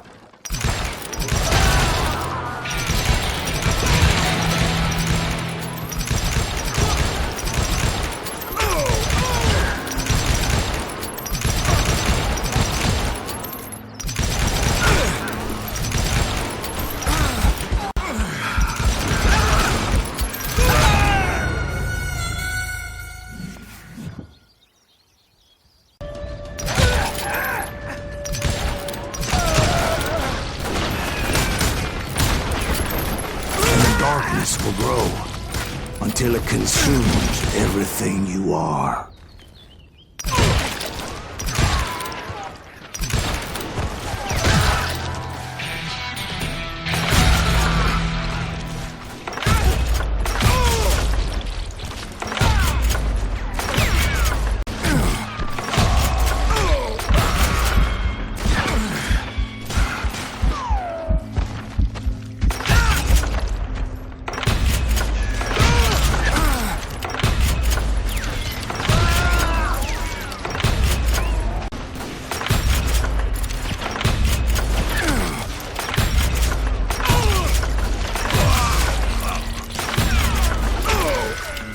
So, did you ever find it? The man you are... Let me ask you something, Ben. You ever think about death? Mr. Greaves, are you all right? Oh, death. Oh, death. Won't you spare me over till another year? What is this that I can't see? With ice cold hands taking hold of me. Oh, death. Oh, death. Won't you spare me over till another year?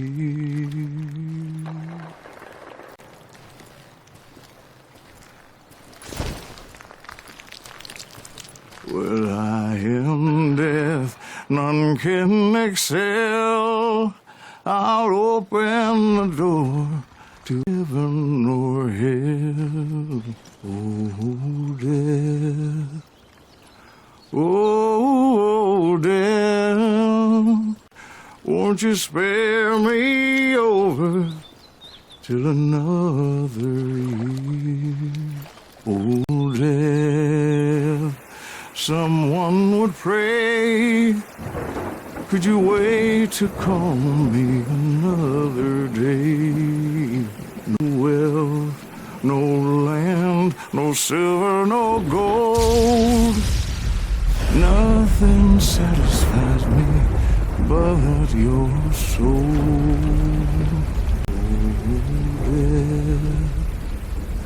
Oh, death. Oh, death.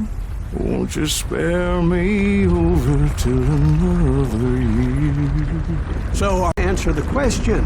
What question is that? Jim Reed. Did you ever find him? Reed was indeed that son-bitch's surname. That's right, Ben. A despicable character. I remember him laughing like a hyena that cold morning they lynched me and my brothers.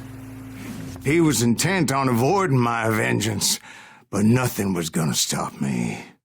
Nothing.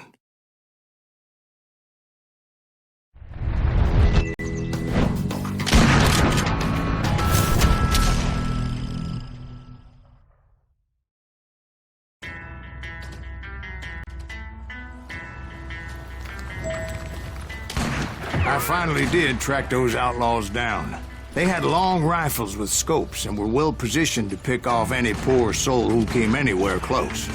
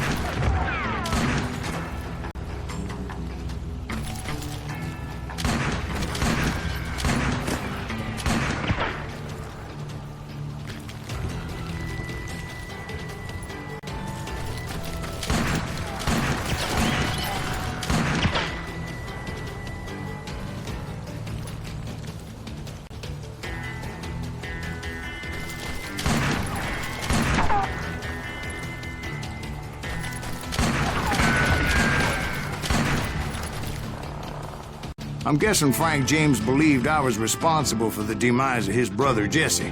I couldn't really disagree with the man, as I thought Jesse was dead then as well.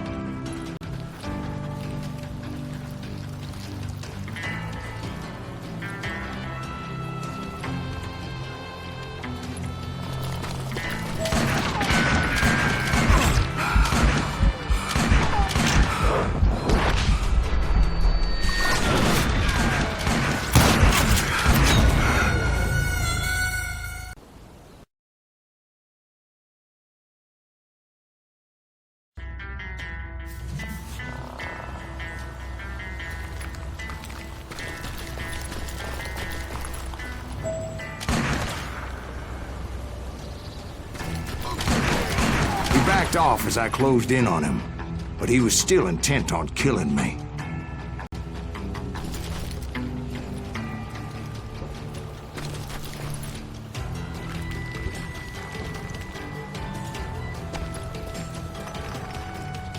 And when I closed in on him again, he backed off again, looking for a bet on me.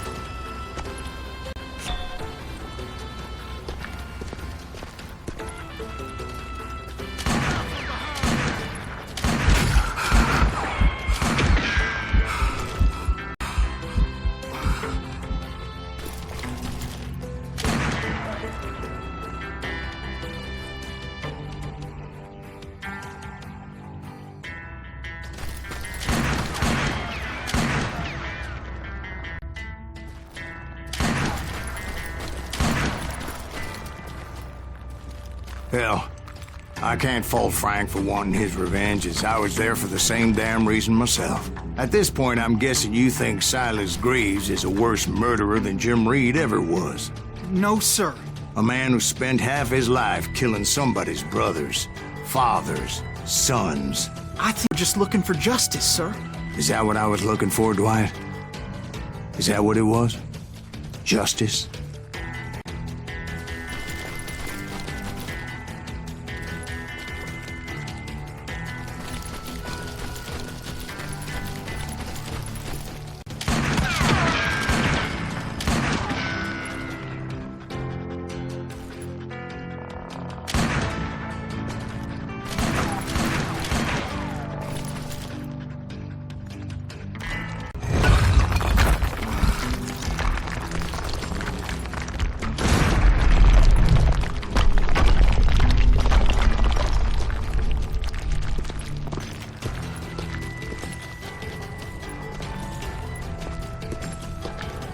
Isn't that why you were hunting the James gang?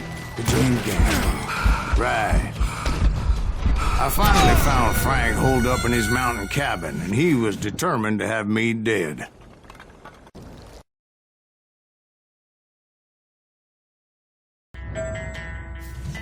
It was a pitched battle that could have gone either way. Luckily, I had some dynamite in my possession. Dynamite? On your person? A few sticks, just in case. It's good to be prepared. That son of a bitch! I'm just laying out the facts as I remember them, Jack.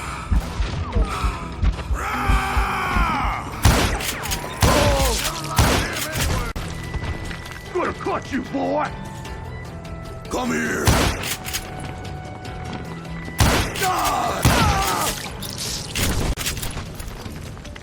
This ain't hide and seek.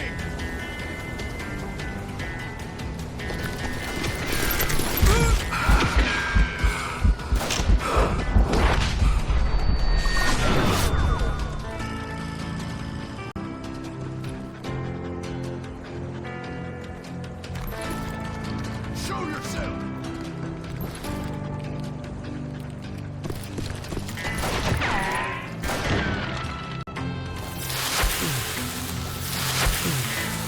Take him out! He's just one man! Put him down! I want that bastard dead! Gonna make you bleed! You're gonna bleed!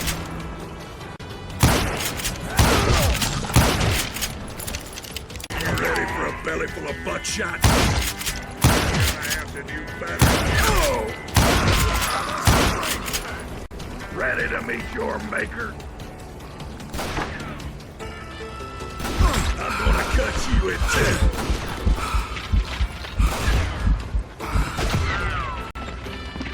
Wounded grizzly is twice as dangerous.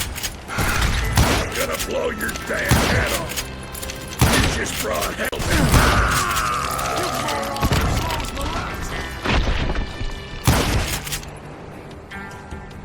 Your head out! I dare you!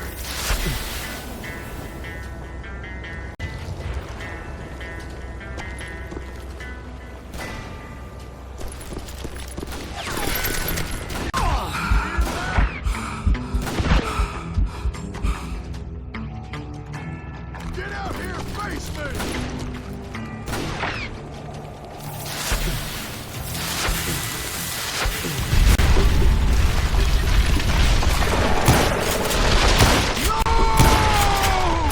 That old shack?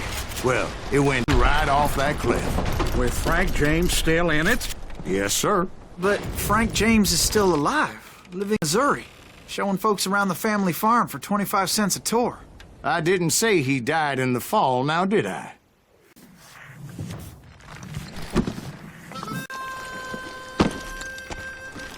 I'm done with this damnable outlaw life! Kill me, don't kill me, do what you will! At this point, I just don't give a shit! I explained to Frank that I had nothing against him personally and that I was looking for someone else. You want Reed? Have at him! I never did like that bastard! I am done here! We parted in peace as Frank pointed out the path to my prey before making his way back down the hill.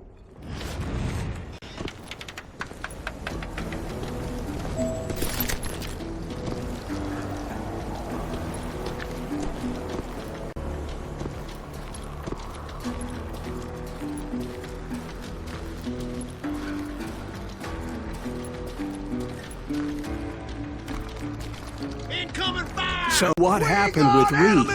Well, I finally found the last of the gang hiding in a nearby cave. First, I had to dispatch the lookouts.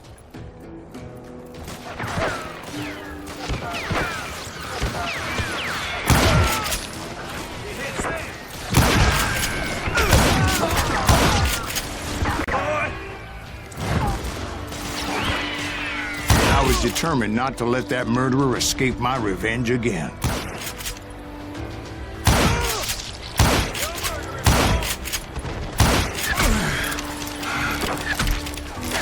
Why won't this asshole die?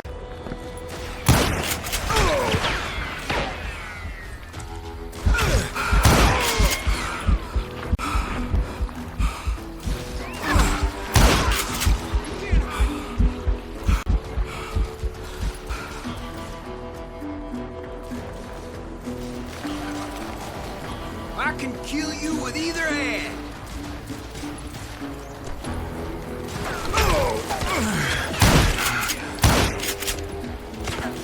But rather than wander in willy, I decided it would be better to smoke that sumbitch out.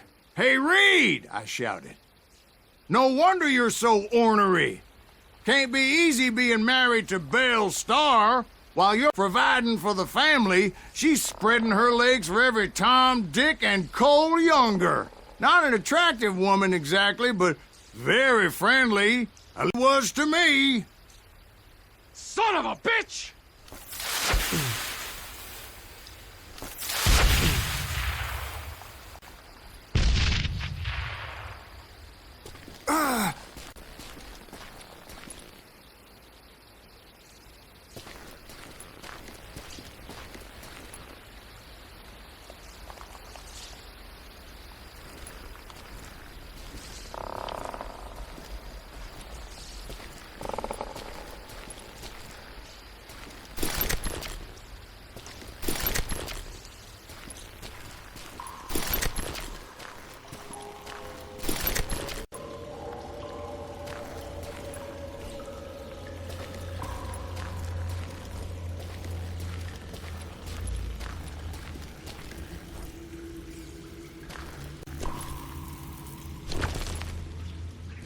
It was then that the last bunch of bandits jumped out of hiding. Why won't this asshole give up?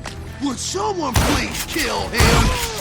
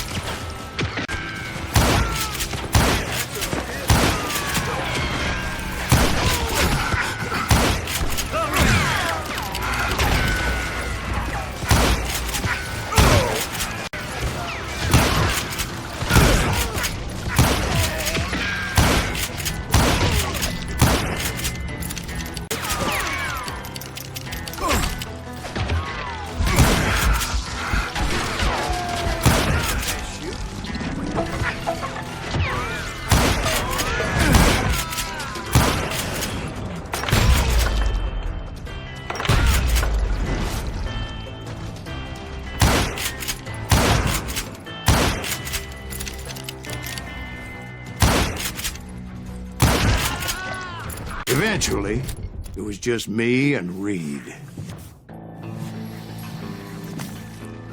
I had waited a long time to face him down, so I could repay him for what he did to my brothers.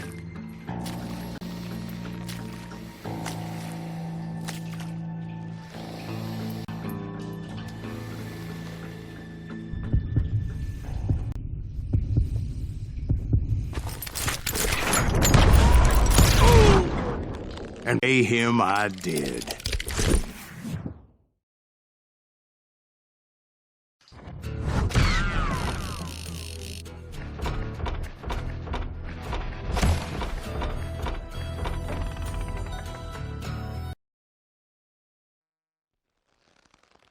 Well, I don't know about you boys, but I'm pretty beat.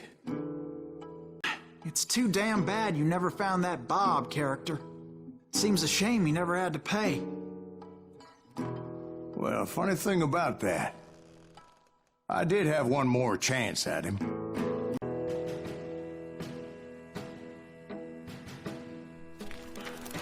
Six months ago, I heard that Butch and Sundance were back in the States and had gathered up some of their old gang. Them down, hoping that Roscoe Bob Bryant had returned with them. So you're saying they didn't die down in Bolivia? That's what I'm saying.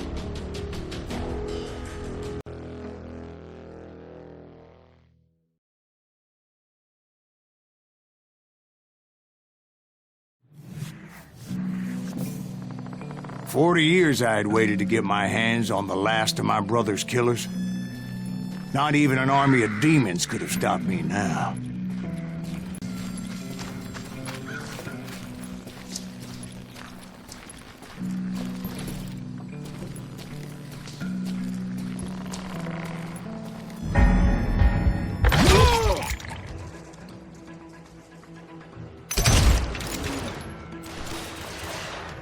Both Johnny Ringo and Jim Reed fell fairly quickly. But the last one, Roscoe Bob Bryant. That son of a bitch had managed to escape my vengeance time and time again. I couldn't even be certain I'd recognize him after all those years. By now, he had to be close to 70. For all you know, he could have been dead. That thought had indeed crossed my mind.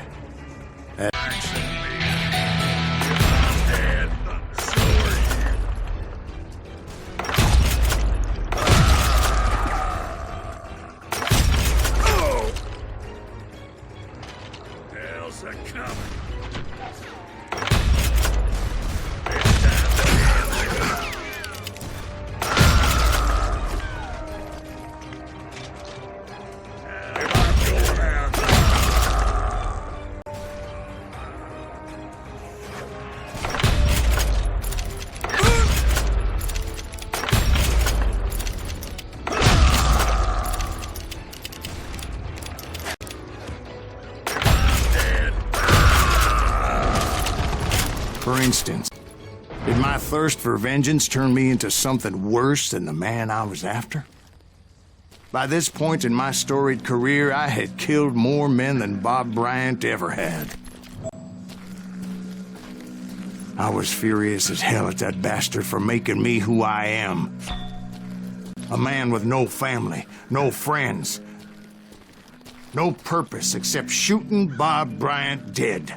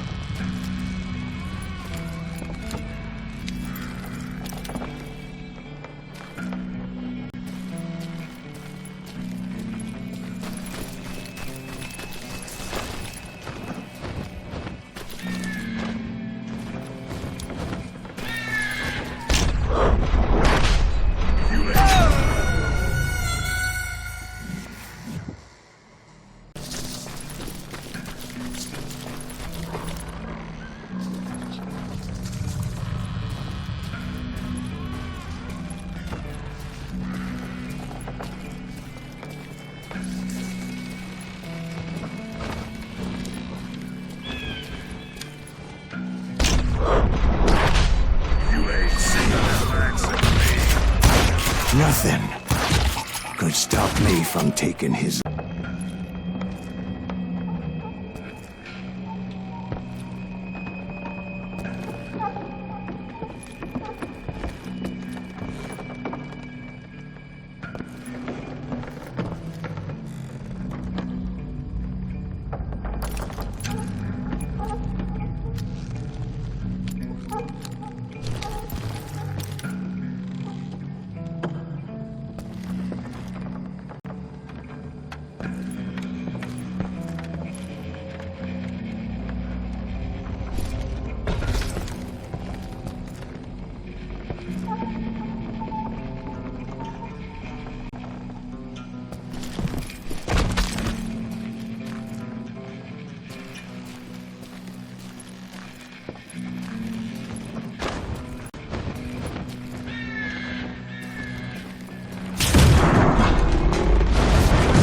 falling apart, just like me.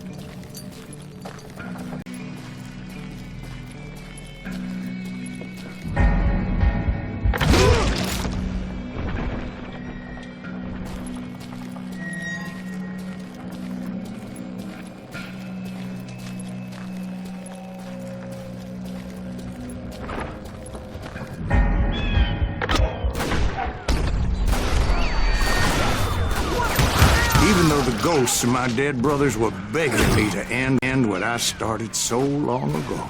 Mr. Greaves, are you all right? Would you like some water? The Wild Bunch knew I was there. They were after a treasure they had hidden before they fled, buried in the grave of a dead amigo. Some folks think the town is haunted, so they figured there wouldn't be many people poking around.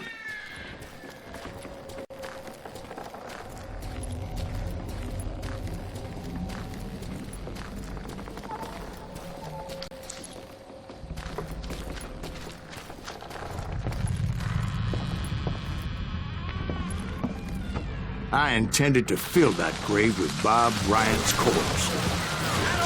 But like I said, bandits knew I was on to them. They lured me in and hit me with everything they had. Who the hell is that old man?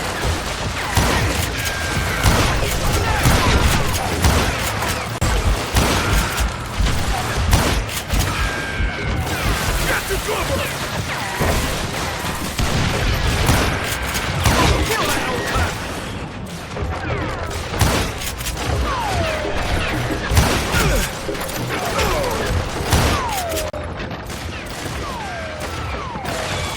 you obviously prevailed since you're sitting here telling us today. Actually, in that moment, I did not prevail. So I suppose we're talking to a ghost. Funny you should put it like that, Jack.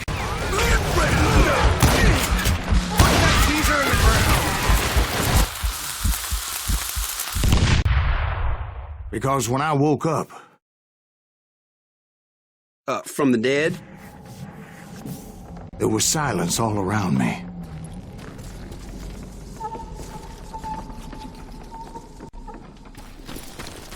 I could swear to God I saw Billy then. Billy who? Billy, the William Bonney. He was shooting at me from a rooftop. Here, there, even over there.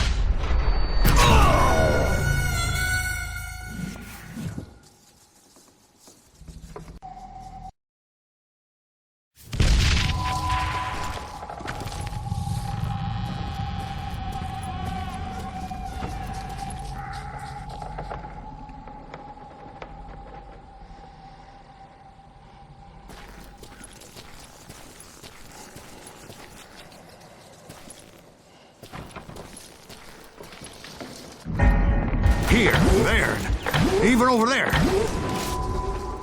I am right. You are titched in the head.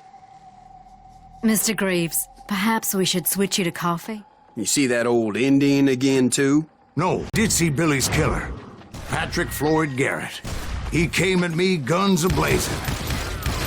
I knew that old war horse had died 2 years before. I wondered if maybe I was dead too and confronting the ghosts of my past. Perhaps all my sins were coming back to haunt me and drag me down to perdition.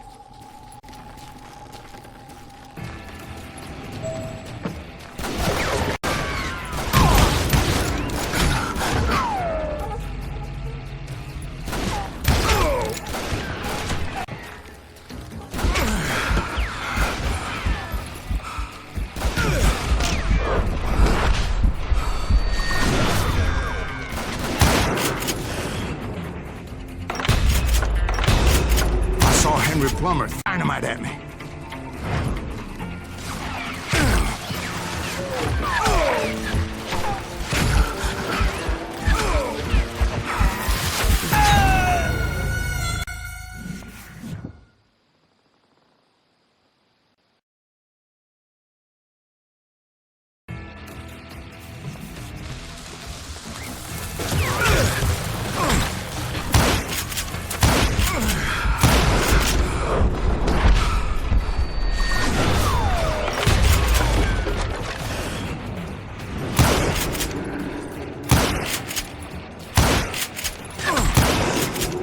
Gates of the cemetery, I saw John Wesley Hardin, just like I remembered him.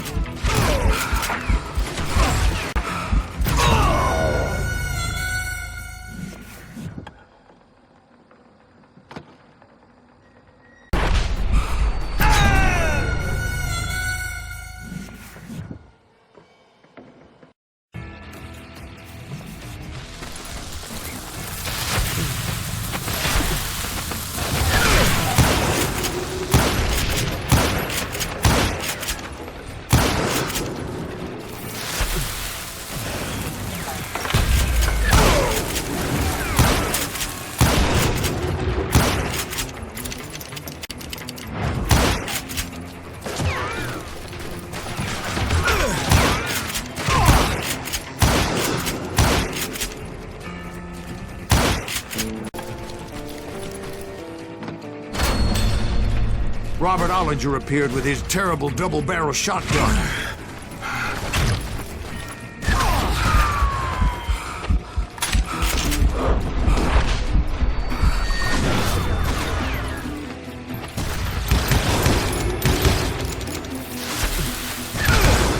But no ghost stopping me. My father-in-law got hit with a fallen branch. He spent the rest of his life talking dogs.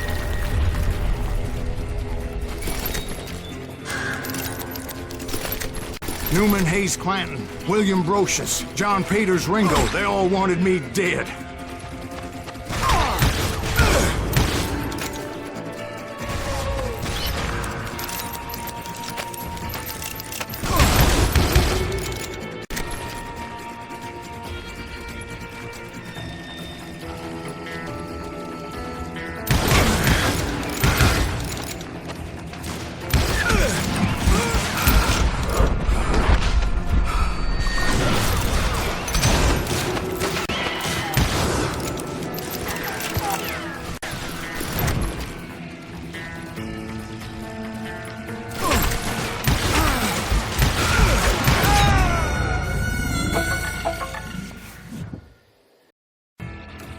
The Dalton brothers, Robert and Grattan, guardians of the Garden of the Dead.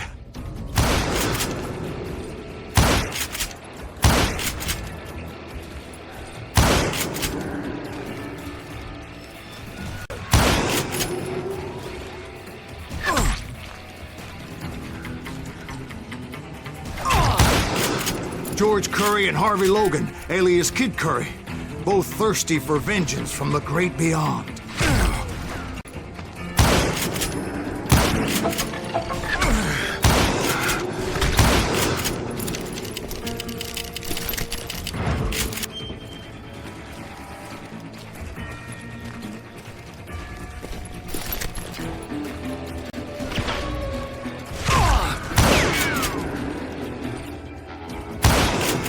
Jesse, Woodson, James, and Jim Reed. Each one deader than the next.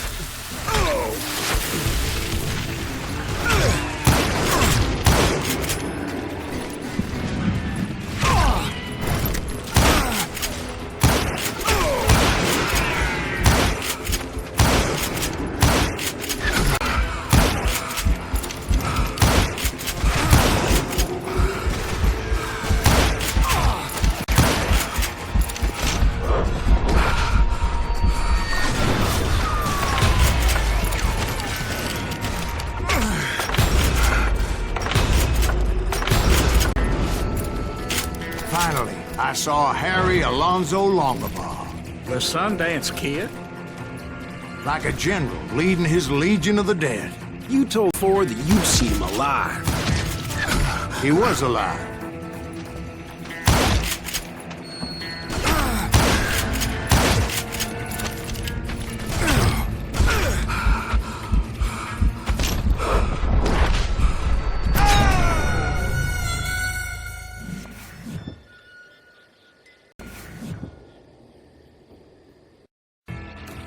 Finally, I saw Harry Alonzo Longabaugh. The Sundance Kid?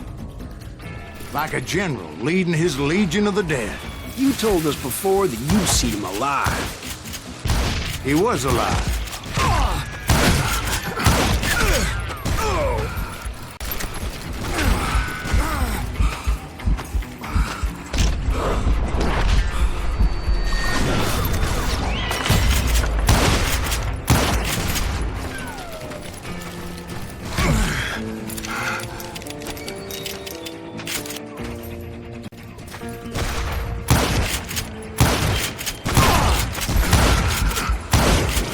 Then I heard a call to me from afar.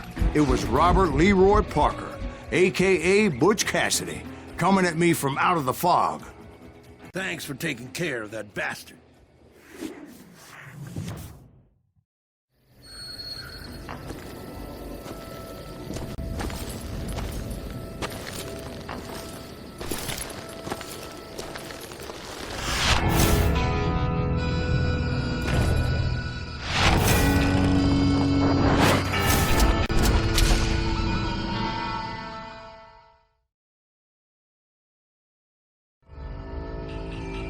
But the kid wasn't quite deceased. Not yet. Takes more than one little bullet to kill the likes of me, partner. Those two looked like they hadn't seen each other for quite a while. Clearly, they were no longer amigos. Shit. I was hoping I wouldn't have to kill you. You won't have to, Butch. I'm killing you first. I asked him about Bob Bryant, but they were too busy with their own heated conversation. Let me get this shit straight. You want my money and the love of my life? You frittered it all away, Butch. Edda's mine. So is that damn money. I didn't want to shoot anybody until I had an answer to my question, but those boys didn't give me much of a choice.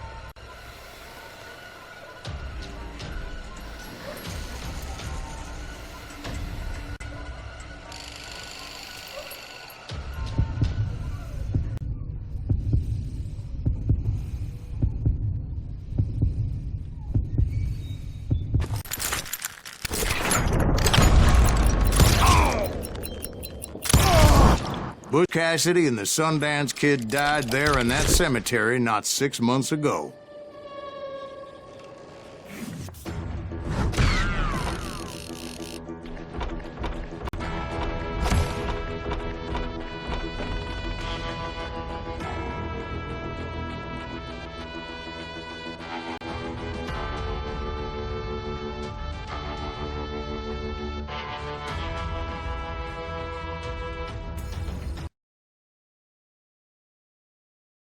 Butch Cassidy and the Sundance Kid were killed by the Bolivian army. Everybody knows that. That's the legend, but it ain't the truth.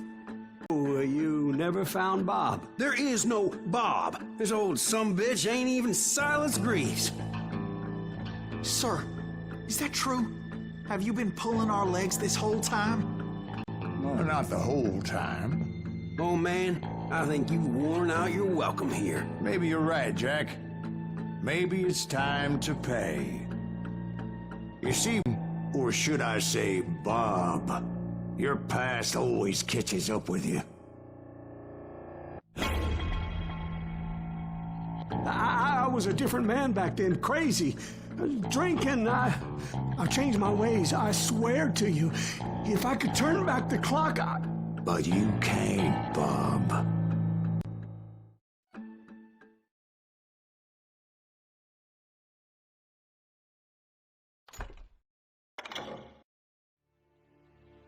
Why'd you toy with me like that? Telling those tales, knowing all along. Why not just lay your cards on the table? Wanted to suss you out, Bob. See what kind of man you turned out to be. Maybe prod you into drawing on me. See, all those years on your trail turned me into a killer. Can't even remember who I was before you tried to murder me. On the other hand, walked that very same path in exactly the opposite direction. What do you mean by that? You think life is worth sparing, Bob?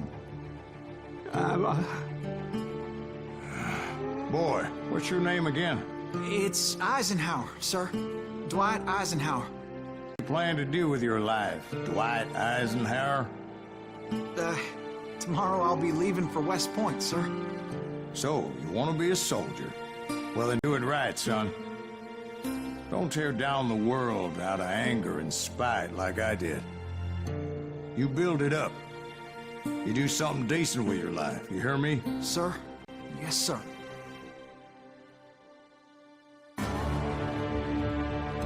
I won't have it said I left you with nothing, Bob.